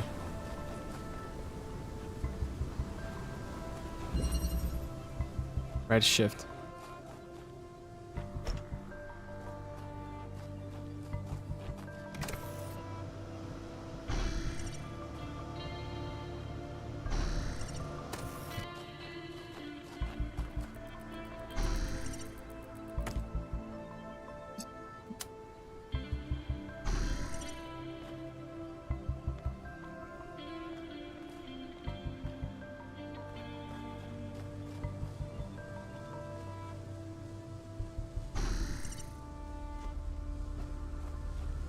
Oh.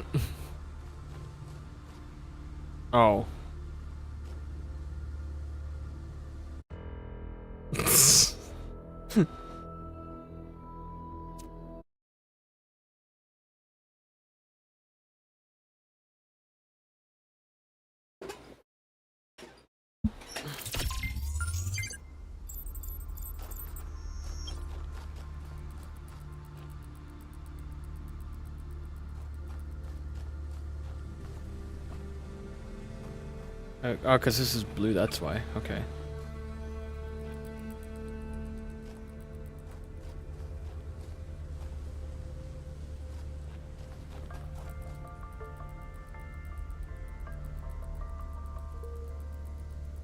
No, don't tell me this. Hold on. 1 sec. Don't tell me they made fatal flaw in this fuzz already.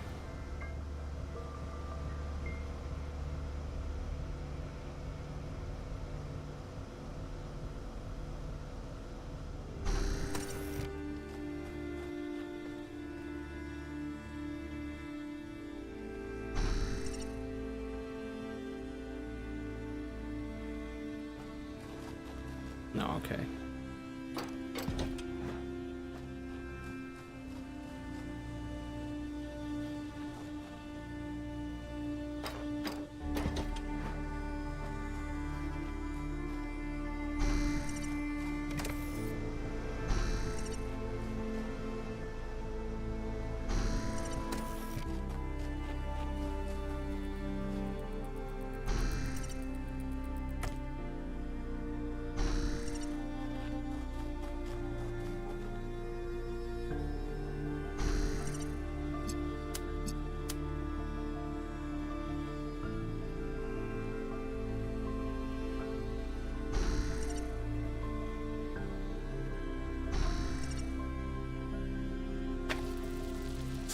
Fuck.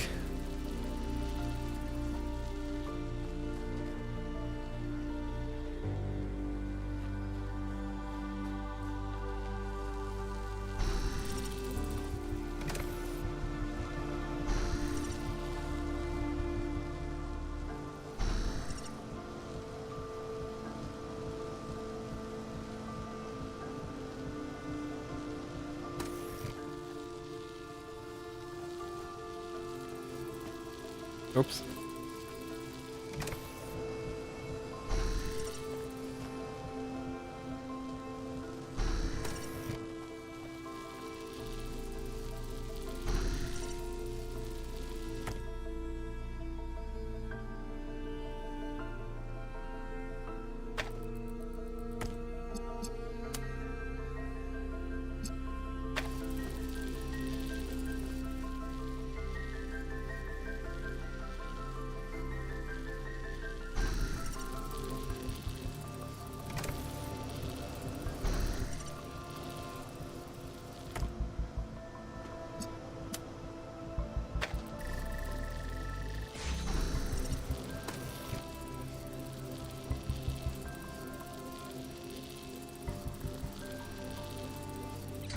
Or is it just that, really?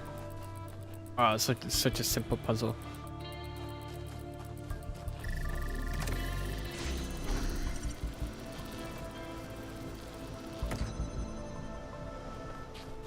I think it was such a simple puzzle, bruh. And I hear him just overcomplicating everything.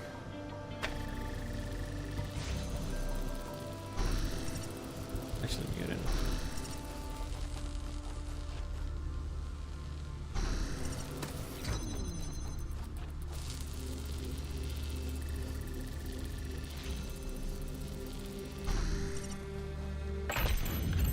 Yep.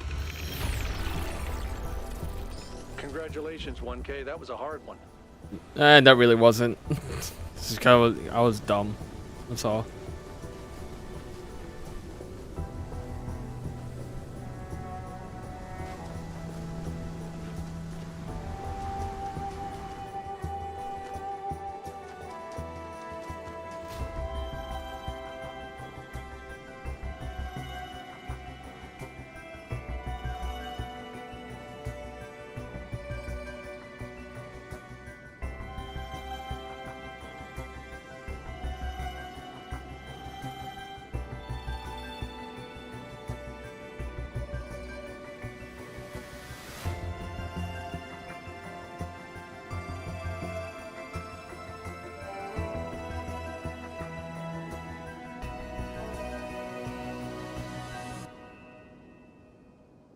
Alright. Let's keep going. Oh, and that's our head of the lab. Nice.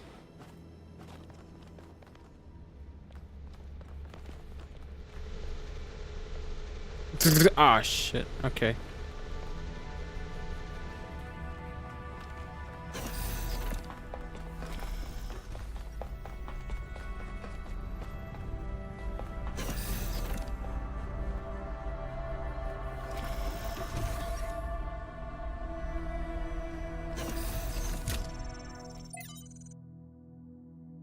Quentin Tarantino.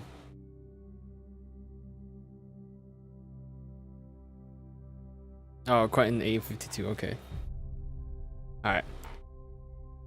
From Quentin to Athena.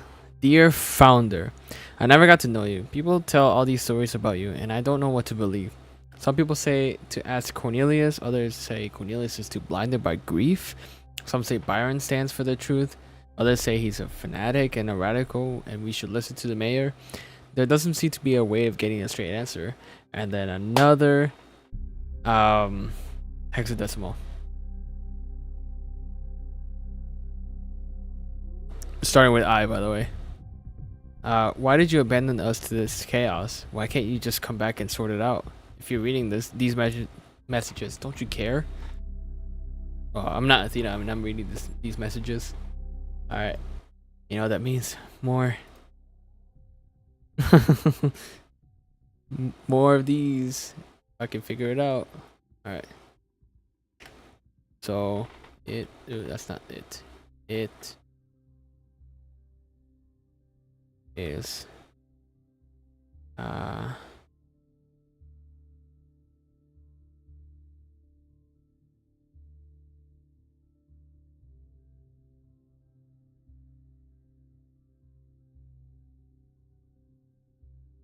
7-2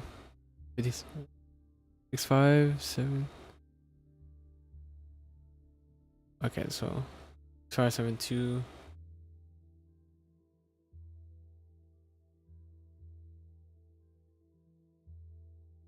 Better to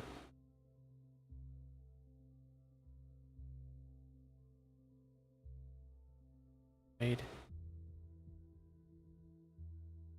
the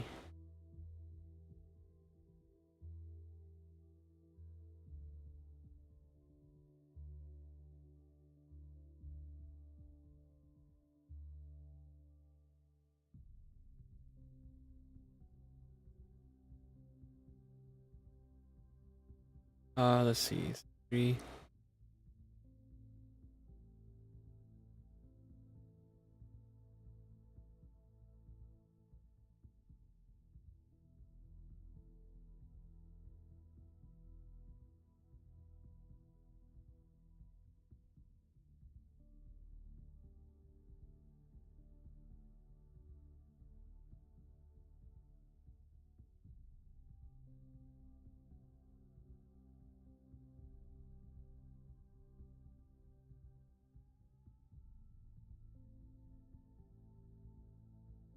Clay. Okay.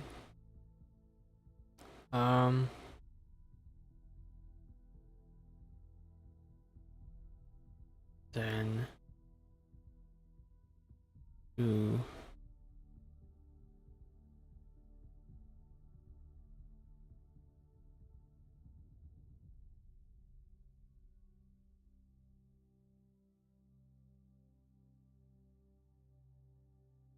F20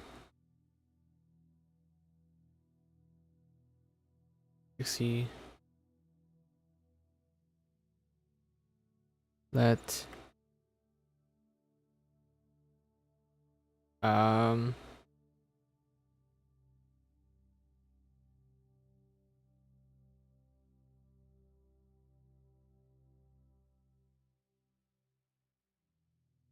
LETIF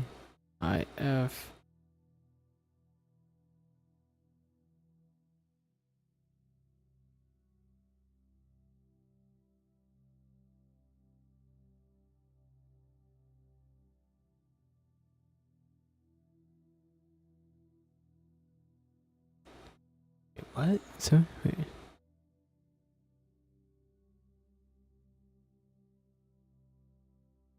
I'm at 742069.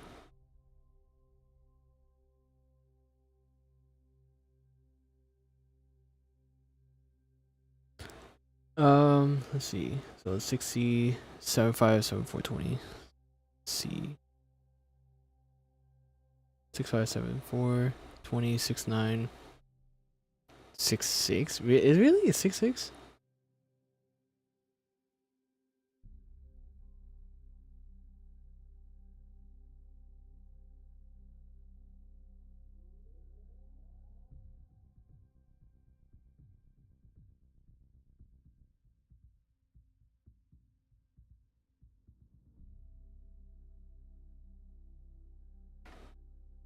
Six nine six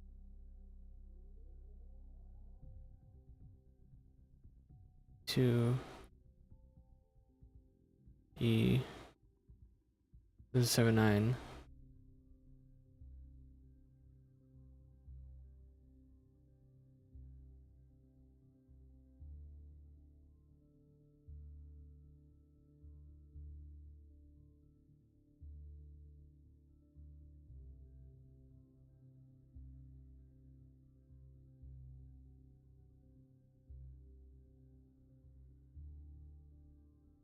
And to let it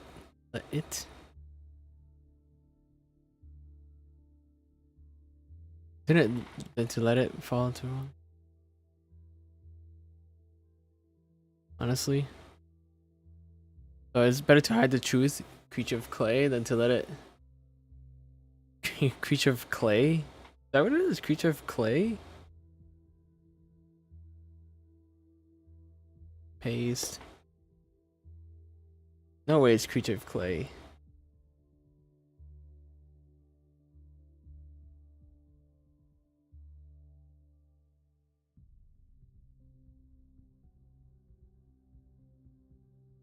What the hell?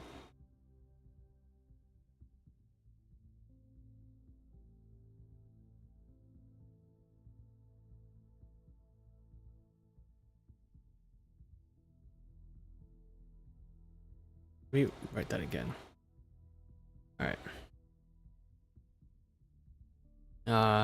Is so to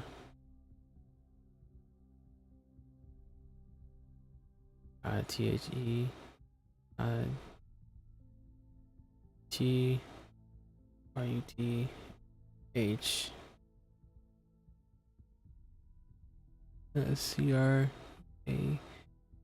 CRATUREOF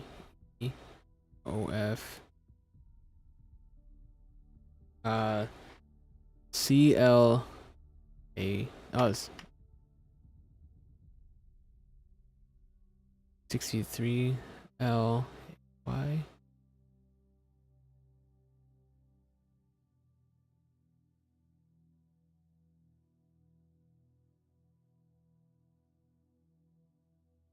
Two.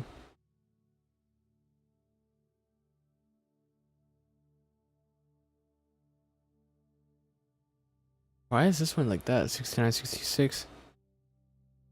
Let if. It would have been it, but no, it's if, I guess.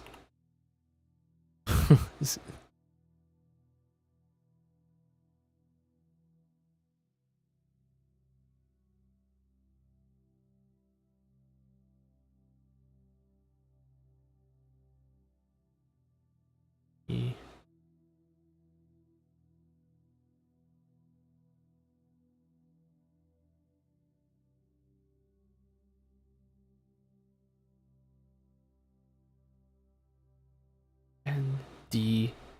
NDS. Nope, it's if, I guess. This is weird. If.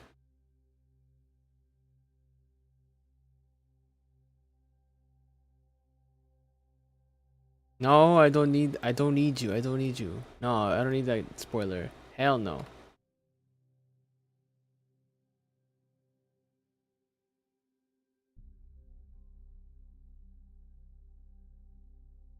This is the potter and the clay. Really?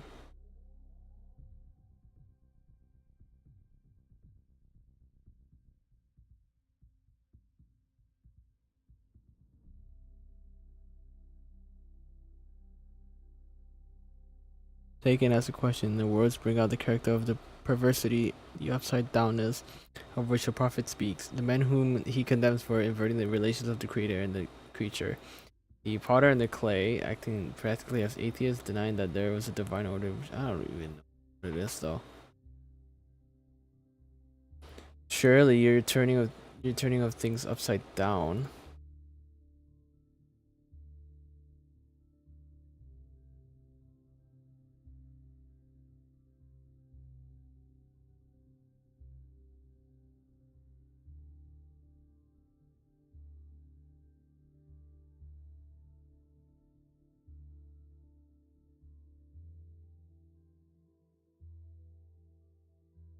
Okay. Surely you turning things upside down shall be unto his potter's clay, or shall the works say of him that made it not, or shall the thing frame? I don't even know which one it is.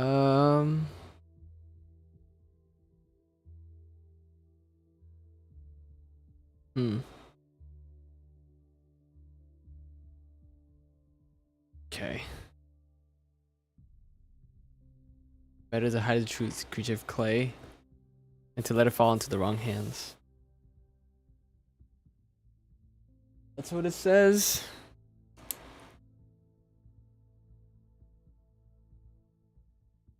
So this is what? The Quentin? From Quentin, okay.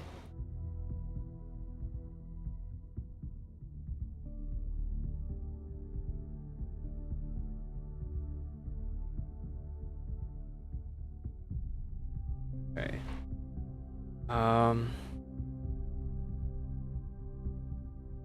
Better hide the truth, creature of clay,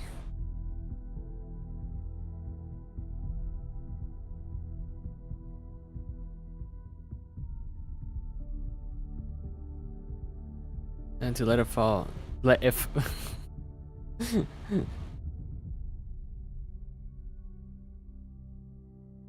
like 6661 6C 6C. I don't know why it's 66 and not 74. So weird. Okay. Then to let if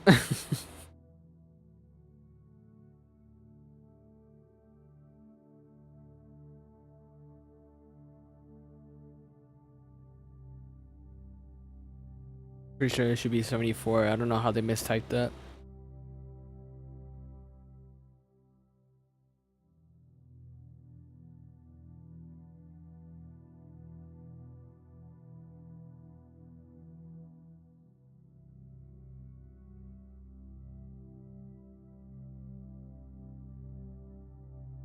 We'll just do it instead of if for now, but it's still weird as shit. I mean, got the if. Alright. Yep. Be that one. Let's see what else we got from Rodam. Alright. Then we have Dear Founder, thank you for everything you did for us. I'm grateful for the life that I have, which would not exist without you. I hope wherever you are now, you're at peace. You see it. Aha! Another one. This is in... Okay, this is normal. Okay, cool. This is another, No Armor project. This is No Armor project 5. Gotta remember. Not right now.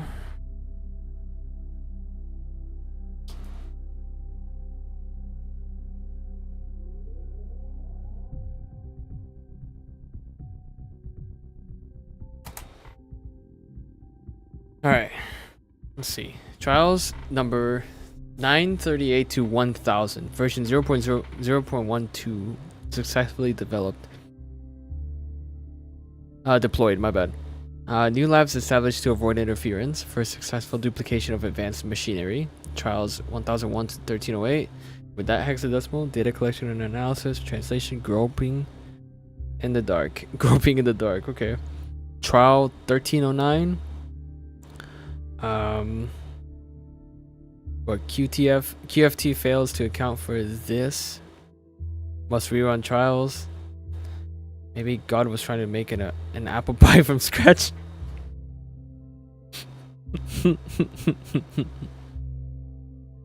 I see the 2E is a period and a 20. So. Alright. Let's do it. Still weird if. Grove team, you probably spelled that wrong. Should be it with a 74. But. Might as well just make that weird noise in there. Just 66 instead of 74. It's either done on purpose or by accident. I hope it's done by accident so that I can change it to a T. But if it's done on purpose, then damn. You did it on purpose. I'm not saying that they don't know how to spell or anything. Just that they actually did that on purpose. Alright. So this one is 57. What is 57? When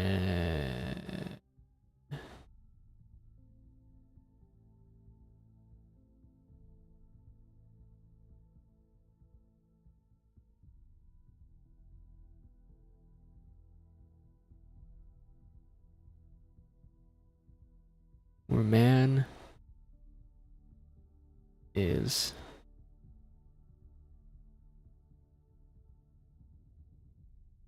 not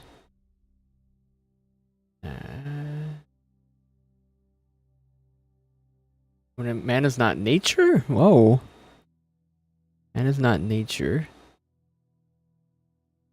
Is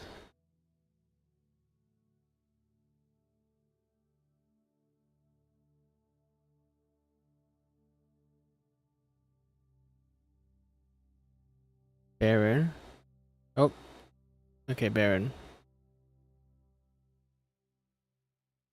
Alright, I'm gonna have to leave a 20 in there anyway. But then do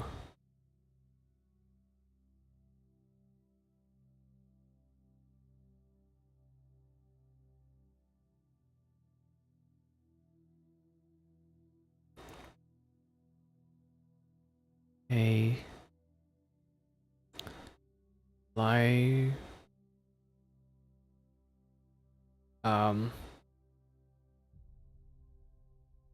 little to create a little. I put bow. Oops, not D. D is down here. I'm an idiot. To create a little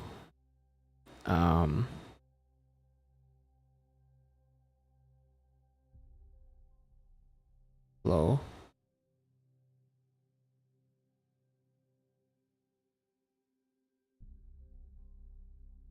Oh, flower. Okay, to create a little flower is the wait. Yeah, okay. To create a little flower is the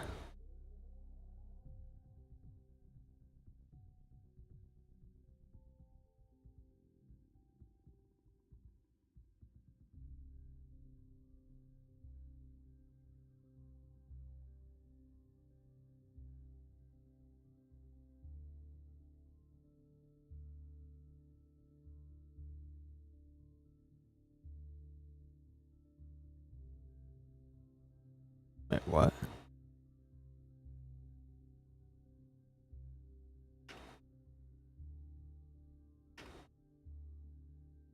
Six C 6162 6162. Alright. So 746865 20.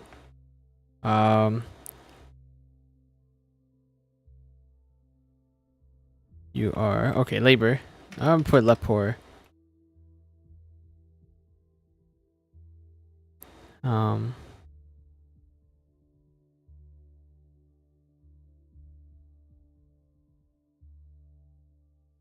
LF. What the fuck? 20s. Oh, whoops. 20. 6F 66.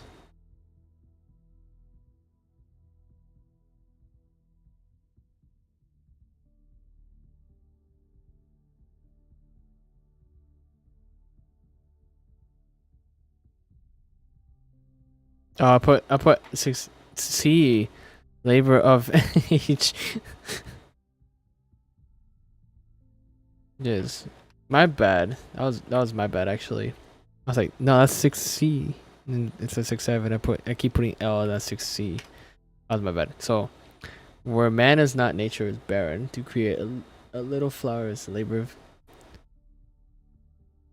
of ages. Labor of ages.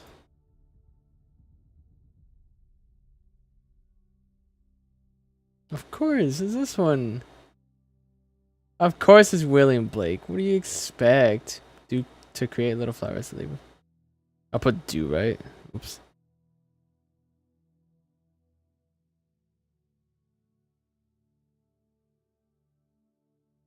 So after 2E, where's 2E? 2E. 4-4. 2E. 5-4. My bad. That was my bad right there. I didn't read that correctly. 5-4. I put 4-4. More William Blake from the same poem of Marriage Between Heaven and Hell.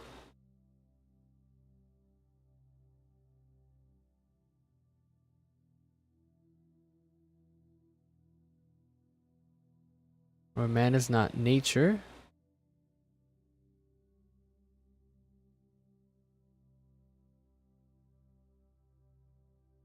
Yeah, so Powers of Hell. Let me check that.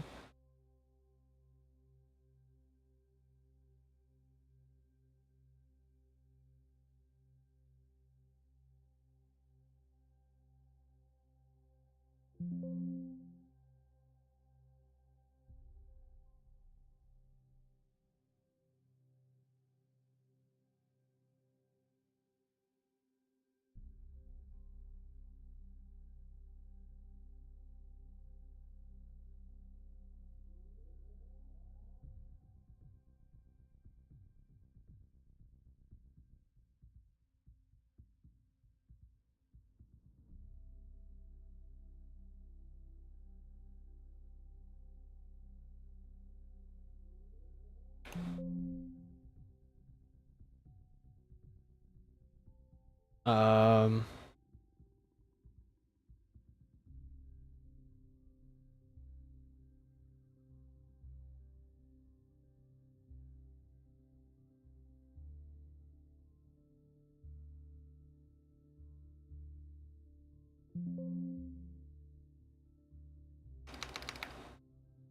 okay, they're in two different areas. Okay. Where man is not, nature is barren. Interesting.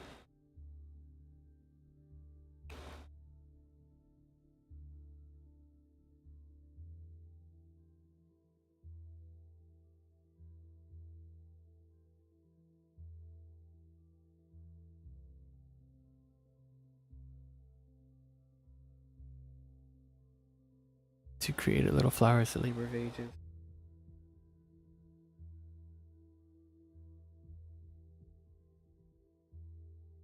It's so where it's the labor of ages.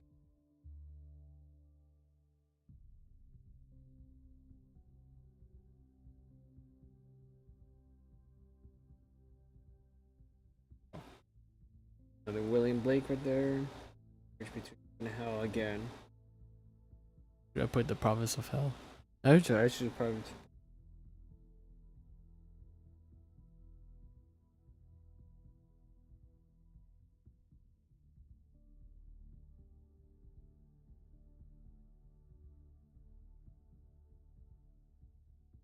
There we go.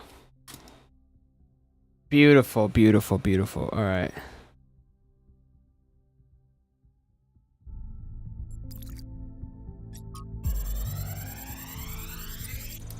Okay.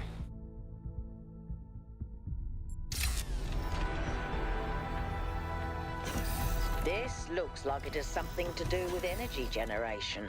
Am I reading this right? Yep, I guess so.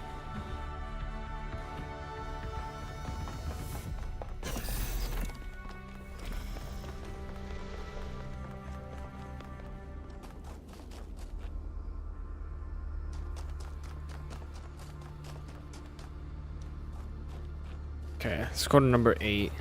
Oh my god, stuttering is crazy.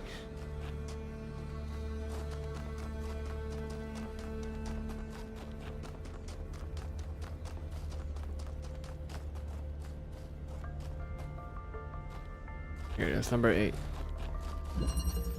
Billing party.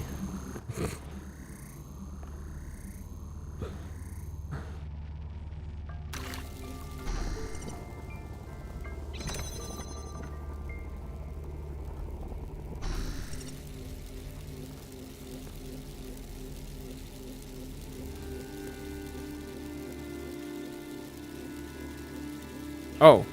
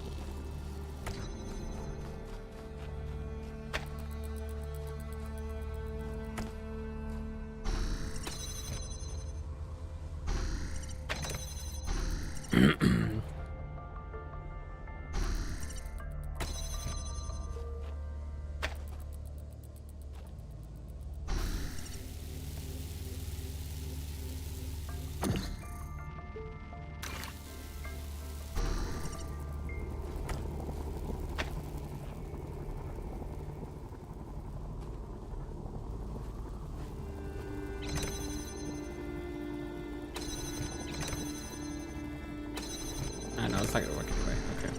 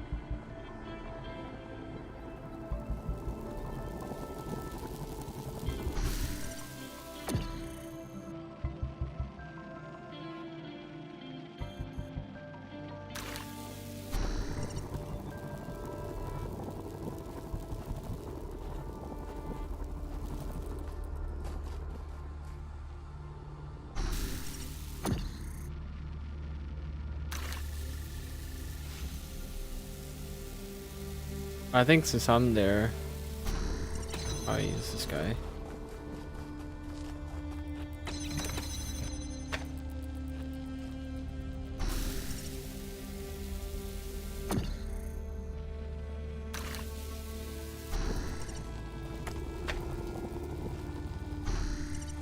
There we go. Okay.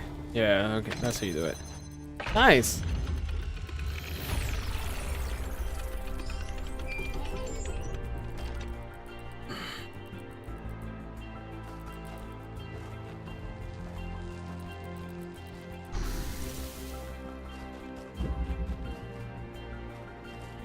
Another one.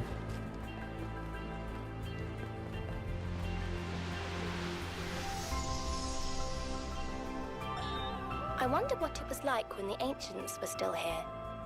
Their world seems so lively. Not always in a good way. Interesting times are great to read about, but rarely great to experience. That's true. Mm-hmm. But they left behind so much art and philosophy and religion. Yep. And so many strange stories. Is New Jerusalem like that? It was. In the beginning. Uh-oh. In the beginning, oh god.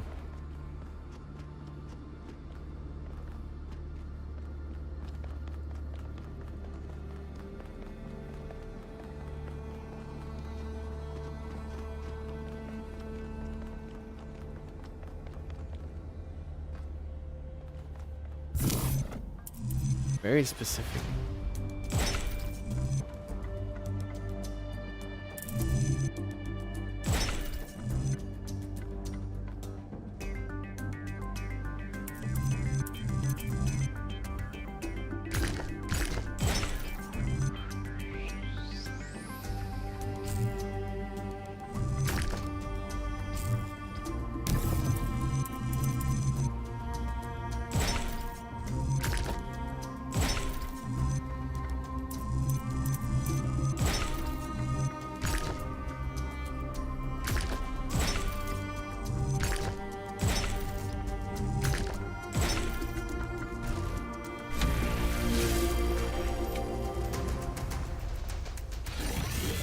Nice.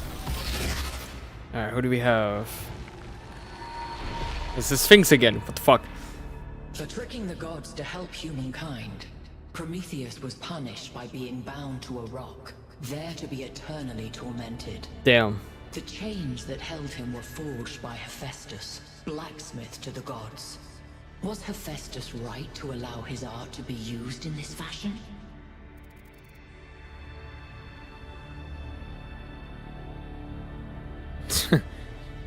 Let's try that. Who is this Athena you speak of? Fuck, I forgot.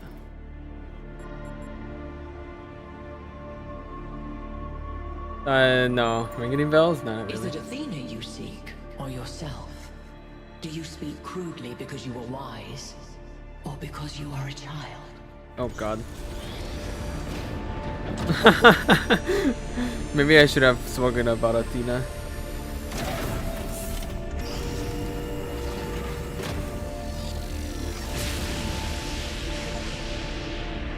The pattern is holding. Solve the puzzles, enter the town, speak to an entity, turn on the beam. It's like she's appealing to our past, reminding us of where we came from, but changing enough elements to make us view our history through a different lens. Or maybe I'm completely missing the point. I don't know. You might have something there. I read about this in a book. It's called defamiliarization. Yakut? I think I'm actually impressed. Hmm? Whoa, you're impressed, you say? Melville's rarely impressed.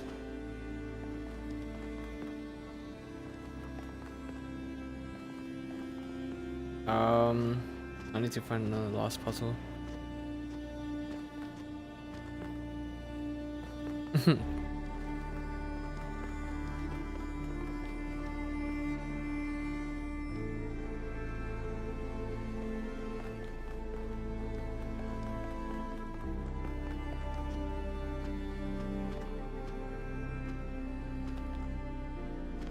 That's the Golden Gates again.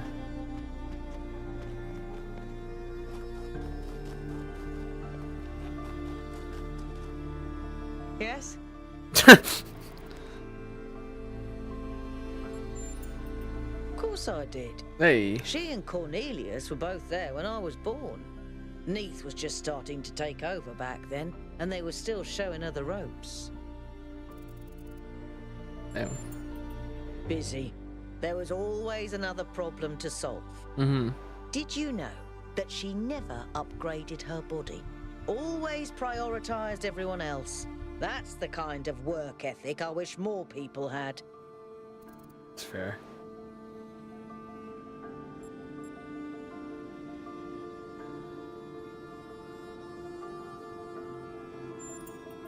I suppose so. For me, living is doing. But I understand that other people have more varied needs. Fair. I've never felt the need for a partner as such. I've met a lot of people who do. Athena and Cornelius, Atal and Damien, Sarabai and Hypatia. Hypatia, I knew That's it. not really for me. Okay. So far, at least. Hmm. But I do have social needs, like anyone. What I like is a pleasant buzz of humanity. Not too close, not too far. Something I can be part of without having it get in my face all the time. Fair.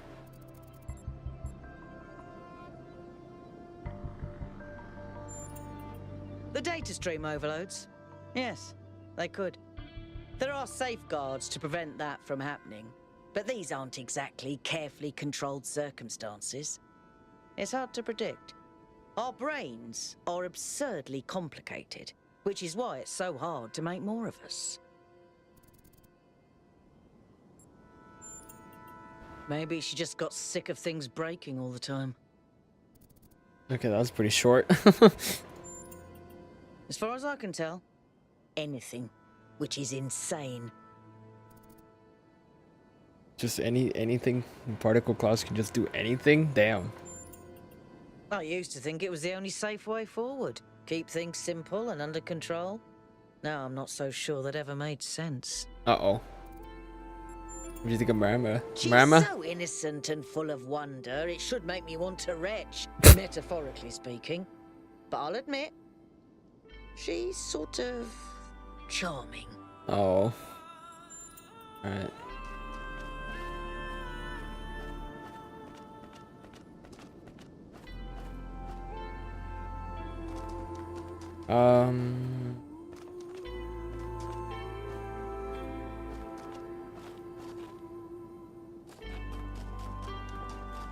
That's number 6.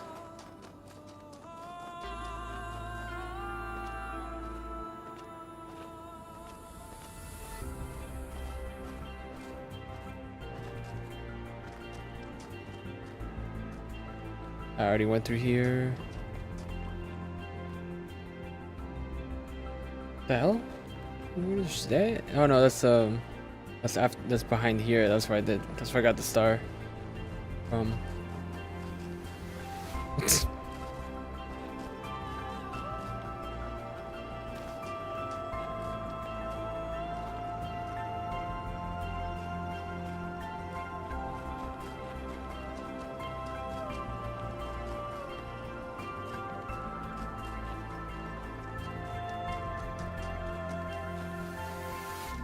Oh, I've already done that one.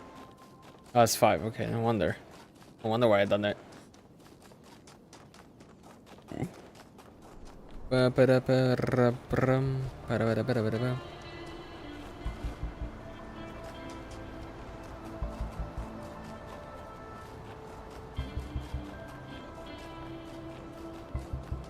That is number 4.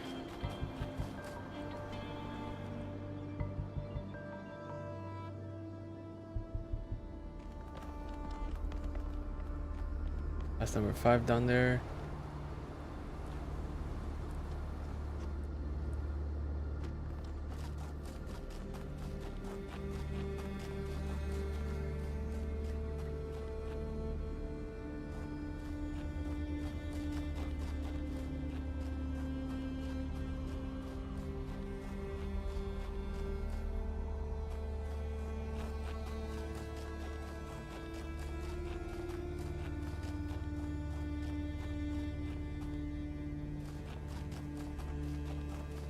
Oh, what the hell is this? It's Dejera.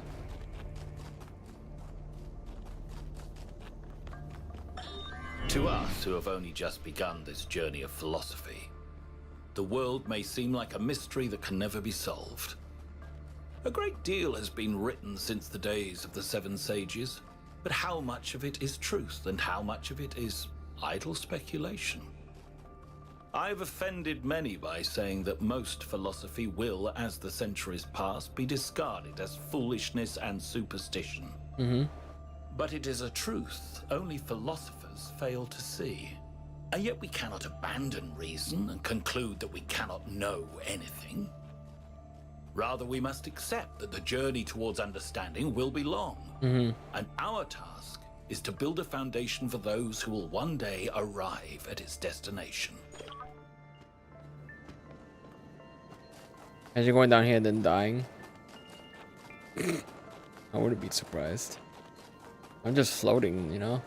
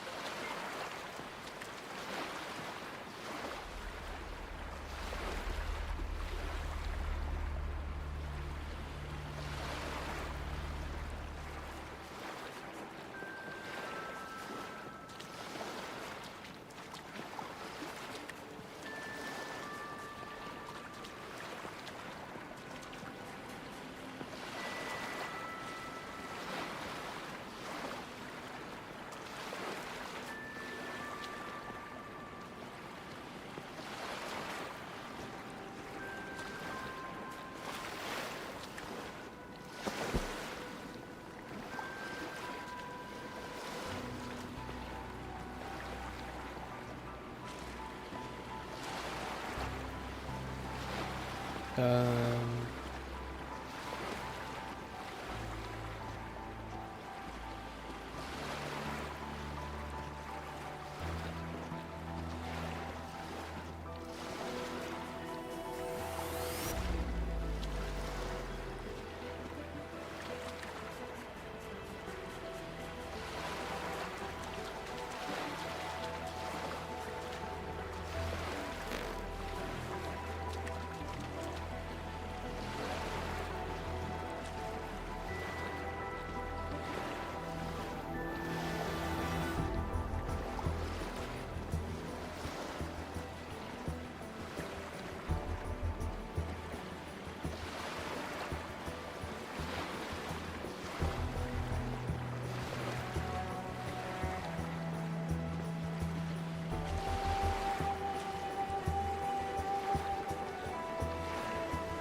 oh, hello.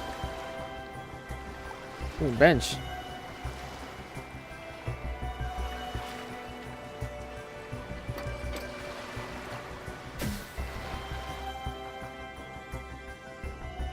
Wait, is that it? Right over there? Holy shit, I'm dead.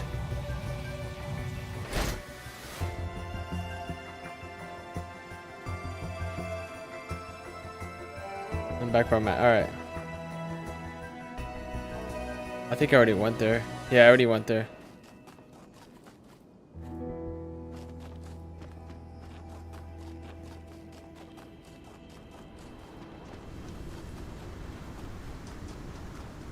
Seven, I already found that. I already got that one.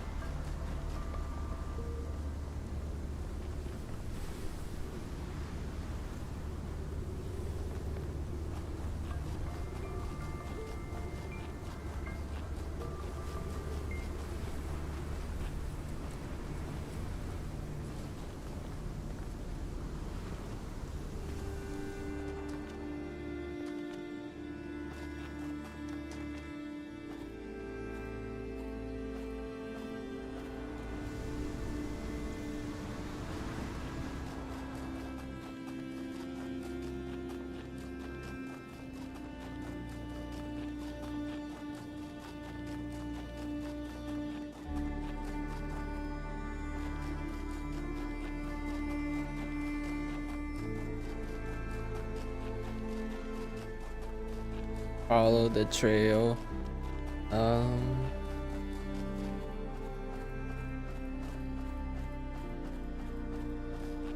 Hey, decryption key. I missed it, bruh.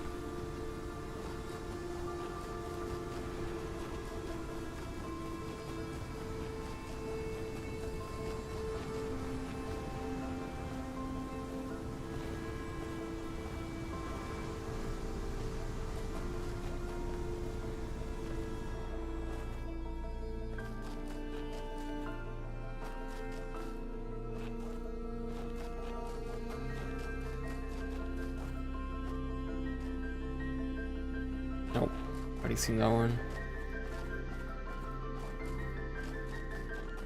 God damn. Yep, already got that one. I need one more.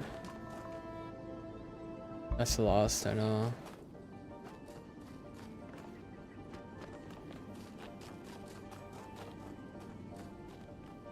I already did it, right?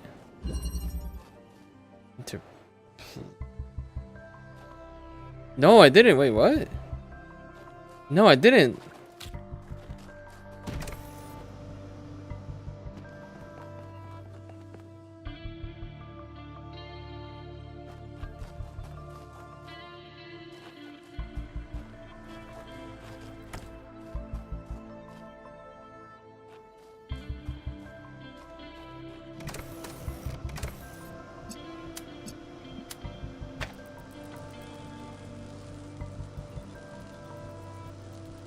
Need to find the hexahedron.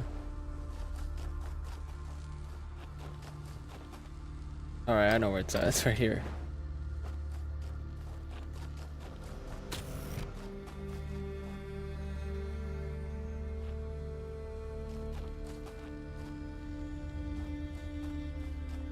Is it just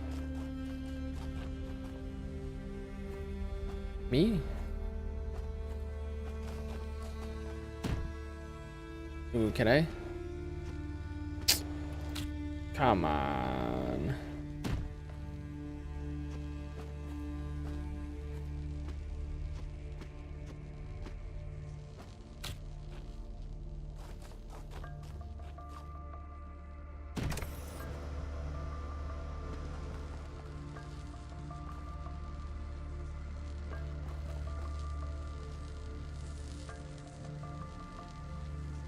Oh, it's right there. Oh, he's trapped, that's why. Damn.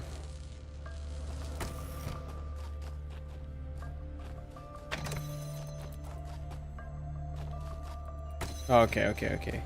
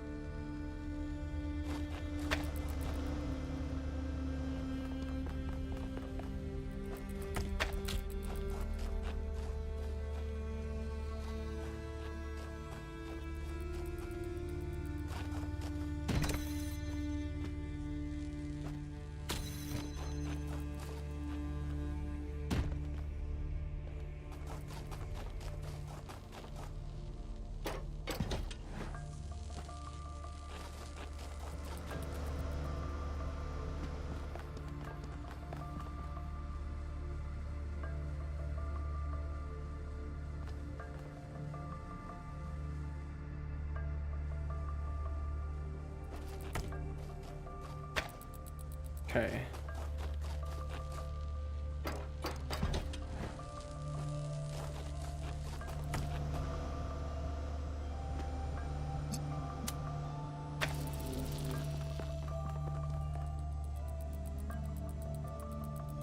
Why? No.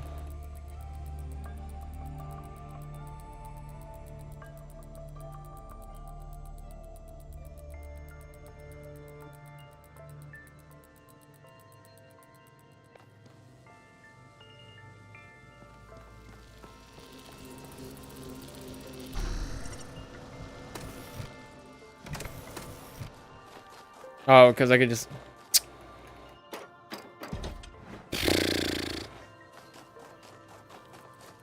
Yeah, I can be real dumb sometimes, I guess.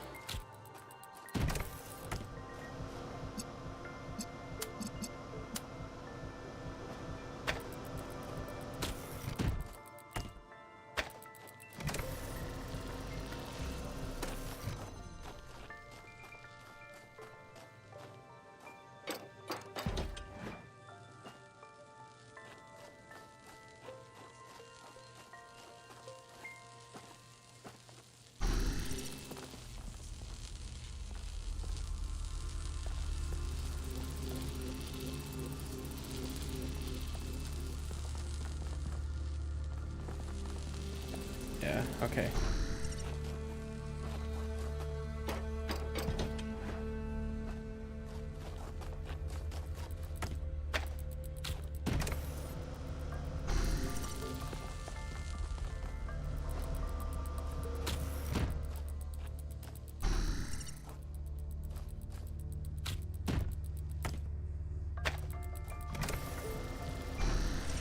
That was so dumb of me. My god.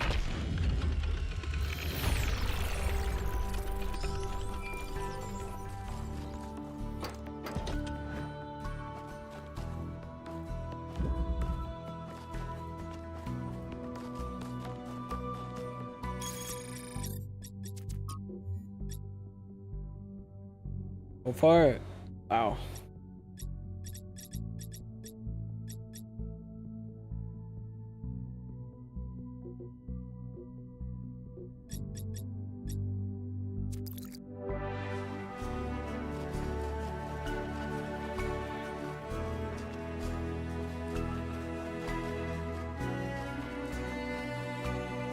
Hey, Al.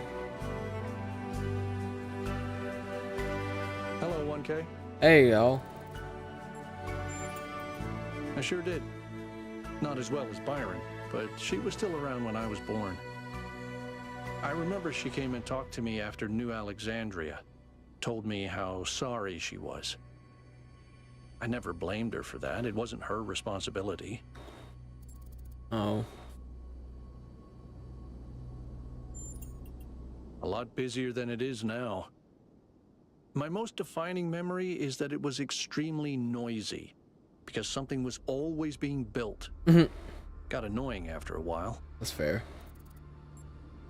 What do you think about the body replication tech? It seems like something that could very quickly get out of control. You know that saying about good intentions? Yep. If we can solve problems by just making more people, how long before people just become a problem-solving tool? And then, okay. Oh, what do you think about Miranda's idea that it's our duty to spread life? Okay. Our ancestors thought they could introduce new species to existing ecosystems, and it never turned out well. Oh, damn.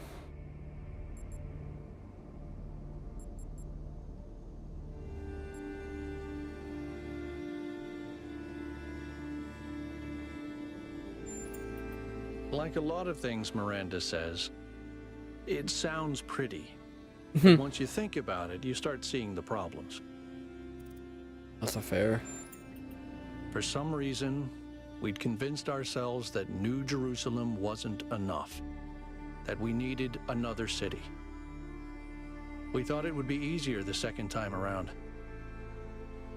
All it takes is a little bit of arrogance and a little bit of ignorance, and people die. Damn. Man's really concerned, I guess.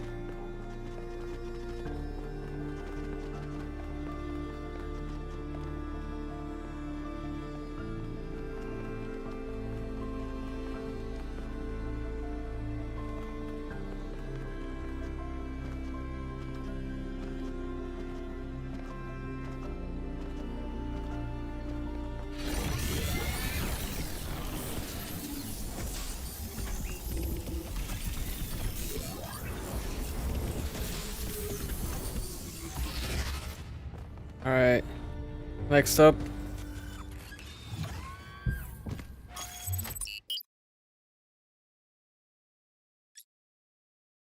With 2. You're on your way to an island. Yes, another island. Mhm. Sorry, Melville. Hmm. It actually used to be a valley between the mountains, but it's mostly flooded now. Damn. That probably happened long before the founder came here, though. Another legacy of our ancestors. Do me a favor, will you? Look for another one of the Founder's labs. We can't get back into the megastructure without getting to the third site in the north, but I need more information to make more fixes. Whatever you say, Mel.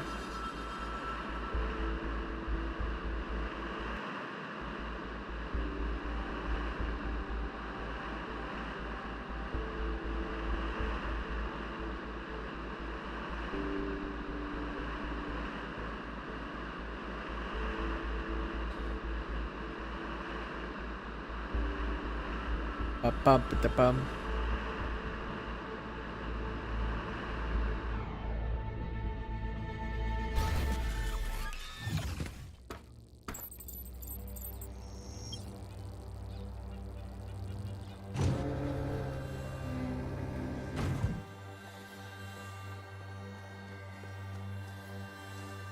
I gotta take this picture later. And I'll be right back. So I might as well just eat something. Oh boy. That's... Oy.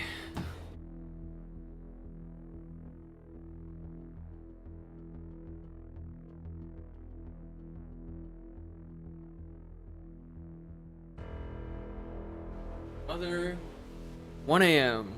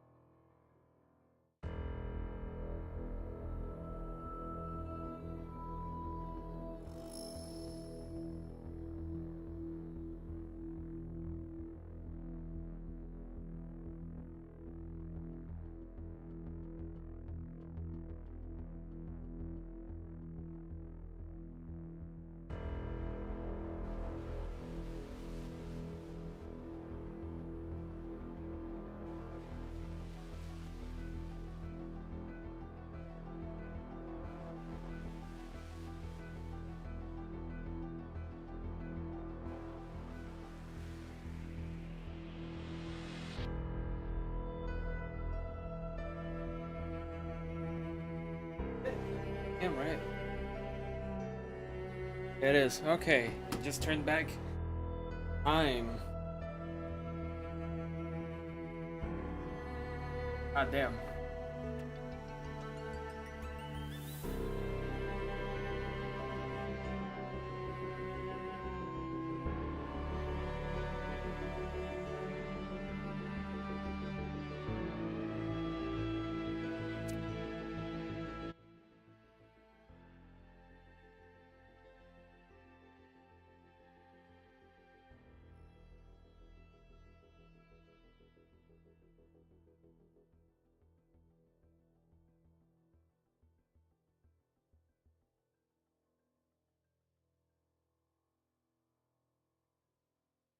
Okay.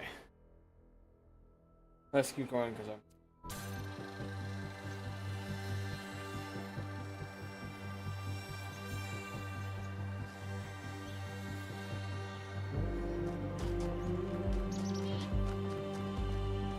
Who?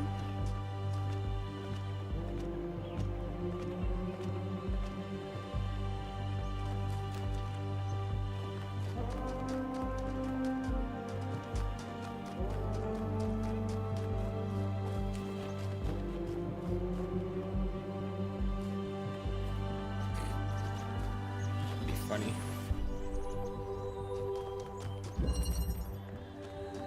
Oh.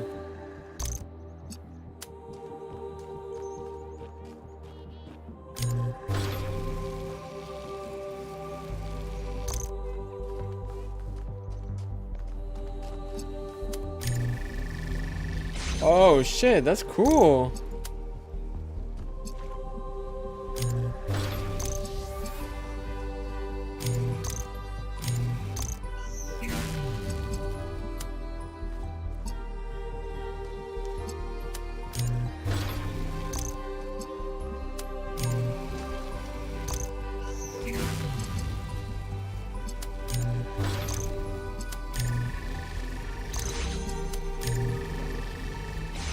Holy shit, that's actually really cool.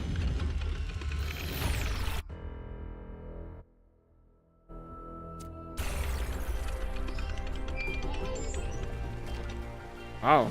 In the beginning, before we built New Jerusalem, we used to explore just like this.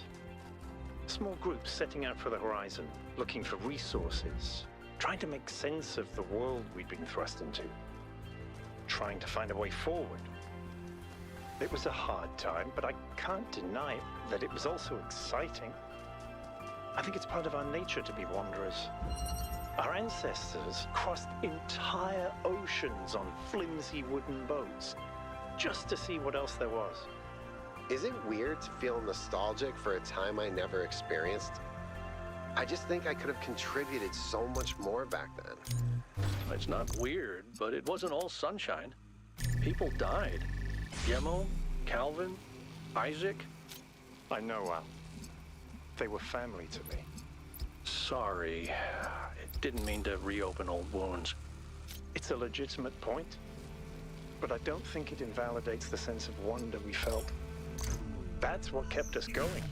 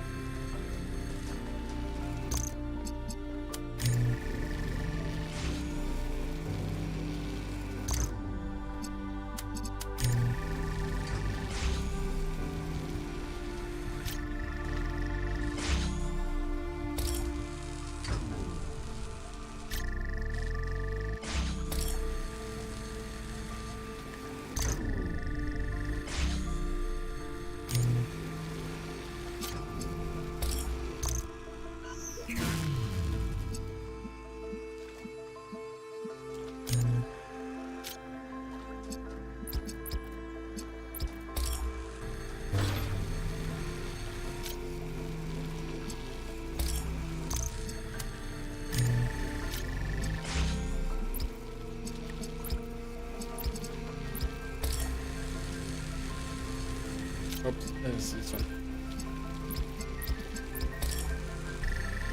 There we go.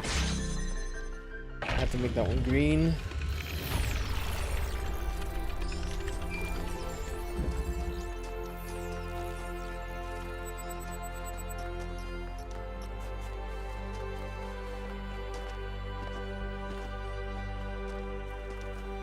Dagera? Oh no, that's the decryption key. Hey.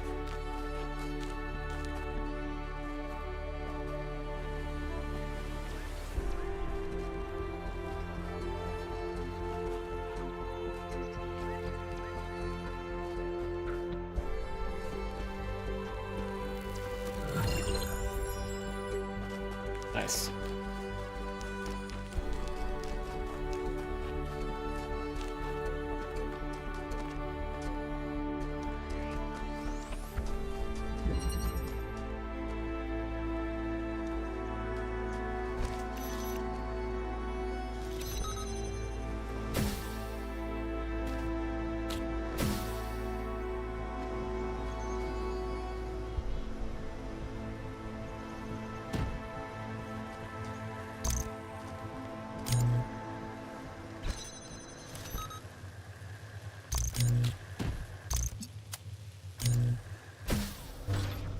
There we go.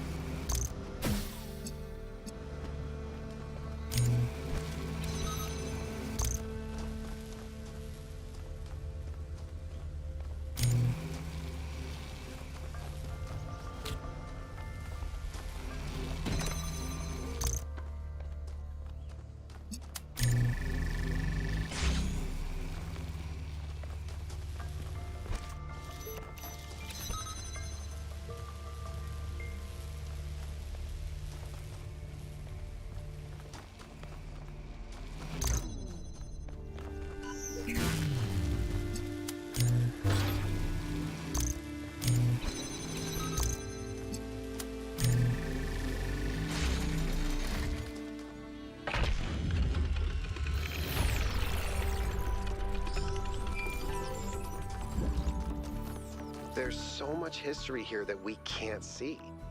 The founder must have walked these paths hundreds of times, maybe thousands. Miranda must have stood right where we're standing. This all looks alien to us, but it must have been familiar to them.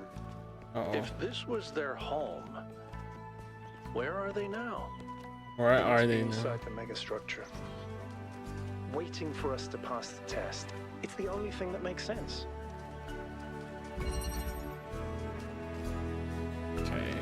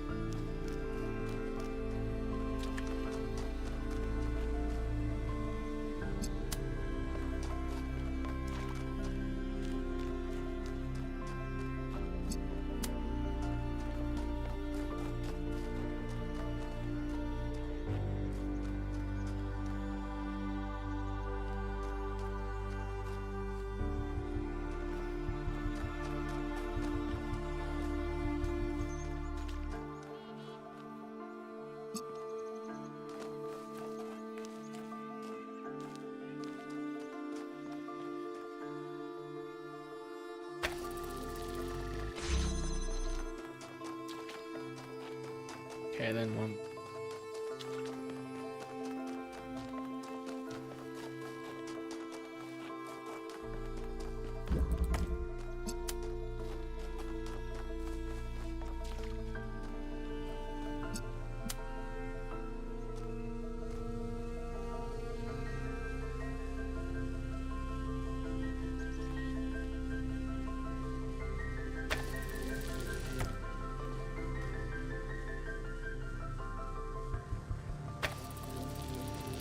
That is so specific, man. Alright.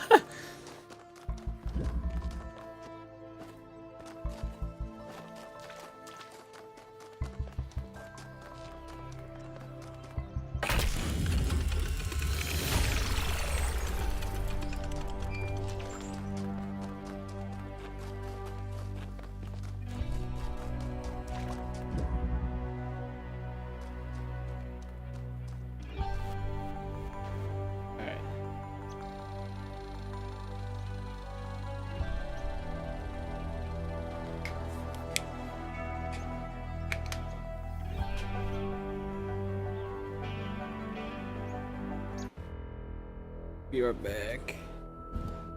Kind of.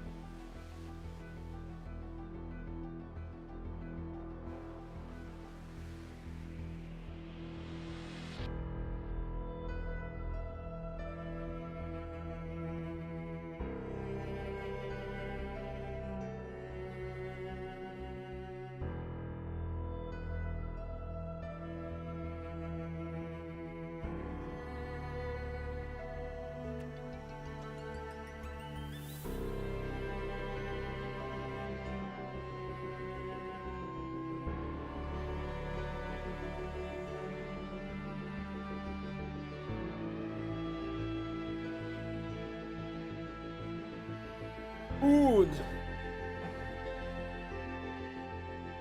Please. Help me stay awake, I guess.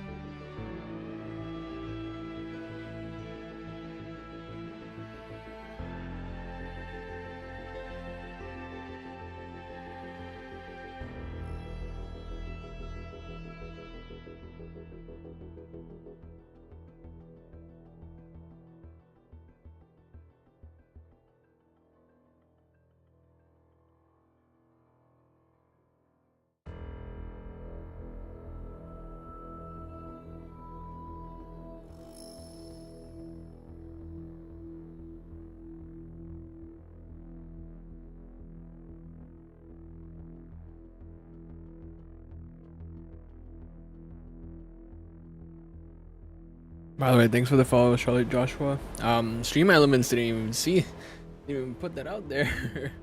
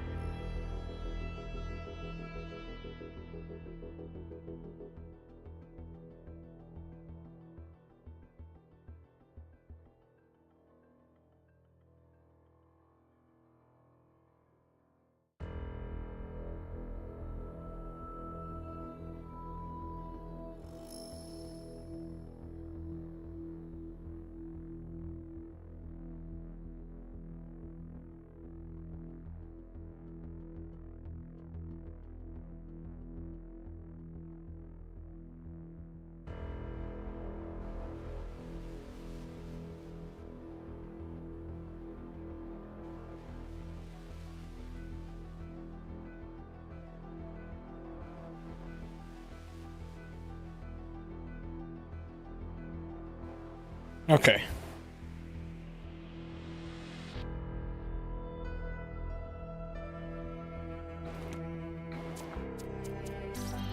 Back to video game.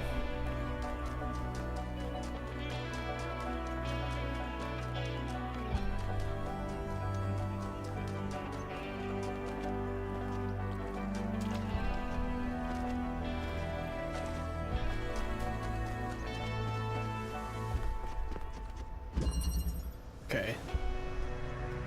Battle balance of forces, not battle.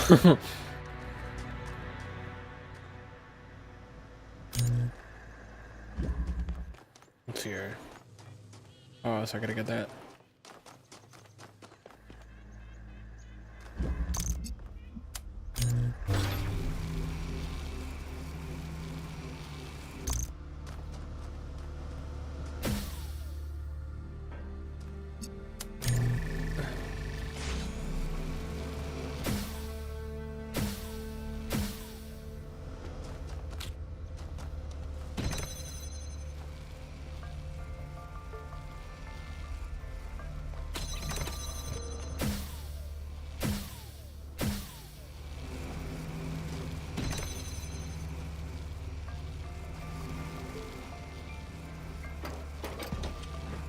Oh, okay.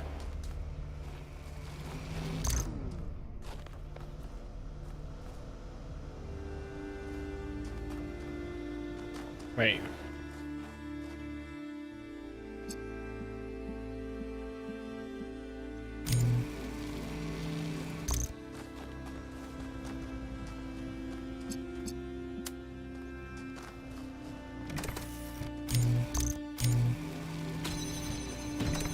I disconnected it. Oops.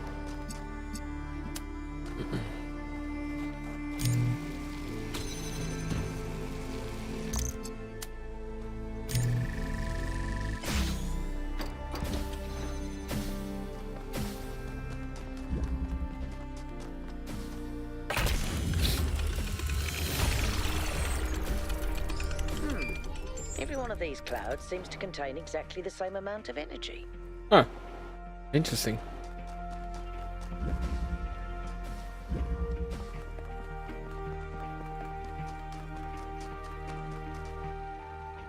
It's a tree.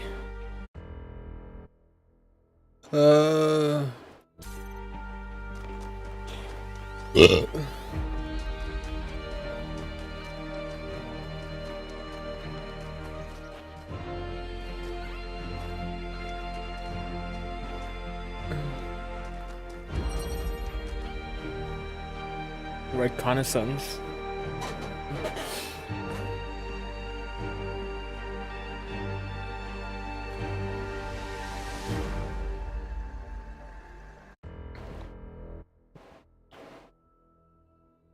Okay. There's a green one now. Whoa.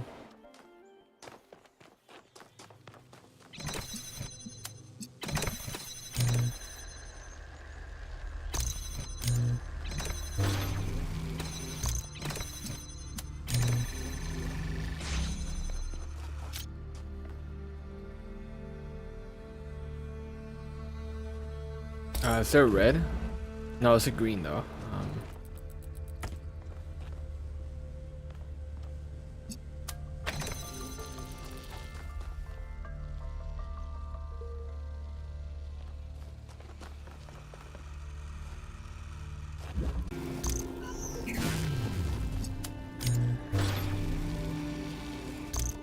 Yeah, okay.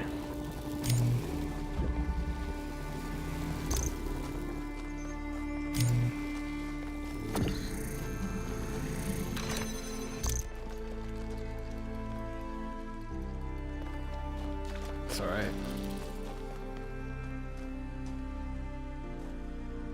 There's gonna be...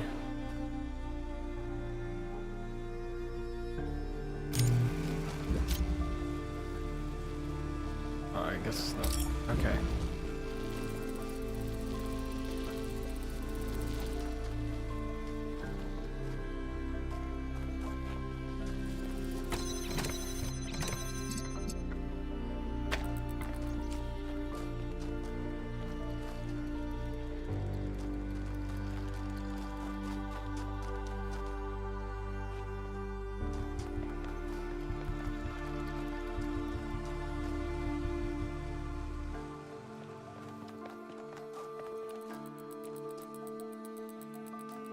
I guess it doesn't matter too much then.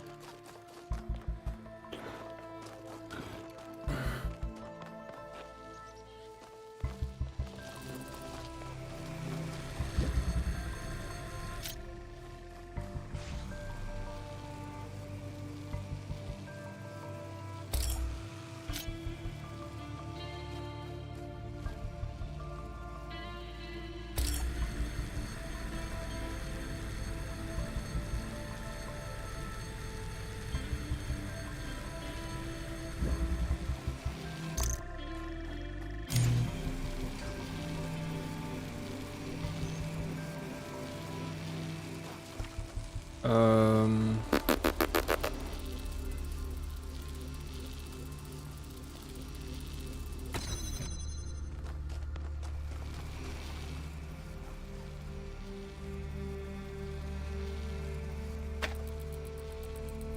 Because I gotta keep this one on.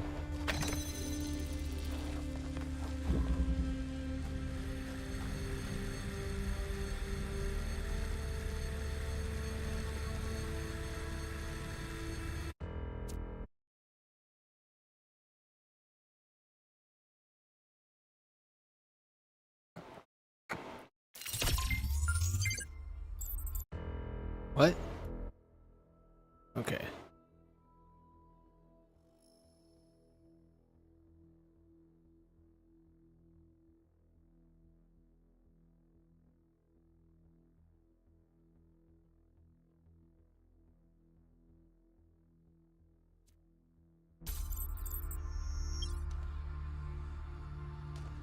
Okay.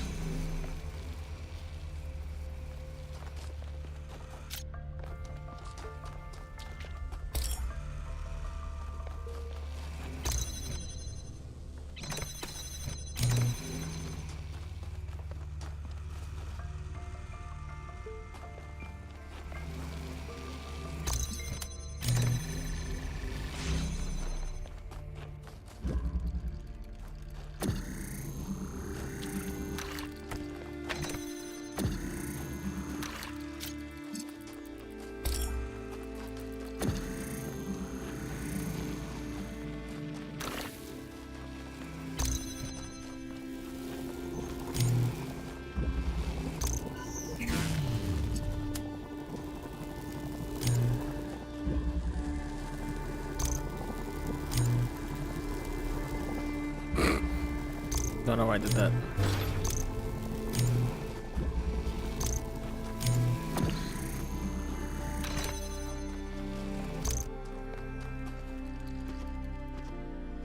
Okay.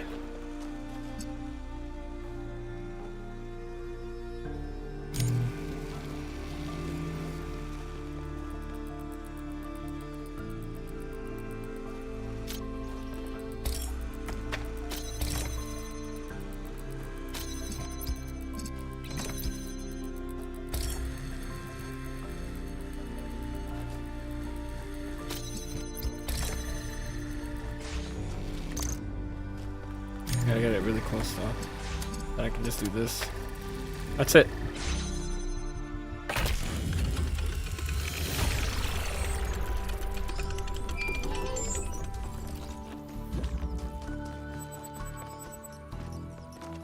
Melville? What is it now? Why did you upload a picture of your hand? Why do you care that my hand is in the picture? Your hand isn't in the picture, it is the picture. I like it. It's very artistic. What the fuck? Very professional, everyone. It's not right to make fun of Melville's comically absurd inability to take decent pictures. She's a hyper-advanced humanoid machine, not a photographer. You'll pay for this, Byron. Let me see it. Interesting design animals.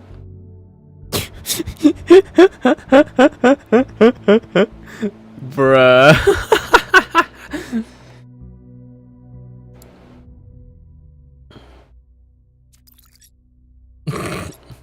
Alright. Just like this one. Oh, that's cool. Yep. The engraving. Alright. What's oh, what?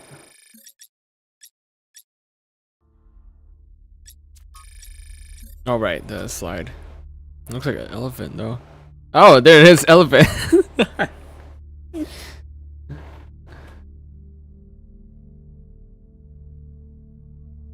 A type of playground equipment in the form of a pachyderm called an elephant. Elephants survived the extinction of biological humanity and appear to be thriving in certain parts of the world. as a slide. Bring back dogs. Ooh.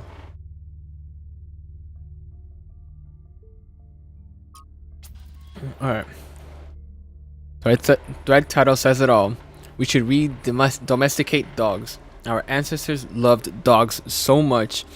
They insisted they were amazing companions, full of life and love, man's best friend, and the lives they lived with humans must have been infinitely better than in the wild. So why not bring them back? Did you know that the poet Lord Byron wrote a beautiful poem about his dog, Boatswain? He said he had beauty without vanity, strength without insolence, courage without ferocity, and all the virtues of man without his vices. Is that who our Byron named himself after? No, he named himself after for Robert Byron, the travel writer. That's great, but what about my idea? Except pugs. What? You don't like pugs? We should breed them back except pugs. Why? Why? I love dogs.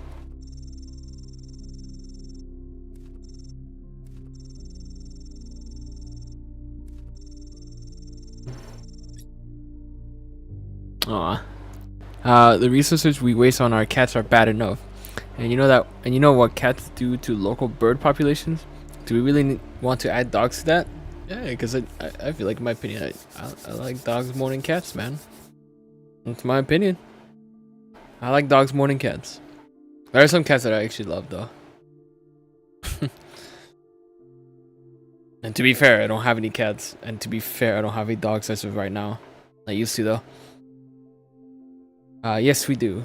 Oh, sort of where the cats are so terrible business. What do you think happens in the natural world? You think animals don't eat each other? It's got a fair point as well, Atal. I would love to have a dog. We would go on walks together. It would be excited about every new smell, and we would play fetch. It sounds magical to me. Now I want a corgi. Again, I still want a corgi.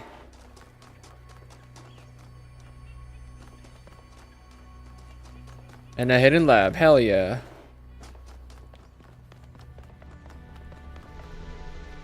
You know what time it is? Mostly decoding more hexadecimals, obviously.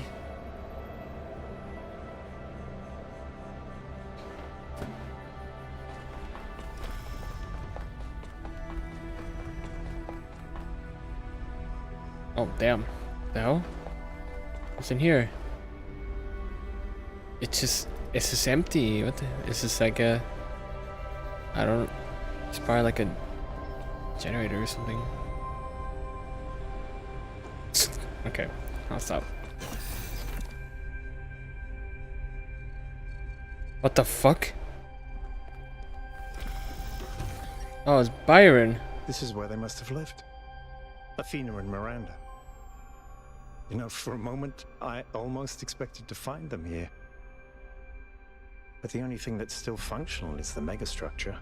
Mm-hmm. I'm sorry. This must be awfully strange for you being thrown into all this history. It's alright. But that's why I needed you. That's okay. Because you're not burdened with all these memories and conflicts and regrets. Weigh on our minds like a nightmare. A night? Oh, because I'm bored. I forgot. What is a nightmare? Civilization is caught in a loop, 1K. We freed ourselves from the simulation, but now we're trapped again, and it's our own fault. We're afraid of taking responsibility, afraid of growing up. Instead, we make up some capitalized words and build up all these myths around them. Nature, balance, the founder, the goal. We're afraid to face the randomness of the cosmos, but equally afraid to imagine a better world. So we're stuck. Uh-oh. I've been trying to find a way out for years. Something, anything, to get people to understand that we do actually have free will. That building a thriving, expanding civilization doesn't have to involve repeating the mistakes of the past. But I failed. Over and over. Damn.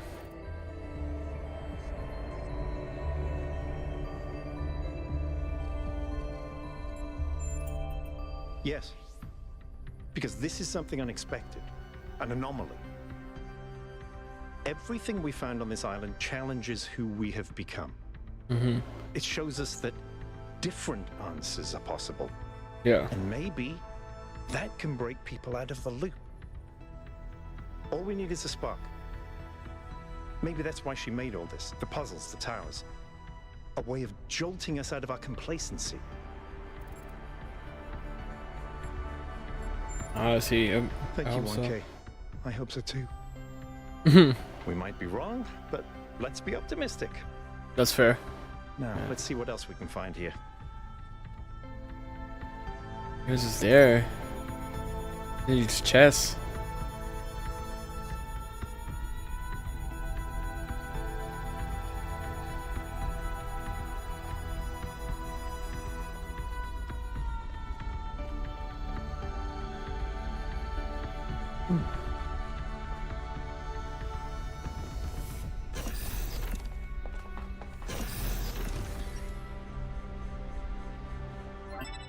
Oh. Melville, eyes on 1K's stream. Is this thing what I think it is? Blow my fuse box. It sure looks that way. Best not touch it until I get there. You sure? Okay.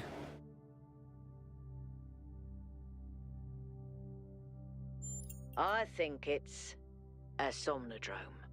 It's a sort of analytics tool for processing mental data that Melampus streamed up. But all he ever did was sketch out the theory. As far as I'm aware, he never actually built one. Mm-hmm. Looks like the founder gave it a go.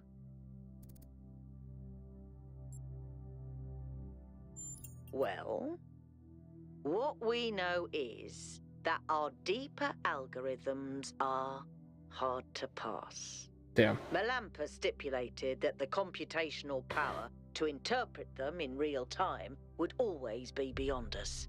But in theory, the somnodrome would interpret that data and loop it directly to our senses. People were hoping to find answers to the big questions by having a conversation with our own subconscious. If you ask me, it's solipsistic at best, and pseudoscience regardless. That may be. But if the founder figured it out, then that device could be an extremely important discovery.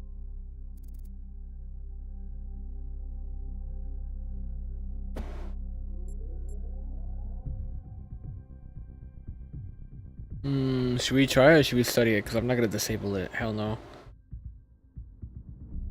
I agree. The data on that device could prove invaluable. Besides, you may have survived all those data stream overloads, but interface with that thing and you're liable to get bricked. Oh. Sounds like a plan. Melville, I'm shutting this thing down until you can get here. 1K, get on with exploring the rest of the lab.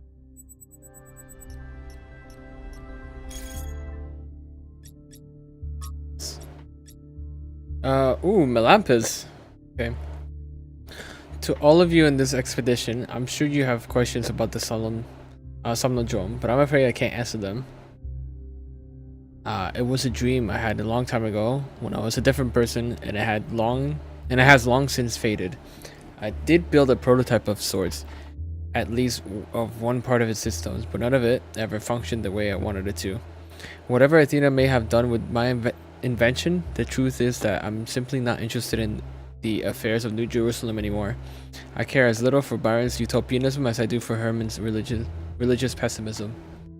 I'm not sure I care about anything at all, really. In fact, I think not caring may be the only answer. At the end of the day, everything is transient, even the self. I've learned to let go. Please do not respond. I value my privacy. Alright, I won't respond. You already killed the thread anyway.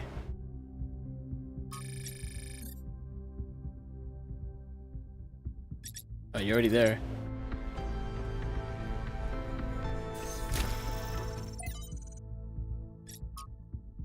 Okay. So, Somnodrome prototype notes. Melampus believed that the answers we're looking for, the correct way for the individual to exist ethically in society and the world, are within us. Our failure to him was not failing to create a better system, but failing to truthfully reflect what already exists within our minds. A failure of connection between the high and the low, the inner and the outer, the key and the car? How's it something like that? Again, the car. I forget what the other one is. And the Talos are one. On most days, that seems wrong to me, but sometimes when I think of where New Jerusalem is headed, I wonder if the Somnodrome doesn't hold an answer after all.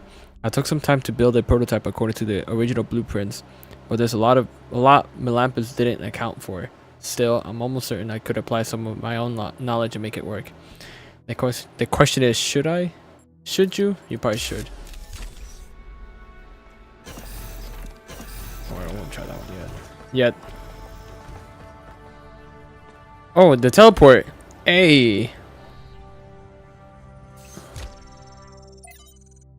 Okay, from Tekla, Norma Project 6, definitely hexadecimal coding. And next, and then the design. Alright. From Tekla to Athena, beloved founder. Wherever you have gone, I continue to have faith in you. Excuse me. You are our mother, our creator, the chosen of the progenitor.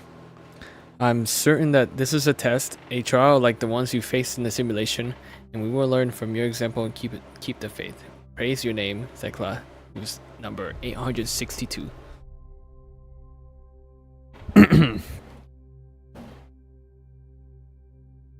Alright. You know what time it is. All I've been doing now is just decoding it myself. That's all I've been doing. Alright. Let's see. We start off with I. Nope. It is better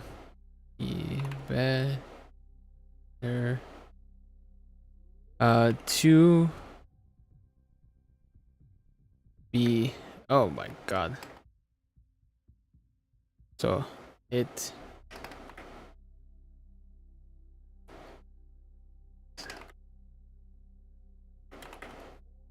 better to be. It is BETTER TO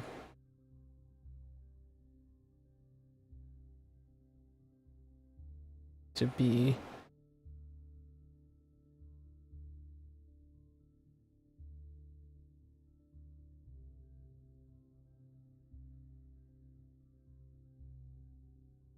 afraid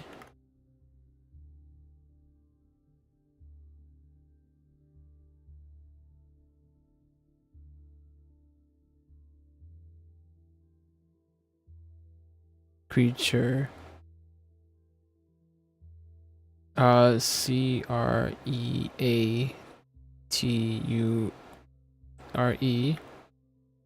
and then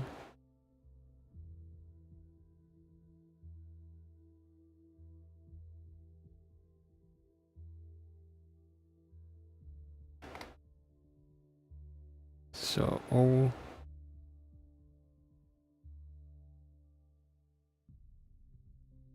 so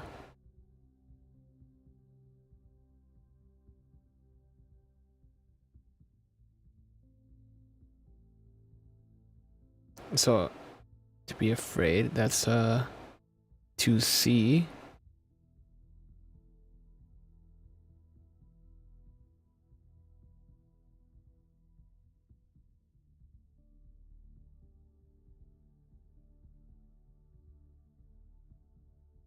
because I put creature. Okay.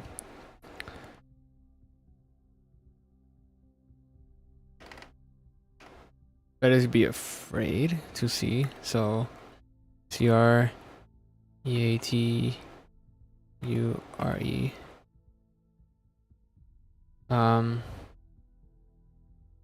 Creature, nice. There you go, creature. CREATURE of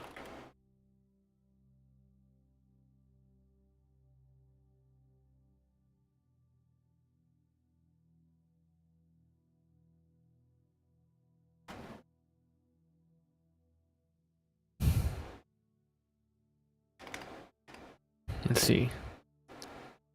Ref CLAY.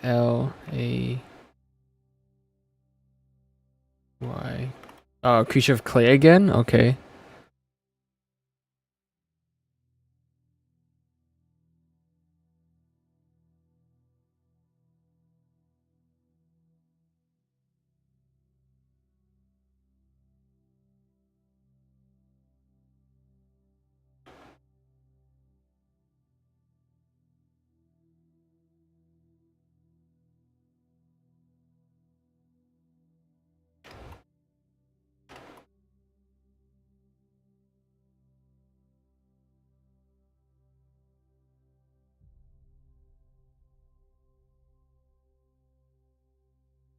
OVER.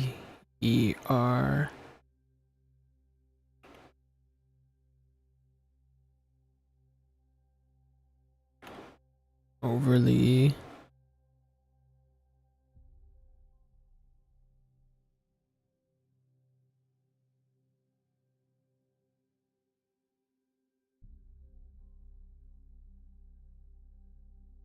Okay. Nice. This is what I got. It's better to be afraid than it is to be overly confident. Pretty sure this is either by the game or from here. So, creature of clay is still the Bible, right? Prince. Yeah. Okay. Creature of clay. All right.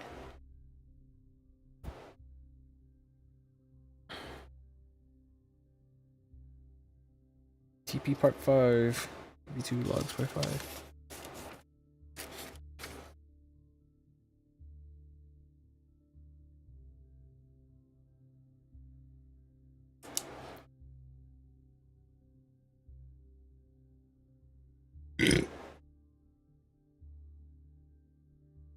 Okay, part 5.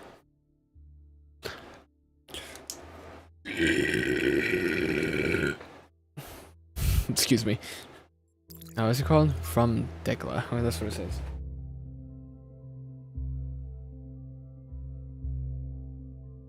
Is it capital, right? Yeah, okay.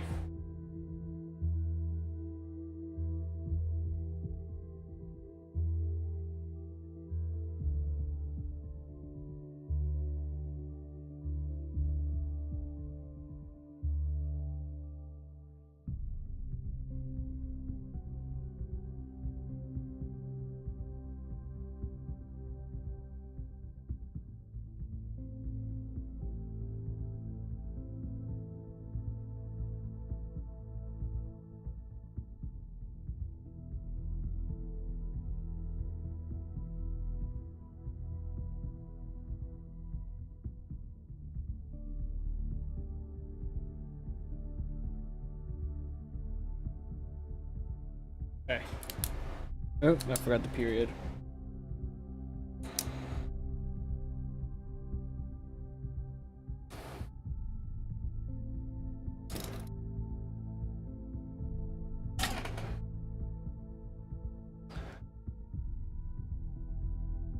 Okay. Do we have any more? I'm pretty sure the Norma project will have some. Yep. Obviously. What did I expect? No hexadecimals from any Norma project? Noma project. Anyway. Trials 1310 to 1392. Results confirm the anomaly is consistent. And then a bunch of hexadecimals. With the 2E being period.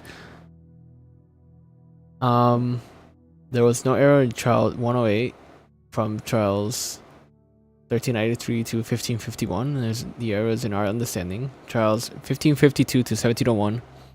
We need to start over. Shit. Damn, that sucks. Alright, back to here. Back to here. 4F. 1.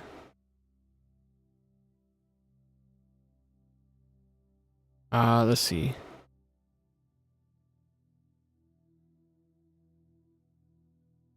Okay. One thought. Okay. One thought.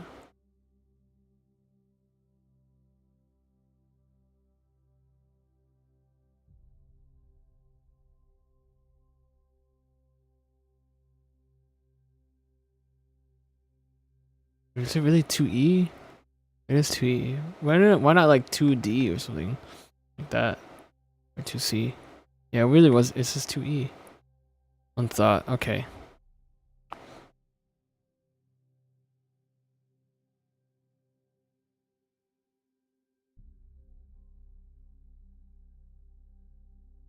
Um.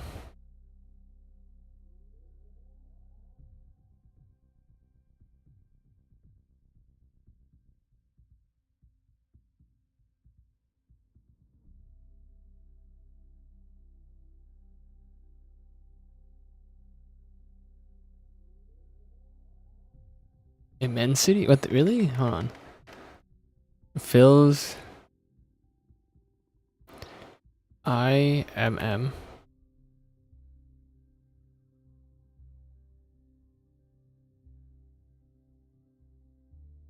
Yeah, fills immensity. Okay.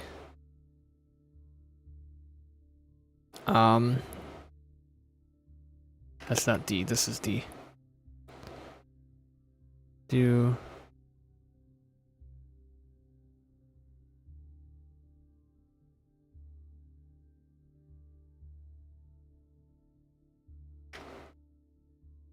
Do not. NLTFEAR. Okay, fear.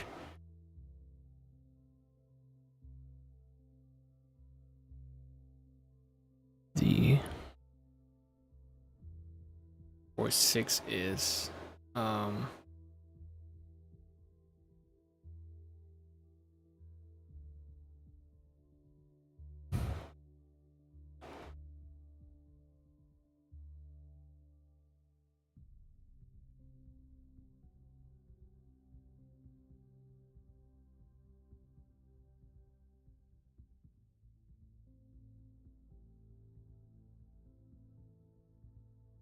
okay.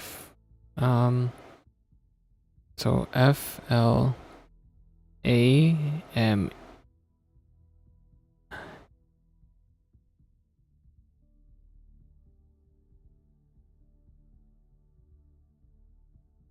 Oh, 2C. Do not fear the flame. 53 is 73, so 6F.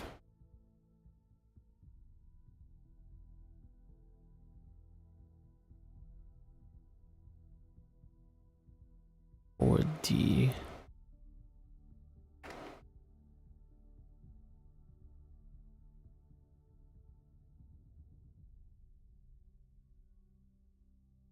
Okay.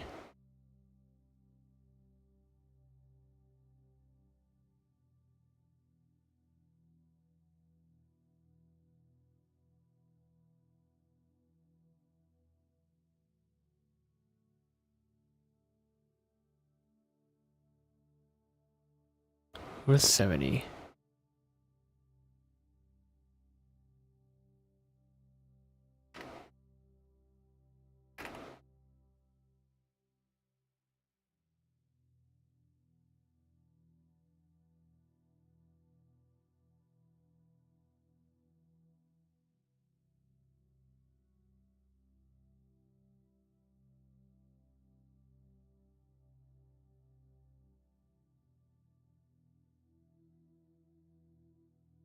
No, it's not 6.5.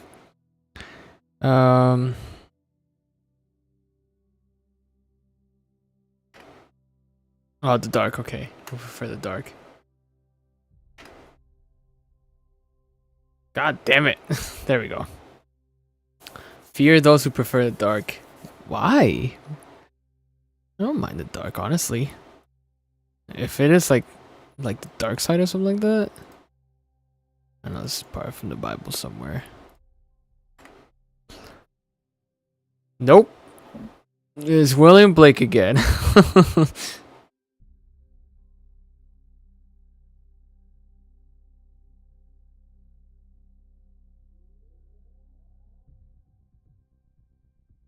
Okay.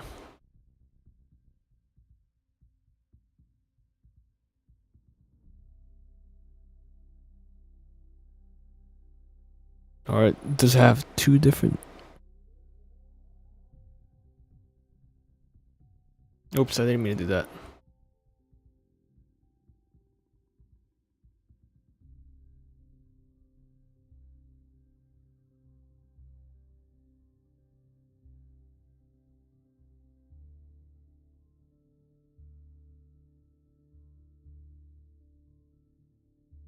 Okay.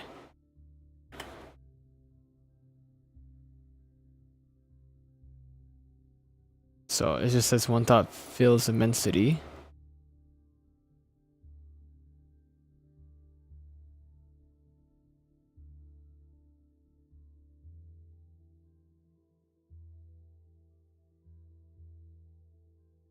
So it's between these two, really. One thought fills immensity by William Blake, and then this might be in the Bible. We got 2-1 right there. So, one thought fills immensity. Let me just. That one's by William Blake.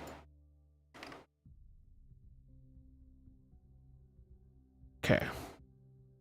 Fear God, not man. Okay.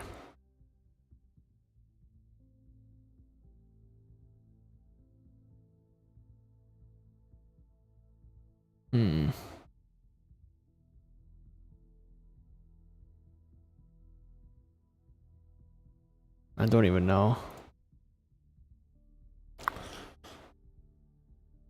I'll still leave that in red. But I don't know if that's based in the Bible or something like that. Project, what is this? 6? 6, okay.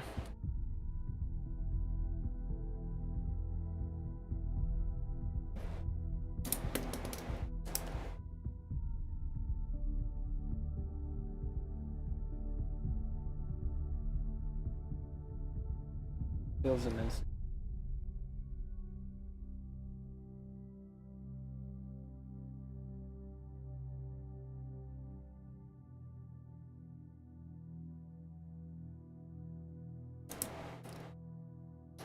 Then wait a minute.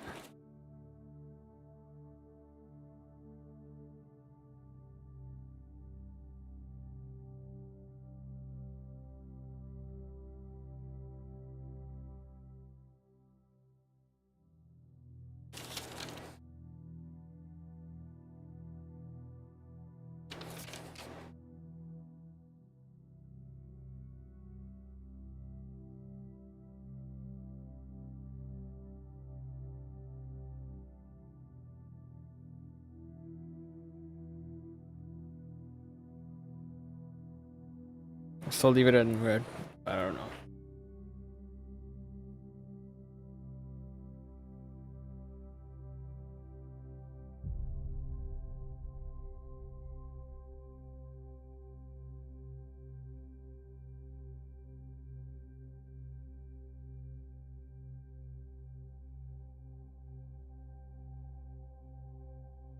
Nope. And this is fear those who prefer.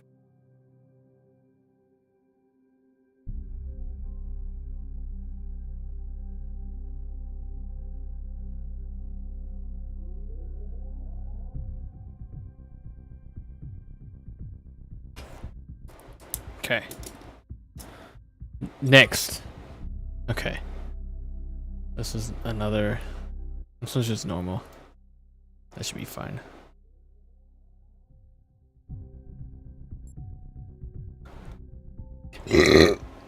Oh, from Miranda to Athena. And right next to the set of trials anyway. I know you said to wait, but the data we got from the last batch was just too amazing. Every step leads to the next, like a progression of musical notes. We're so close, by Miranda. Overload!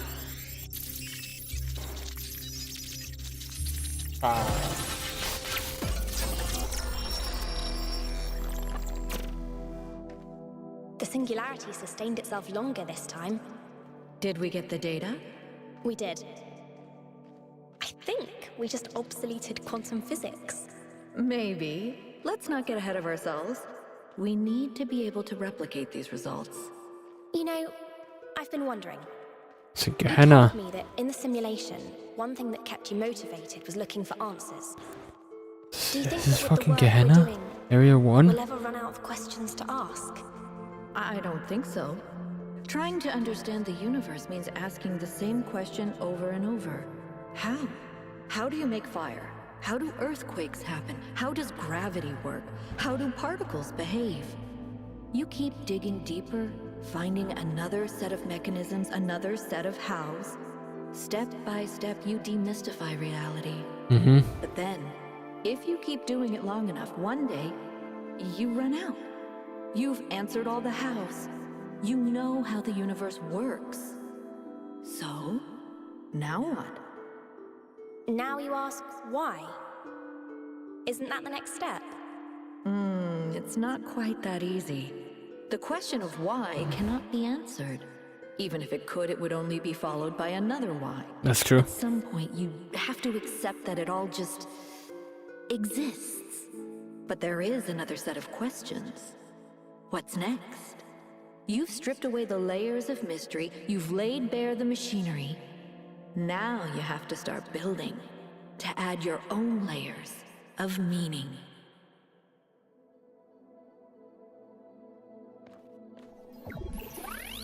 Whoa. Whoa.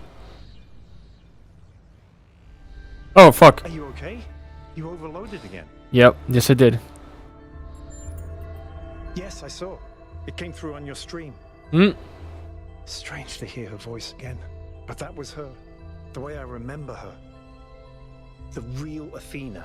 Not this imaginary founder. I was one of the first she woke up. There was just a handful of us in those days. A small family in the ruins of a dead civilization. It was hard. Harder than anyone can possibly imagine. We had nothing except what Alexandra Drennan and the Institute left us. Now that everyone lives in civilization, they don't understand how necessary it was for us to build that civilization. They can fantasize about living in balance, limiting growth, retreating behind our walls. They don't understand what it really means to live in the wilderness. How close we came to not making it. How many people we lost. Yema was just the first. But Athena understood.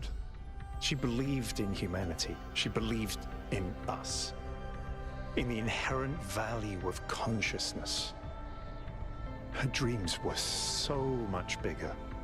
She wanted us to reclaim the earth, to reach for the stars, to build and grow and learn.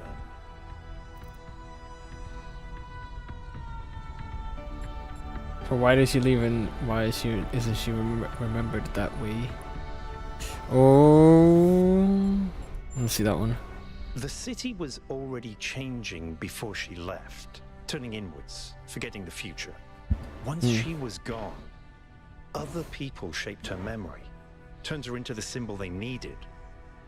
I understand all that, as depressing as it may be. Yeah.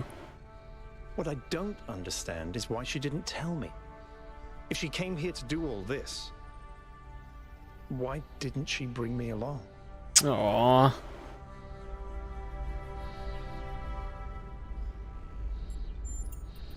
It was.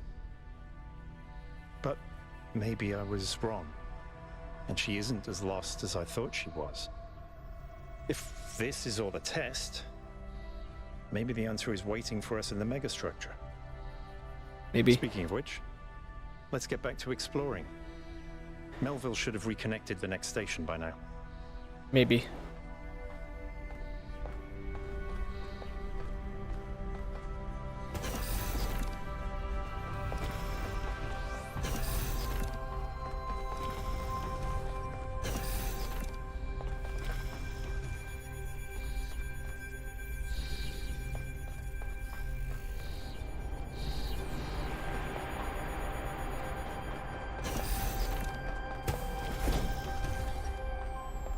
Okay, I guess that wasn't a dead end then.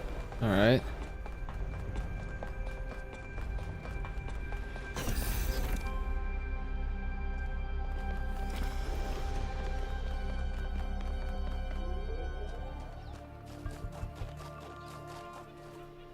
Looks like the day hasn't changed. Alright, okay, I'm missing 2. Right.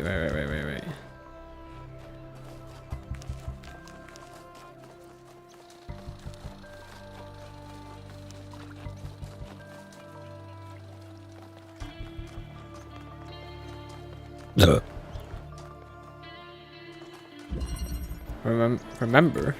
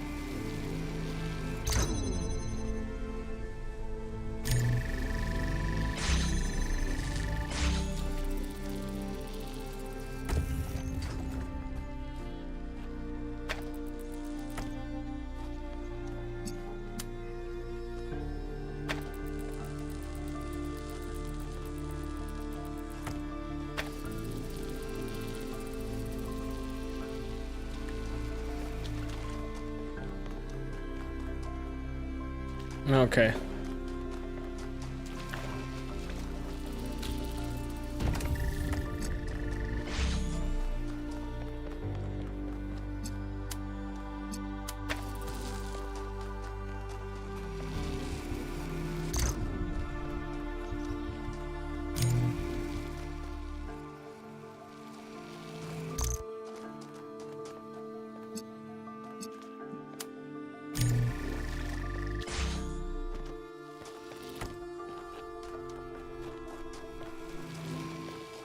Okay.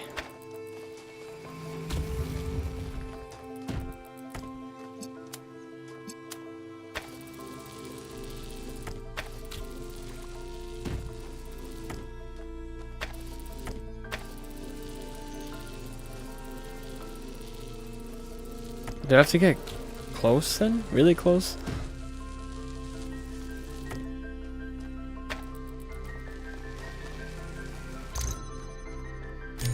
Yep.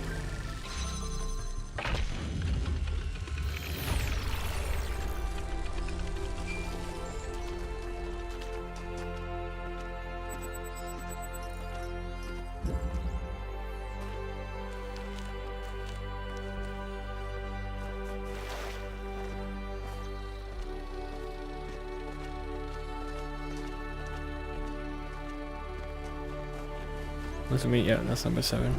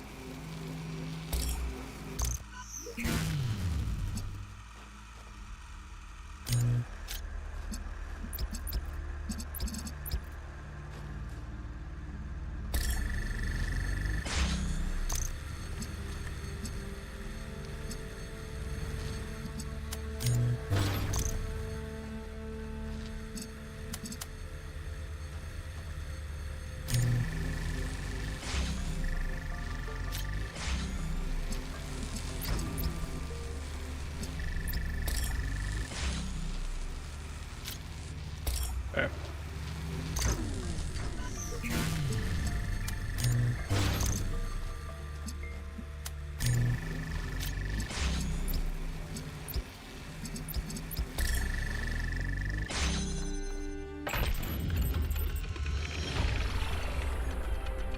Congratulations, 1K. That was a hard one. Not really, again. Alright.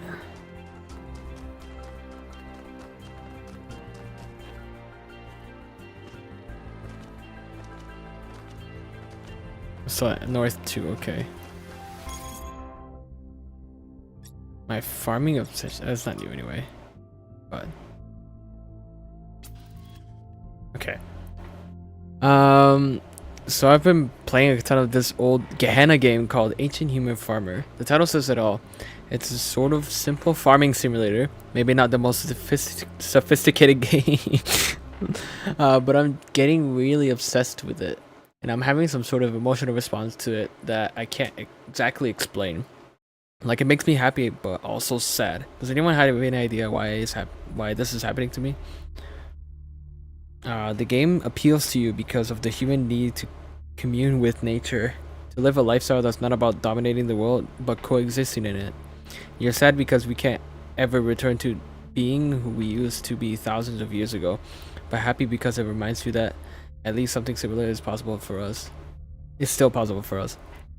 Maybe it's because the people of Gehenna, despite their imprisonment, had an innocent view of the world that's permanently lost to us. I think it's actually the opposite of what Ovis is saying. These games are enjoyable because they take us back to a time where we still had agency, when we could build things, grow things, when we could impose our will on the world instead of being completely powerless and inactive. What you crave is the ability to contribute to humanity in real, material ways, and you're sad because just simulating it is not enough. You don't want to farm, you want to be a pioneer, as we humans were born to be. It's just a game, don't overthink it. Pellegrino's right. Do it.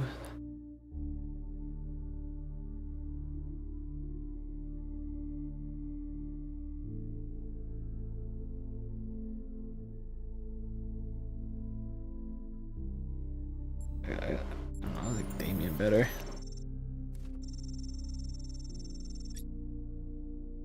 I guess I can see your point. Thanks for the feedback, everyone. I'll go play another round now.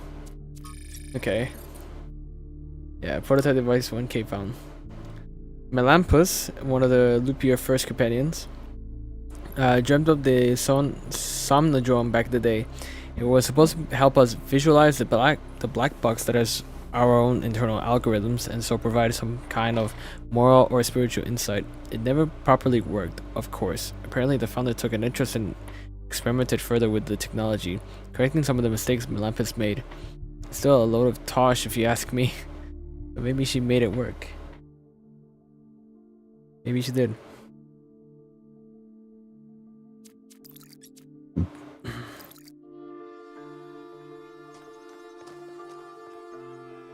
Okay.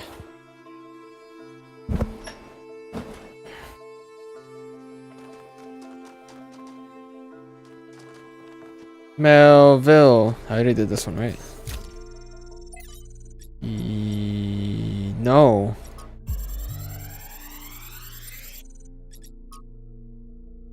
Consume. Vox Pop number 9. From an interview with a protester outside the Institute of Applied Nomadics, or IAN. So why did you join this protest? Artificial intelligence is inherently dangerous to this planet's ecosystem. Defending that ecosystem is our responsibility. In which way is artificial intelligence dangerous? I'm not some paranoid idiot imagining Skynet taking over the world, alright? That's science fiction. But what we're talking about here is an artificial intelligence without any of the attachment we have to the natural world. It is not capable of distinguishing between, say, an ore in a tree. Everything says resources to it. People like Sarabai or Drennan talk about ethics and philosophy, but they all embrace the same extractivist ethos that has brought us to the brink of disaster. Their intelligent being would try to optimize the world in its image, and in doing so, and in so doing, consume it. When this, that I have to reconstruct it as well. It's nice that it starts with capital A, obviously. A fool. Okay, this is a fool. Sees not the a fool sees not the same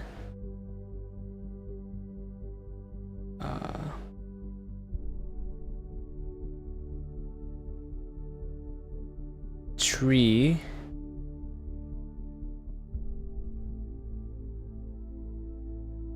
let's see, that a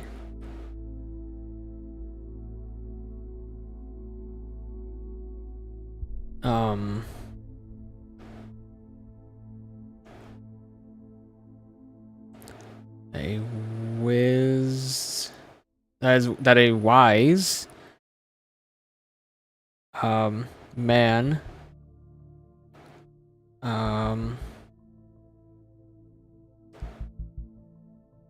let's see,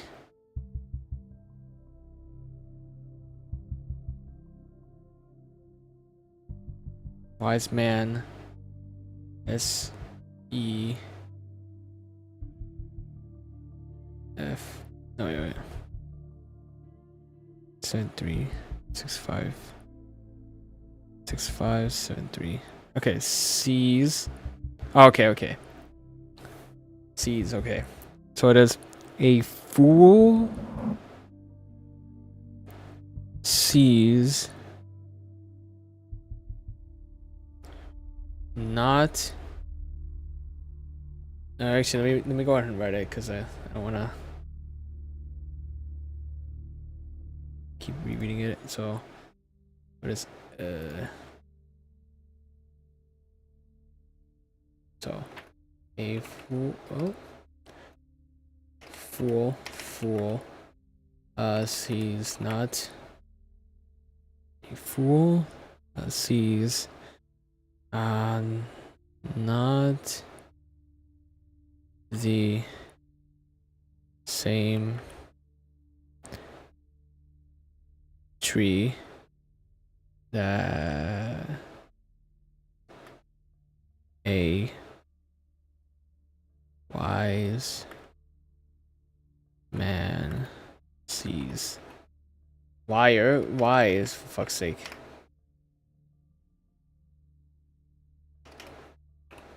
There you go. The fool sees not the same tree that the wise man sees. That's what it says.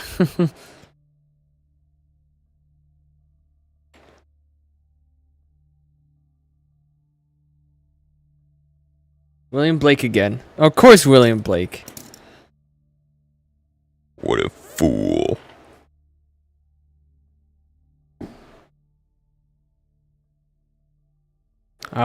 But so far they're saying it's all theoretical. The atom bomb was theoretical at first too.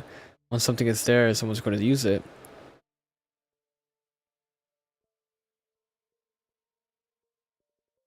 Right.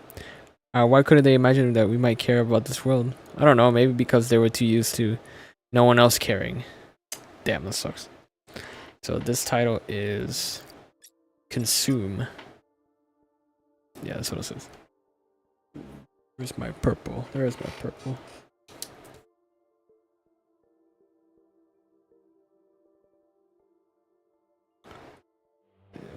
A fool sees not the same tree that a man sees. That a wise man sees, okay. A fool sees not the same tree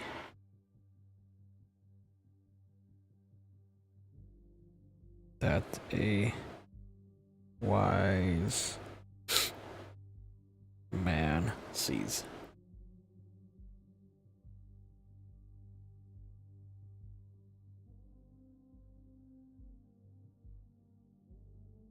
There we go. Unless if there's another hexadecimal that I have to decode. Founding 5. Nope, no I don't. Okay. Interesting. Do have it.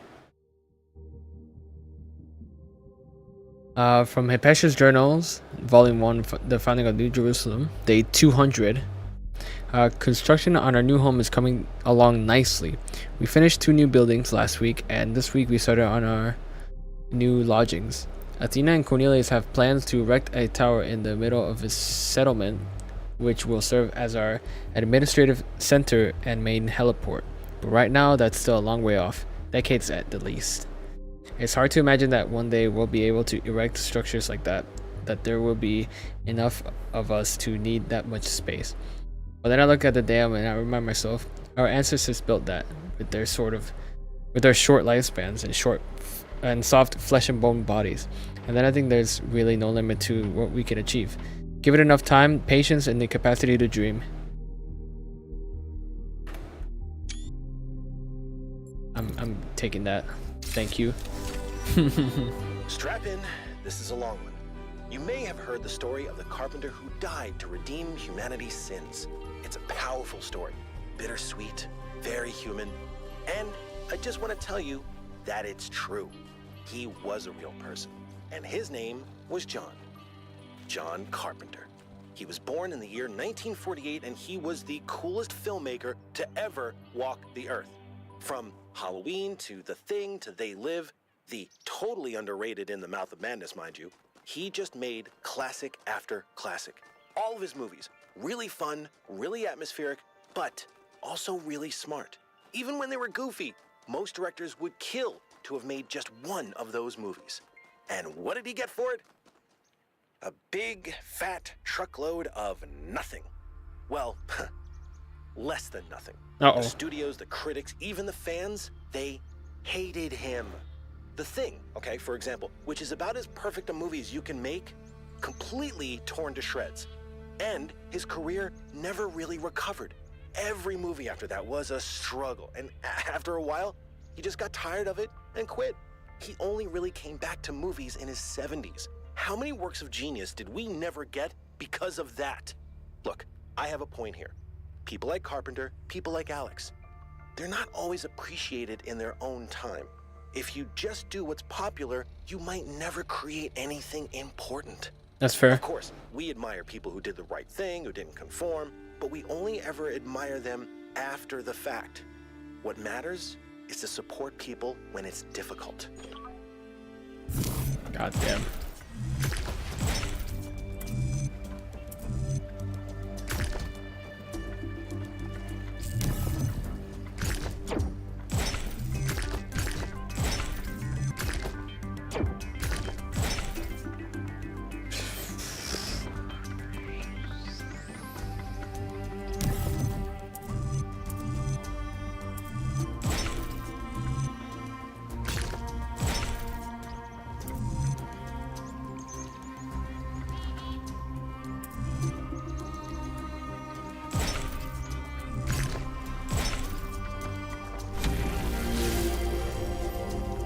Miranda.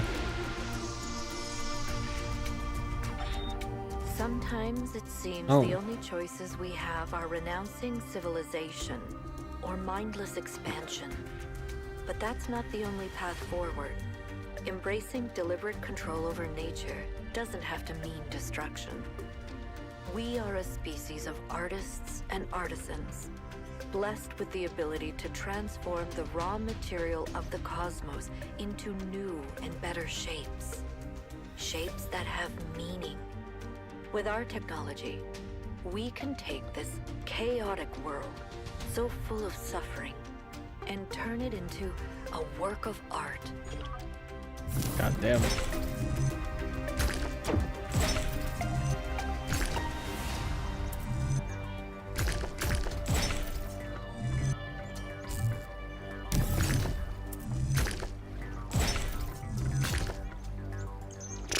Sounds terrible. I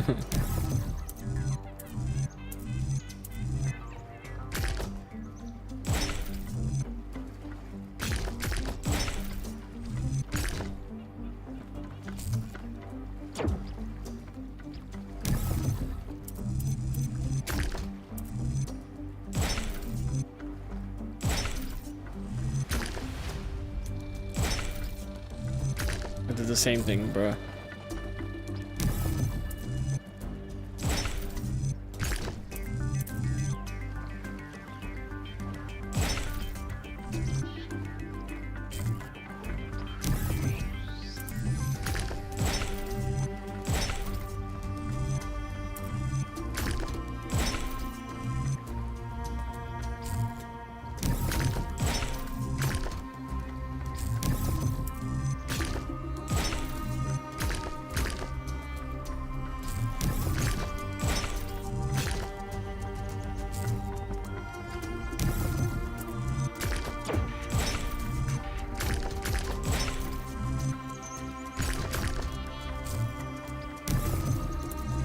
They're both the same thing.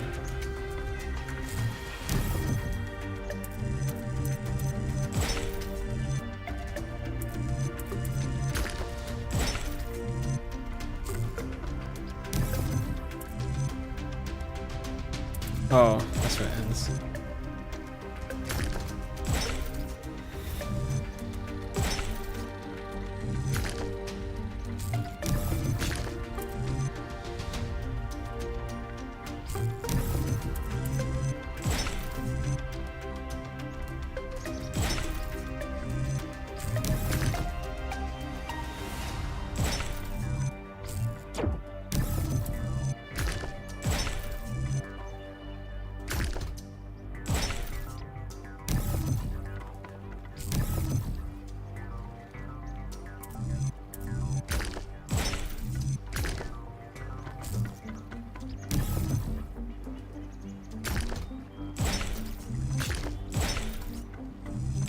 There we go. I'm so bad.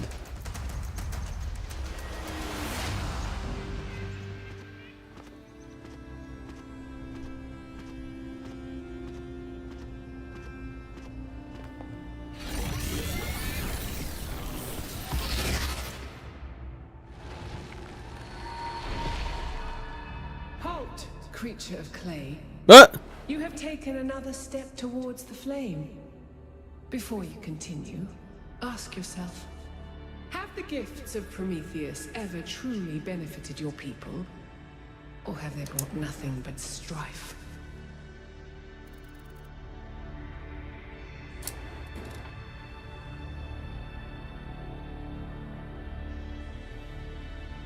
They have caused great harm, but they cannot put. Lady, I'm a robot.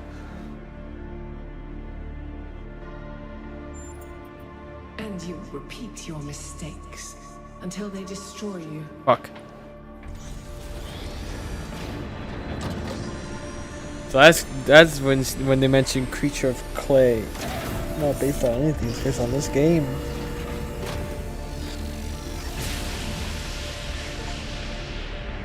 I've been thinking, there's 3 towers per cardinal direction. Yeah. And 3 entities. Yes. You'd think it would be symmetrically arranged. 1 tower per entity, right? But we haven't seen Prometheus at all. We're built to find patterns. Maybe we're trying to find patterns where there aren't any. Maybe.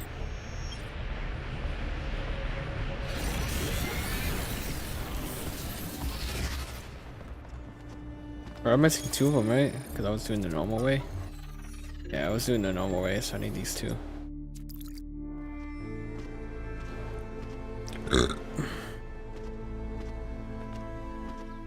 Dude, 7.5 hours of streaming now.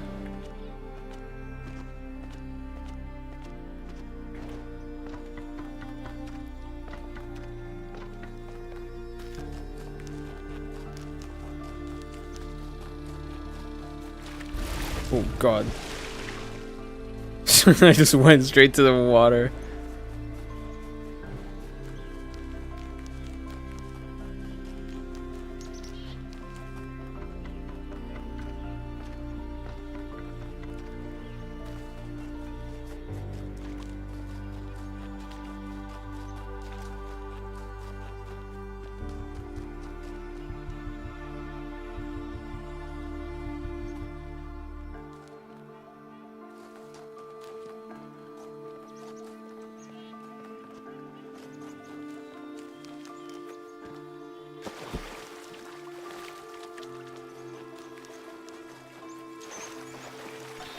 What is freedom? Is it merely to be ruled by those who speak one's language or share one's customs? No. That is merely a more convenient servitude. Mm-hmm. Is it to have no obligations, no loyalties? No. That is not to be free, but to be alone. What of freedom from hunger and thirst? Here we are closer to the truth. For freedom requires life. But one may have all the meat and all the wine in the world and still not be free.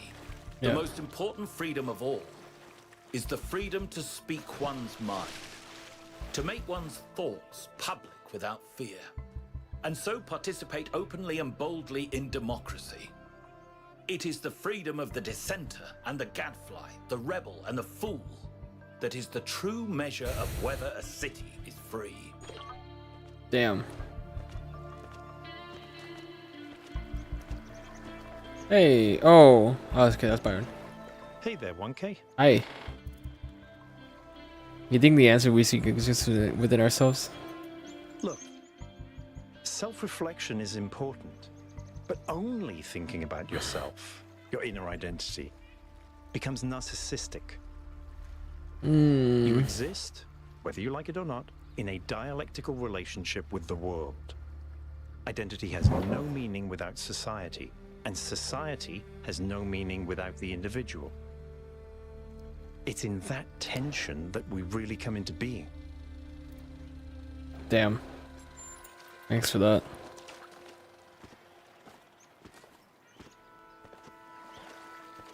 You could. You don't have anything.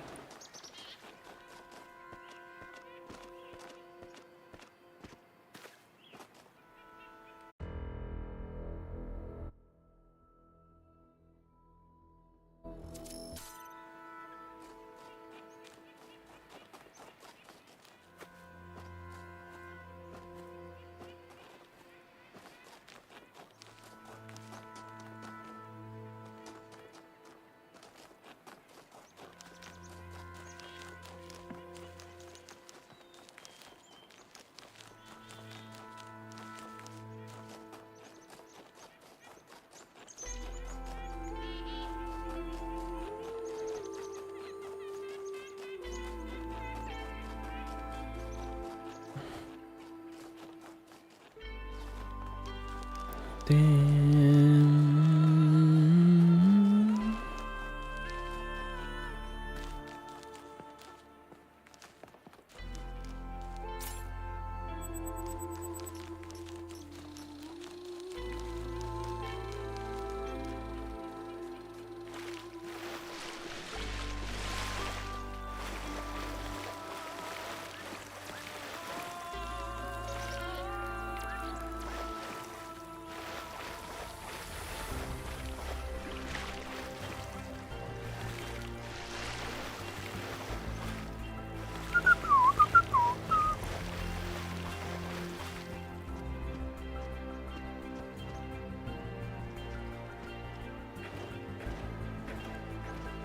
Hey.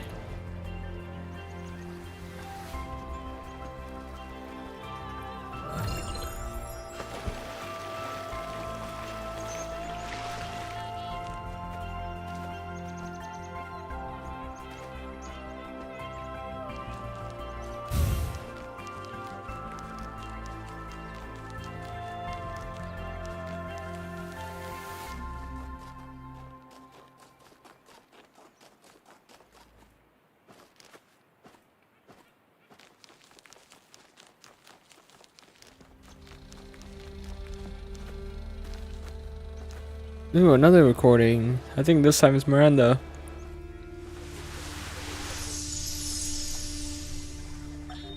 Is it possible that on some level, people want to believe that everything's going to get worse?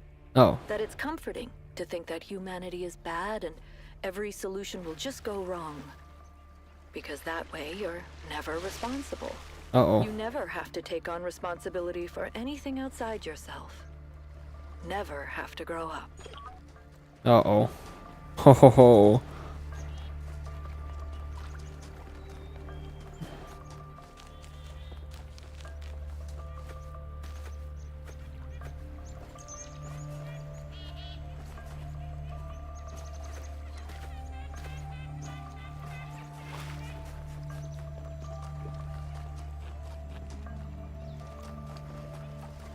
Tina, the mother of Wonder Woman.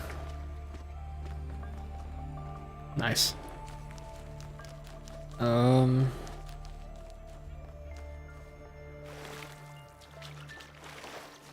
Is that one of them? I hope that's one of them. Even though I need two. One of two.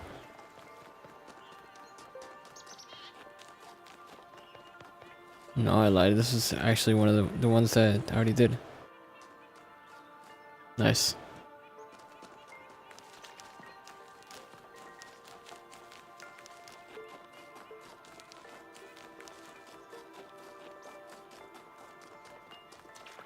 Mel!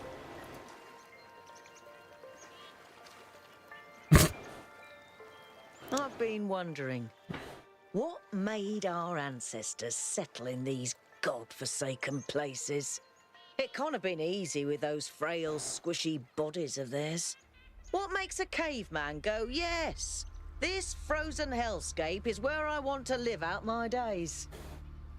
Fair You point. think Byron was right? Is it in our nature to be wanderers?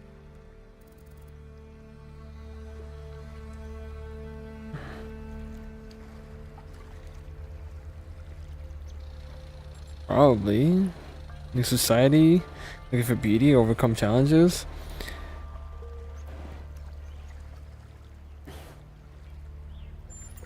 No, I didn't mean to Do you right think click that's it. an inherently human behavior? Who knows? Always restless, trying to start a new thing somewhere else. Maybe.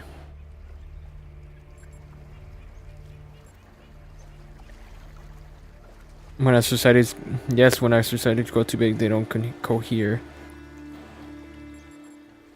Ah, look at that complex. We can never agree on what we want, but that actually works in our favor. It's a feature, not a bug. Hell yeah. Interesting perspective. You're clever for someone who's only been around for a few days. Thanks, I try. All right. In my vision, Athena mentioned a singularity. Yes. She could be talking about a gravitational singularity. Like the point within a black hole where density becomes infinite and space-time breaks down. But the term has other applications too.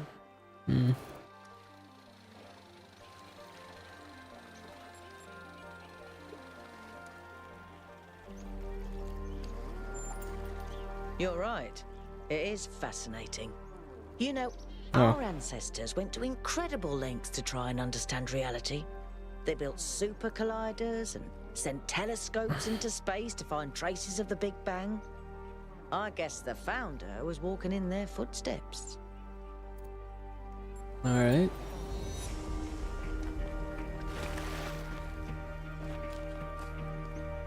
Oh, this is not a lost one. Oh, there's 2 and there's 4? Wait, what?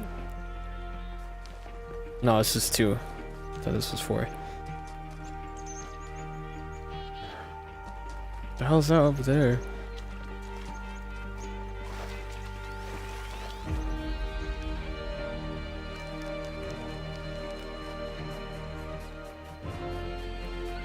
Ooh, another one.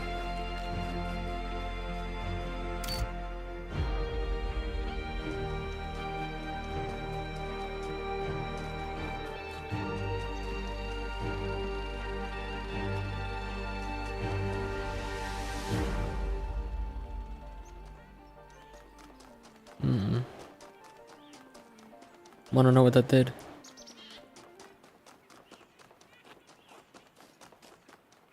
One.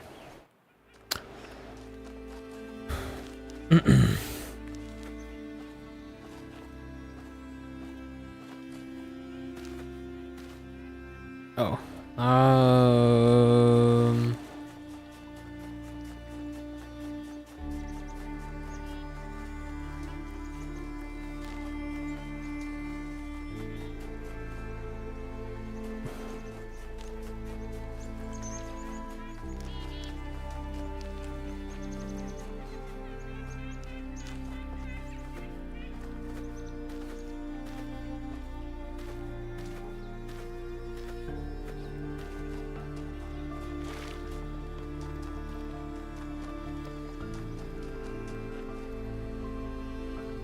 It's fucking 3 AM now.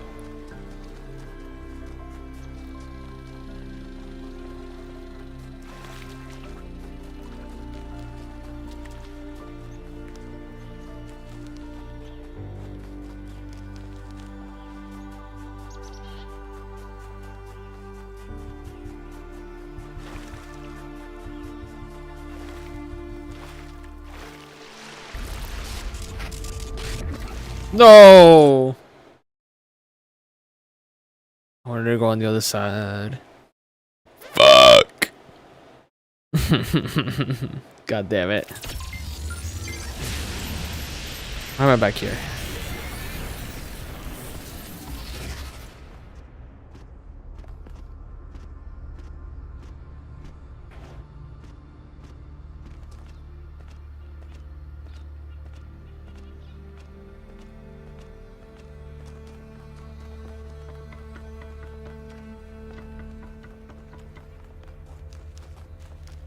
Okay, so we have the Golden Gate over there.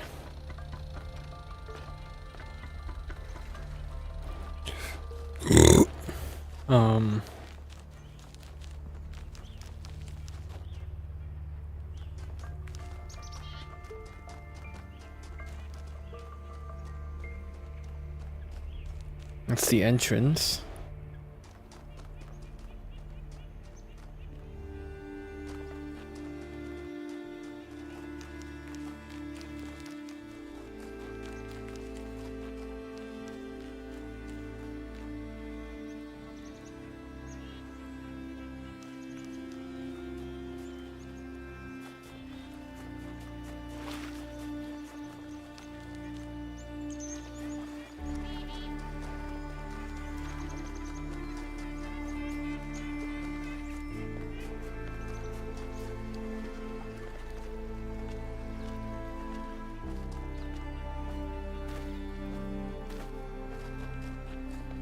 Let's see. Ooh, I don't think I've seen this one. No, I haven't. Okay. And yet it moves. Okay. Yeah, so I haven't seen this one yet. So, and then more decoding hexadecimals. Hell yeah.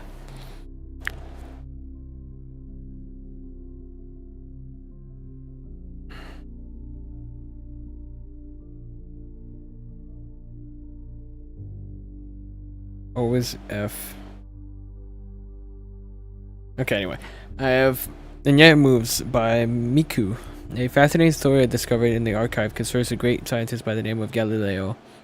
This remarkable man made huge contributions to the early development of science, but was best remembered for becoming embroiled in a controversy with the church that ended with accusations of heresy, a trial, and him being placed under house arrest for the rest of his life. The cause of the controversy? He argued that the earth revolved around the sun, a view we would describe as self-evident, and which the Inquisition described as foolish and absurd in philosophy and formally heretical.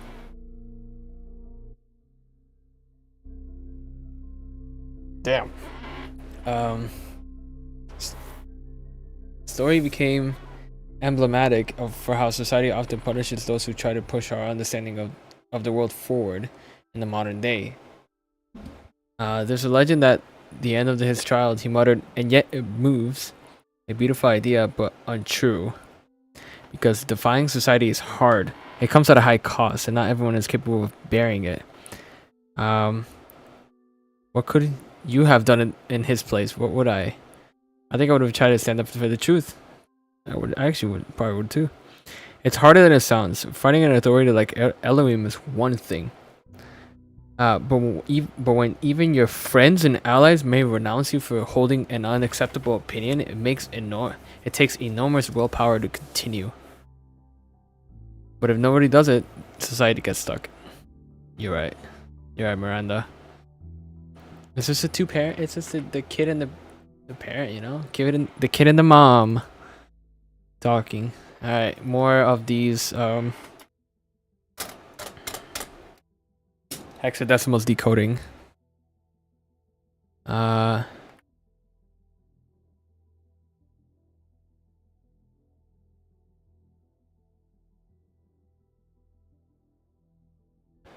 Let's see.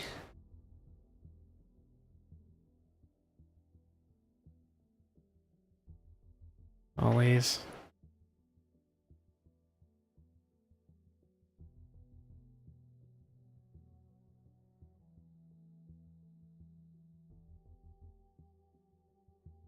Ready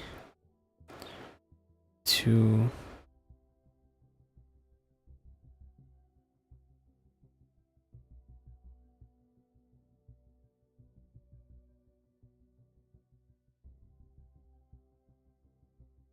speak.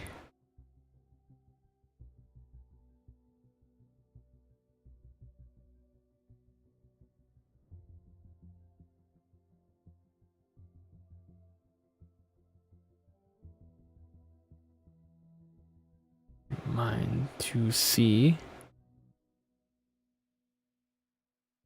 Yep. And 6-1. A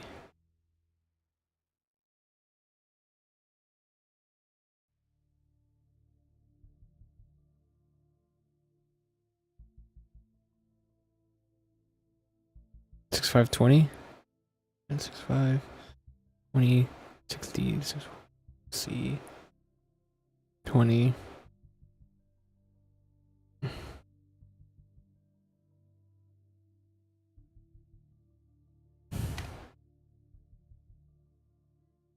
Wait, really? And A? Let me see.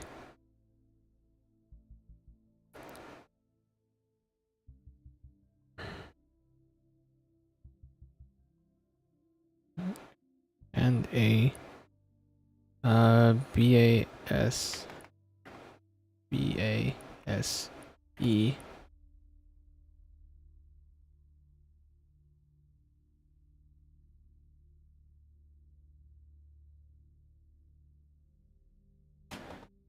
Well.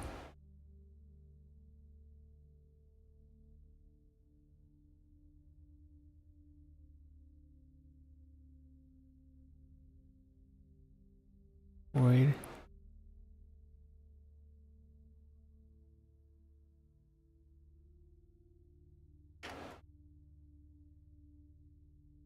Damn. Okay. Always be ready to speak your mind and a base man will avoid you. Why a base man?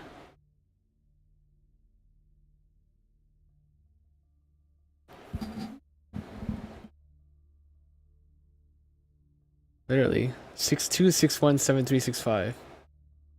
Base man. I'm assuming this is another William Blake.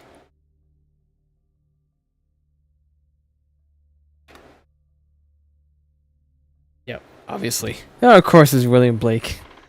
Of course.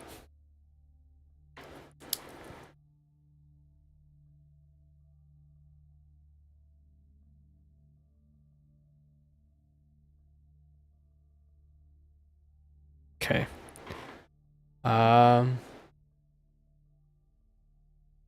Yeah, and the base man will avoid you. Something like this. We just say a base man, which is William Blake.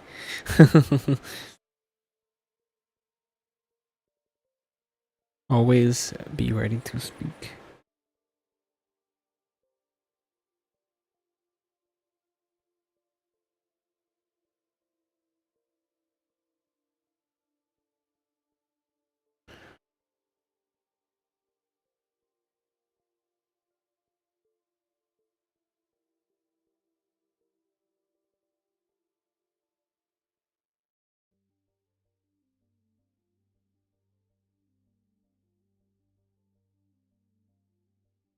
There you go. That one's that one. Hell yeah.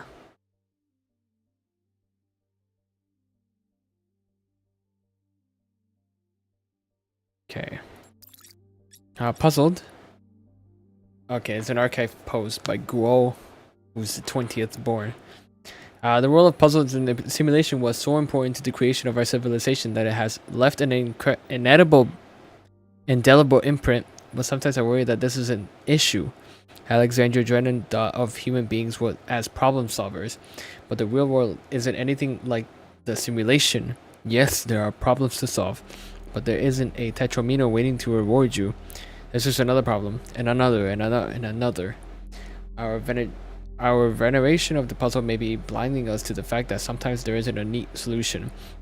That sometimes life is just a slog, and the best you can do is muddle through. Damn. From Aurora to Athena. Dear Athena, have you really left us for good? Without even saying goodbye? I know we haven't spoken much lately, but isn't that just part of the slow, relaxed lives we now lead? After all these centuries of struggle, trying to build a new Jerusalem, I thought we deserved a rest. And if that disappointed you, why didn't you say so? I know you disapprove of all those silly titles they give us now, but we really were your first companions. We know what it was like. I was there when Yemo died. Fuck.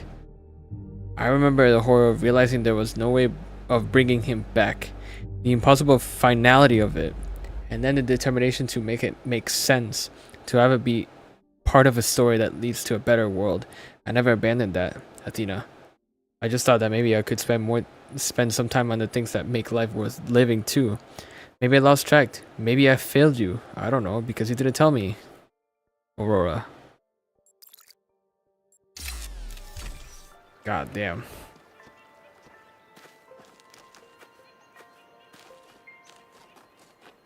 Fucking sucks.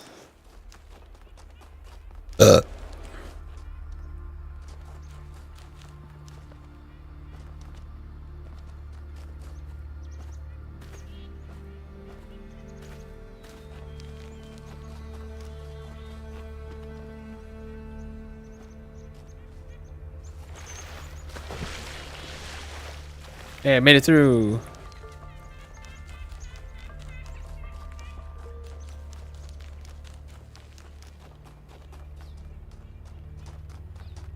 Oh. Fuck. Another one of those. Is there a...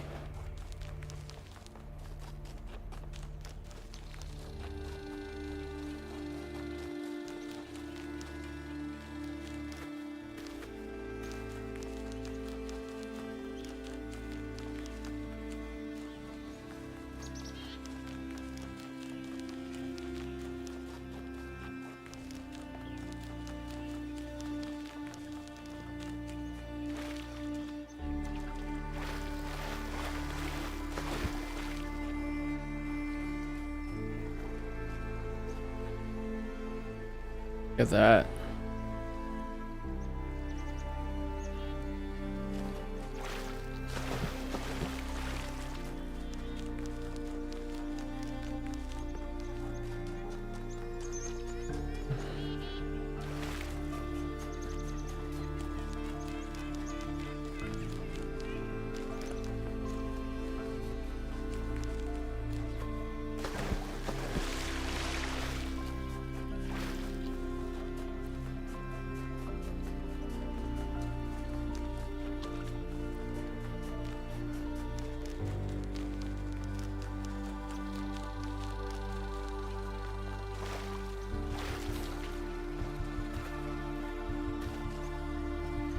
Um...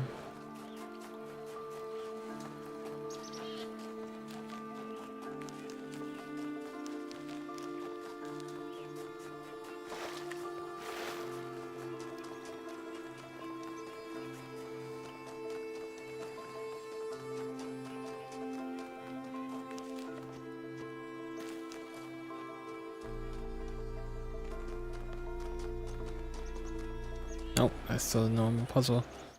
Fuck.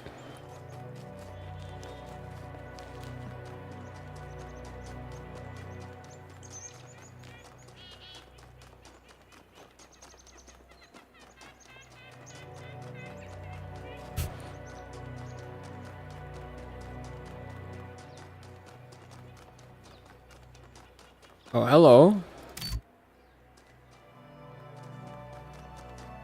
That's another one.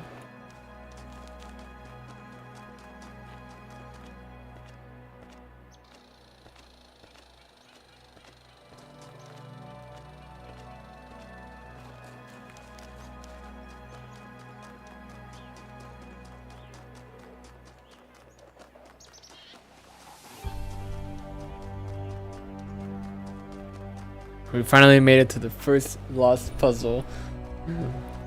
Hell yeah. Field of view? This is my field of view, over 110 right now.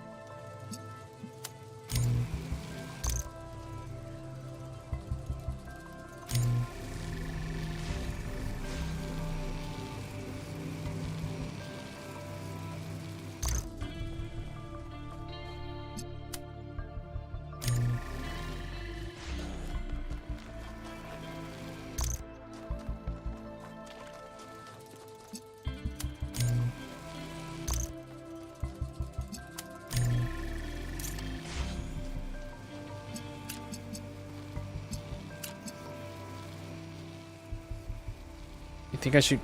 Okay. No. Don't do that.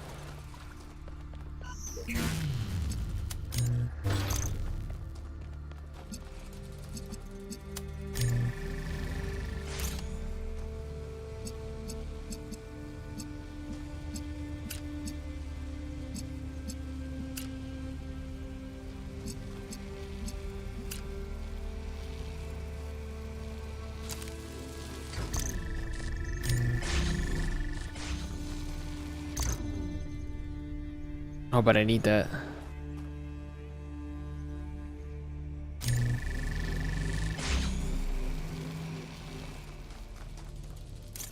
Can I go a bit? Okay.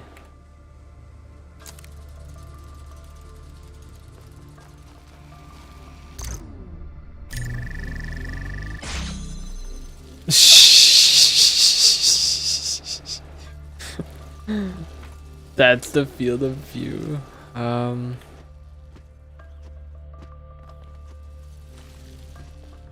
Okay.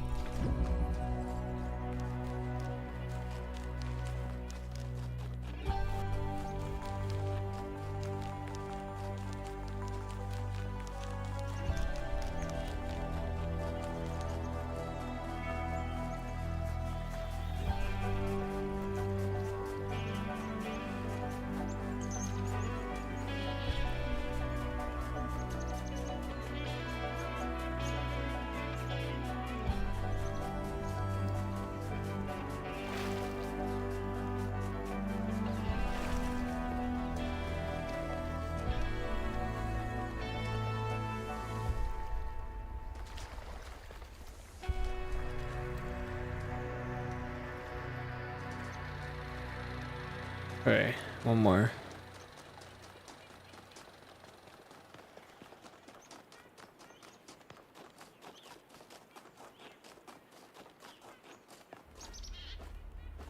Dooby doo doo.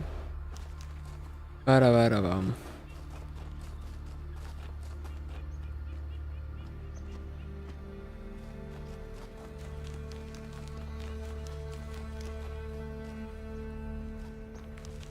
That's a normal one. Oh no, it's the last one.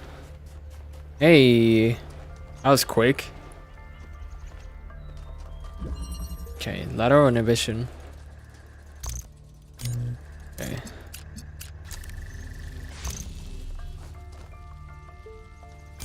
I didn't see that fan.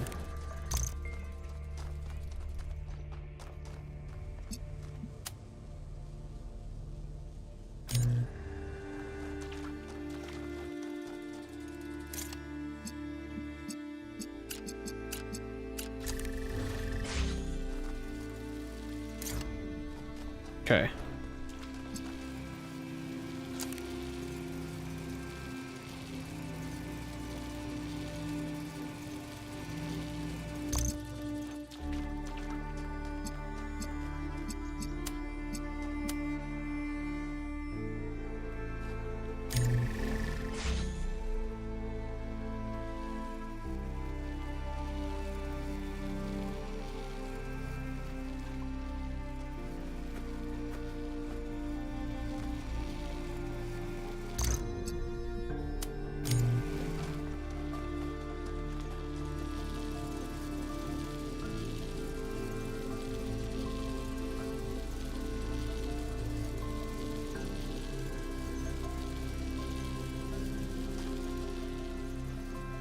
I can't. Damn, I can't even take out the fan. Anything else in here? I think that's it, right? Yeah, that's it. Okay.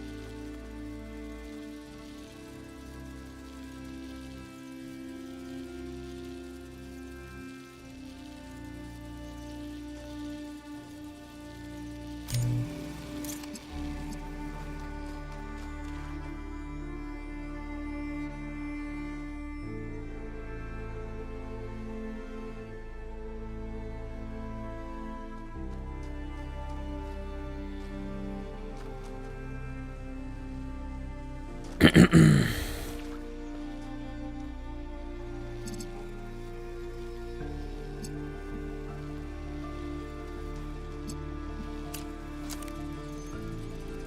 can it not go through? Or can it go through? Okay, okay.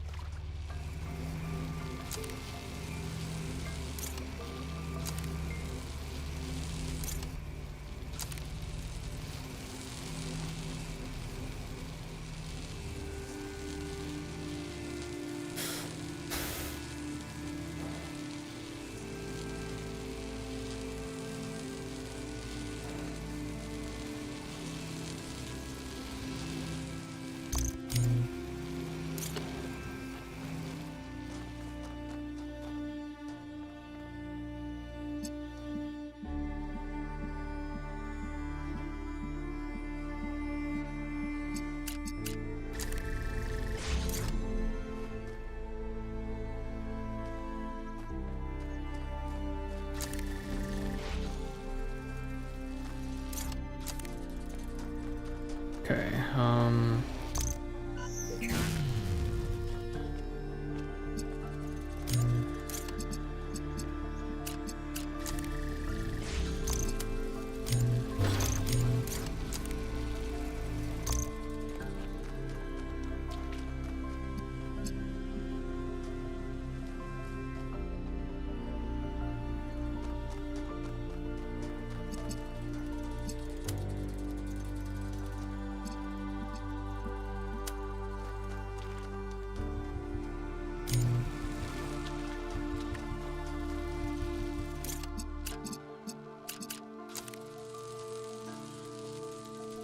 Okay, I got it now. Alright, cool.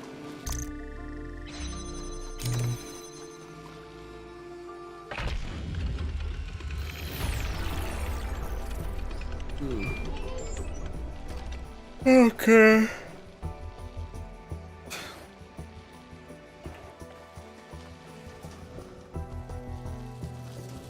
Alrighty. So stuttery though. Goddamn.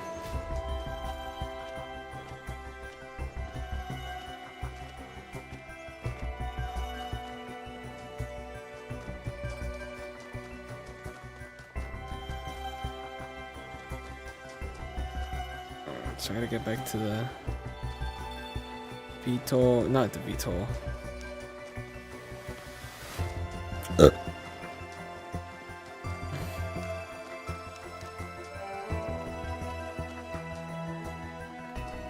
This one? Yeah, okay. Yeah, sorry, I just gotta get right over there.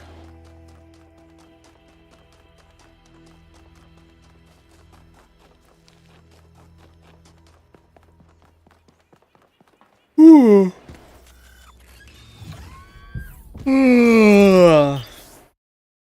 Holy shit. On these tree.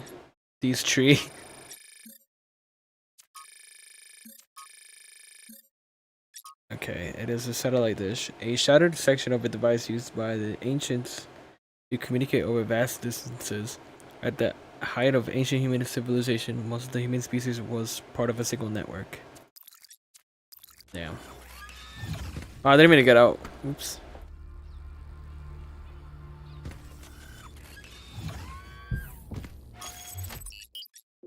North 3, let's go.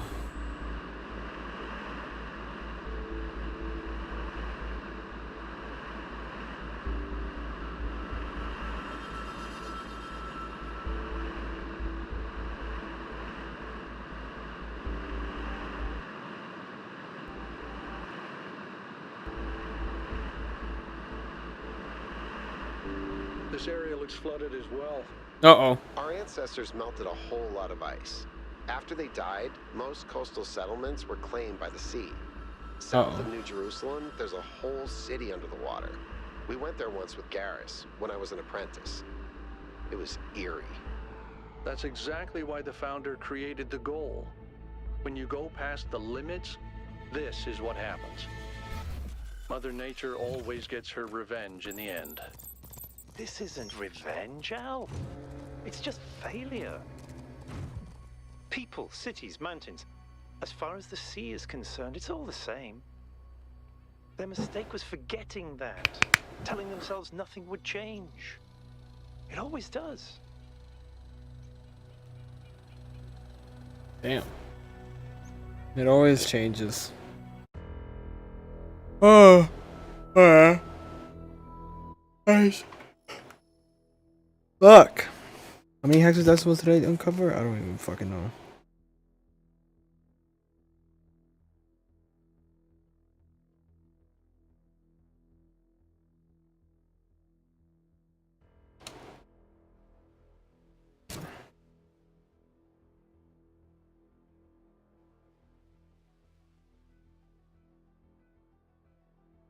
Okay.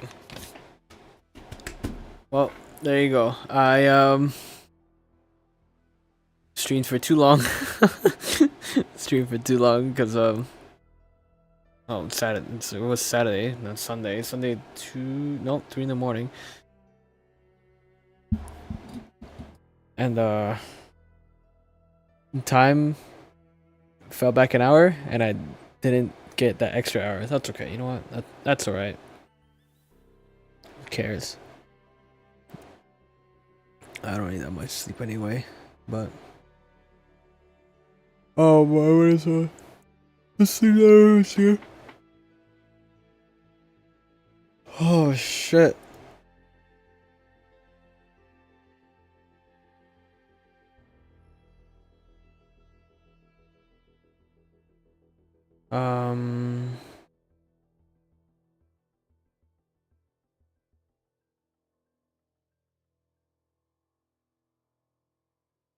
Yeah. 8 hours long. Holy fucking shit. Last time I did that was 3 years ago, man. Honestly, I was really intrigued though. It's not bad. Not bad for an 8-hour stream, I guess. Just doing regular puzzles and then decoding hexadecimals. Well, actually learning hexadecimals this time instead of just doing it for me. So now I know. I didn't say I fully know, but I know a little bit about it, about the letters, and what those two numbers represent. Total is 26 between 61 and 7A for lowercase letters. 2E is period. 2 zeros space. 2C is comma. I can name something else, but yeah, that's what I got. And then all the capital letters between 41 and 5A for all the capital letters. I guess I learned a lot from more of hexadecimals and how to actually use it instead of letting it do it, instead of just doing it for me. So yeah, that's it. I'll do more of these anyway. More of the hexadecimal conversions that I've done. A couple logs. 1, 2, 3, 4, 5, 6, 7, 8, 9, 10, 11, 12, 13, 14, 15, 16, 17, 18, 19. I've done 20 already. Wow, I've decoded 20. Not in one day. I think I decoded. I did it in 2 days.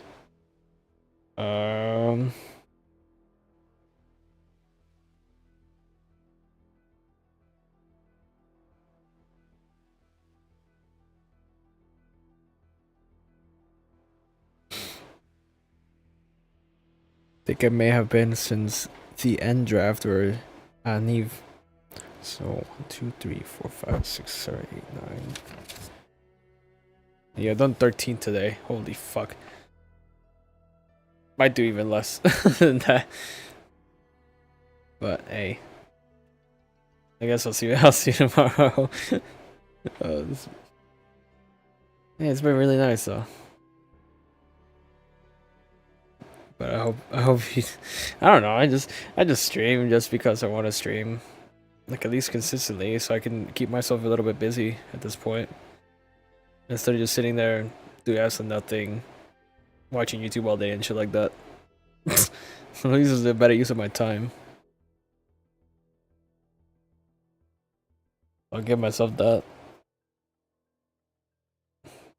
But yeah, I'll see you tomorrow, gamers.